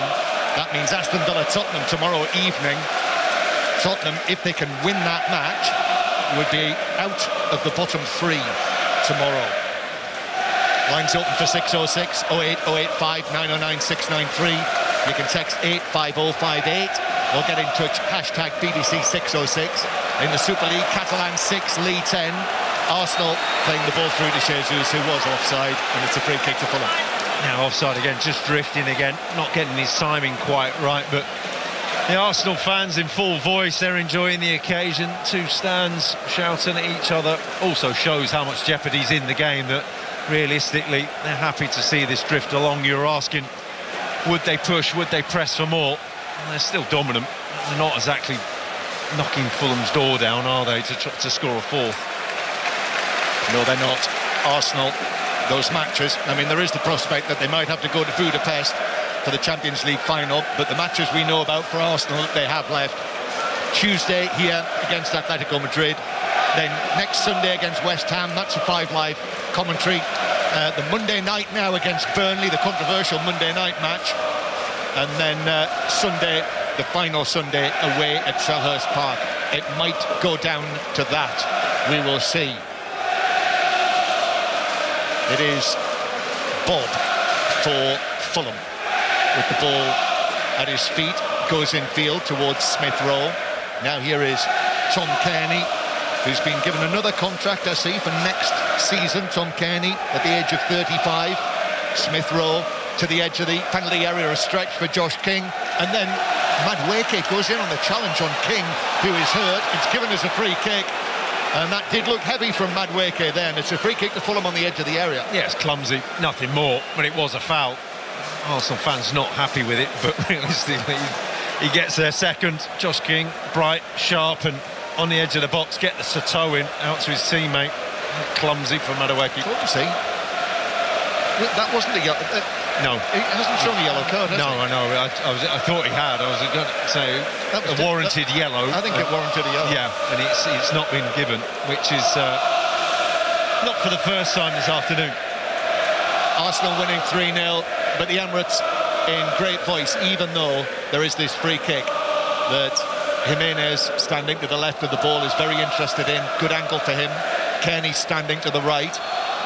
Kearney trying to make it look like he will go for it, which he does, but then stops. Jimenez hits into the wall, comes back to Kearney, who strikes it, and I think it hits the side of Calafiori on its way wide. I don't think it was on target, although in saying that, David Raya has come and high-fived at least two defenders, so maybe it was. It was a wall that good. They managed to hit it twice, so it did its job. It's just about summed Fulham's afternoon up, that. And corner for Fulham from the far side that Castagna Lukic will take. Lukic standing in front of that corner of the ground. Fulham supporters. I'm not sure that everyone is still in there, Fulham fans. Doesn't look quite as full as it did before the match. Lots of attractions in Fulham, in London, of course, on a Saturday night. Lukic, right-footed, plays this ball into the near post. Arsenal headed away.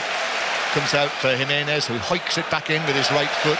Headed away by Calafiori. Nodded back into the box by Kearney. Bassey's battling for it. Then the shot from Castagna that was close enough. It was well hit, but it was close enough for Raya to scramble a save to his left.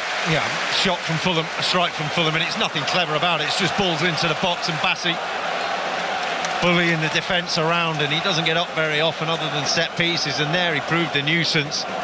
Drop down was well hit, and David Raya, I think he was trying to get rid of it because of the pace of the strike, but realistically a fully confident one where he has had a few things to do, maybe a little bit more warm. As Zubamendi, the substitute, puts a challenge in over there on the far side that is given as a free kick, and I think rightly so as well, on Josh King. We're also going to see now Jimenez be substituted by Fulham, with Rodrigo Muniz coming on to replace him. He's had injury problems this season. Muniz, relatively little action, 9 starts. This is his 13th substitute appearance, and he's not scored since he scored Fulham's first goal of the season. So he comes on to replace Jimenez up front. Arsenal 3, Fulham 0. So that effort from Castagna was Fulham's first on target in the 2 matches against Arsenal in the Premier League this season, and it came in, I think, the 72nd minute of the second match. So it's 162 minutes of football plus added. That's a lot of football, should we say, without providing a shot, and you feel that the confidence of Arsenal has been shown in this game. I think the fact that Muniz has come on for Raul Jimenez shows where Marco Silva is with this game as well. It's been a problem for Fulham this season, his lack of games, his lack of form of fitness. So much work that Raul Jimenez has got to get through. Yeah, Jimenez at the age of, as I say, 35 on Tuesday. This was his 41st appearance of the season. Raya on the edge of the box, goes for a long high pass for Jesus, but Leno's able to come out, and as the ball bounces up, he catches it a couple of feet inside his penalty area. Arsenal 3, Fulham 0. The other thing, Rob, you know, I know I was there on Wednesday night. The passion, the effort, you know, the mental draining of that match against Atletico Madrid in that stadium. And yes, he's made 5 changes, Mikel Arteta, but he probably couldn't make any more than that because of the circumstances in the Premier League, whereas the league's gone for Atletico Madrid. You know, to be able to come and win like this, 3-0, a few days after that. Oh, you look back to the Manchester City team that won the treble, and the way that they won games convincingly, went 2-3-0 up, much like Arsenal have today. And then the psychological boost and also the calming effect. You're not drained at the end of the game, you're cruising. This has been a cruise, this second half. Yes, it has. To make it the absolutely perfect afternoon, you would say that maybe 1-2 more goals, but this very good in the circumstances as the ball on the edge of the Arsenal area deflects back to Raya, who's able to pick it up. And actually, in the knockout stages of the Champions League this season, in every round, Arsenal have lost the match after they've played in the knockout stages of the Champions League this season. So all the more credit to them for this after the semi-final, as Eza heads it forward. Here's Jesus, and then Tom Kearney steps in and gives it to Bassi, and Bassi is actually going to carry the ball forward, and Bassi now slips it to Smith Rowe, who shoots from the angle into the side netting, the outside netting, as Raya went down to his right. And Smith Rowe is actually, was he in executing that shot, he seems to have hurt himself. Yeah, he's gone down injured, and it wasn't a great decision to shoot from the angle. David Raya's now calling for the medical team to come on. He looks like he's really struggling. Well, from there, Emil Smith Rowe sort of drifted around in the game, hasn't he? Much like his season for Fulham. Not a lot to it, not a lot to shout about. Nice little run from the outside, but wrong angle to take the shot on, and wrong execution. And it's been a limp performance, hasn't it, from Fulham in general? Well, great things were expected, weren't they, of Emil Smith Rowe here at this football club when he had that very good season as he won his place in the first team. But 115 appearances, 18 goals for Arsenal, and then at the start of last season made that move to Craven Cottage, and he is receiving treatment, and it's actually Arsenal who will make the next change. And with 15 minutes to go, good move, I think, by Mikel Arteta.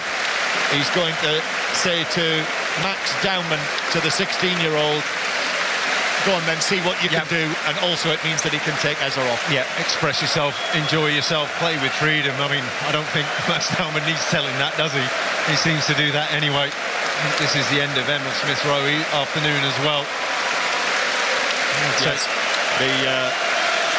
the on-loan Bayern Munich man, Jonas Kusi Asari, is going to come on to replace Emil Smith Rowe. But Eza is cheered off the pitch by the Arsenal supporters. Walks to the bench, slapping the hands of all the various people who are sitting in the red seats there as he takes his place among them.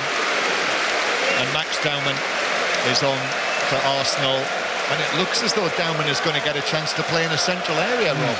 Yeah, you're looking as the number 10. You've got Zubamendi, Miles Lewis-Skelly as the two sitting midfielders, and Dowman on there just behind Jesus. So a real opportunity for him to get time. He's got 12 minutes, hasn't he? Won't put him past him scoring again in the final 10 minutes or so. Kusi Asari's gone on the left-hand side, and Josh King is now the number 10 for Fulham. Yes, I think that's where he likes to play as well, isn't it, Josh King? It is Arsenal 3, Fulham 0, 5 live from the BBC. A vibrant Emirates Stadium, not like last week. This time last week when they were winning 1-0 against Newcastle United. Arsenal scored their goal early and then added to it in the first half. Now looking to get another one. Dowman into the action immediately, gives it to Madueke on the right-hand side. Dowman being forced away, but playing, and actually is tackled and dispossessed by Kearney, but Zubamendi wins it back immediately from Kearney, who's trying to move away, and he passes it to Madueke, who goes round the defender, clips it to the back post, but Joachim Andersen got up high and headed it back from where it came and out for a corner to Arsenal. He's kept going, Madueke. He's kept plugging away out. Yeah, this second half he's getting more and more ball, a little bit more space now as the game ticks on, but Arsenal so comfortable. I've not seen, and this is one for you, John, I'm not sure whether you've heard before, but I've been looking for Madueke sag, which is a new term I learnt today, which is the fashion where the players wear their shorts down very, very low, and so it's called the sag. Yeah. Well, do you know, here at Arsenal, I was talking to Andy Reid about that. Okay. Maybe a couple of months ago, we were at an Arsenal match. Andy was not best pleased about it. As Madueke plays it in, Calafiori with a header that hits the crossbar and stays out. I think it took a deflection, actually. Calafiori's header, which took it up onto the bar, bounced away, and Fulham cleared it. So now Arsenal hit the crossbar, so close to a fourth. I think that might have been a foul on Lewis Skelly. Referee's allowing it to go, and now blows his whistle because Trossard was fouled. Well, there's all smiles in the end. Jarrett Gillett, Miles Lewis Skelly, and Trossard not smiling so much, but got to the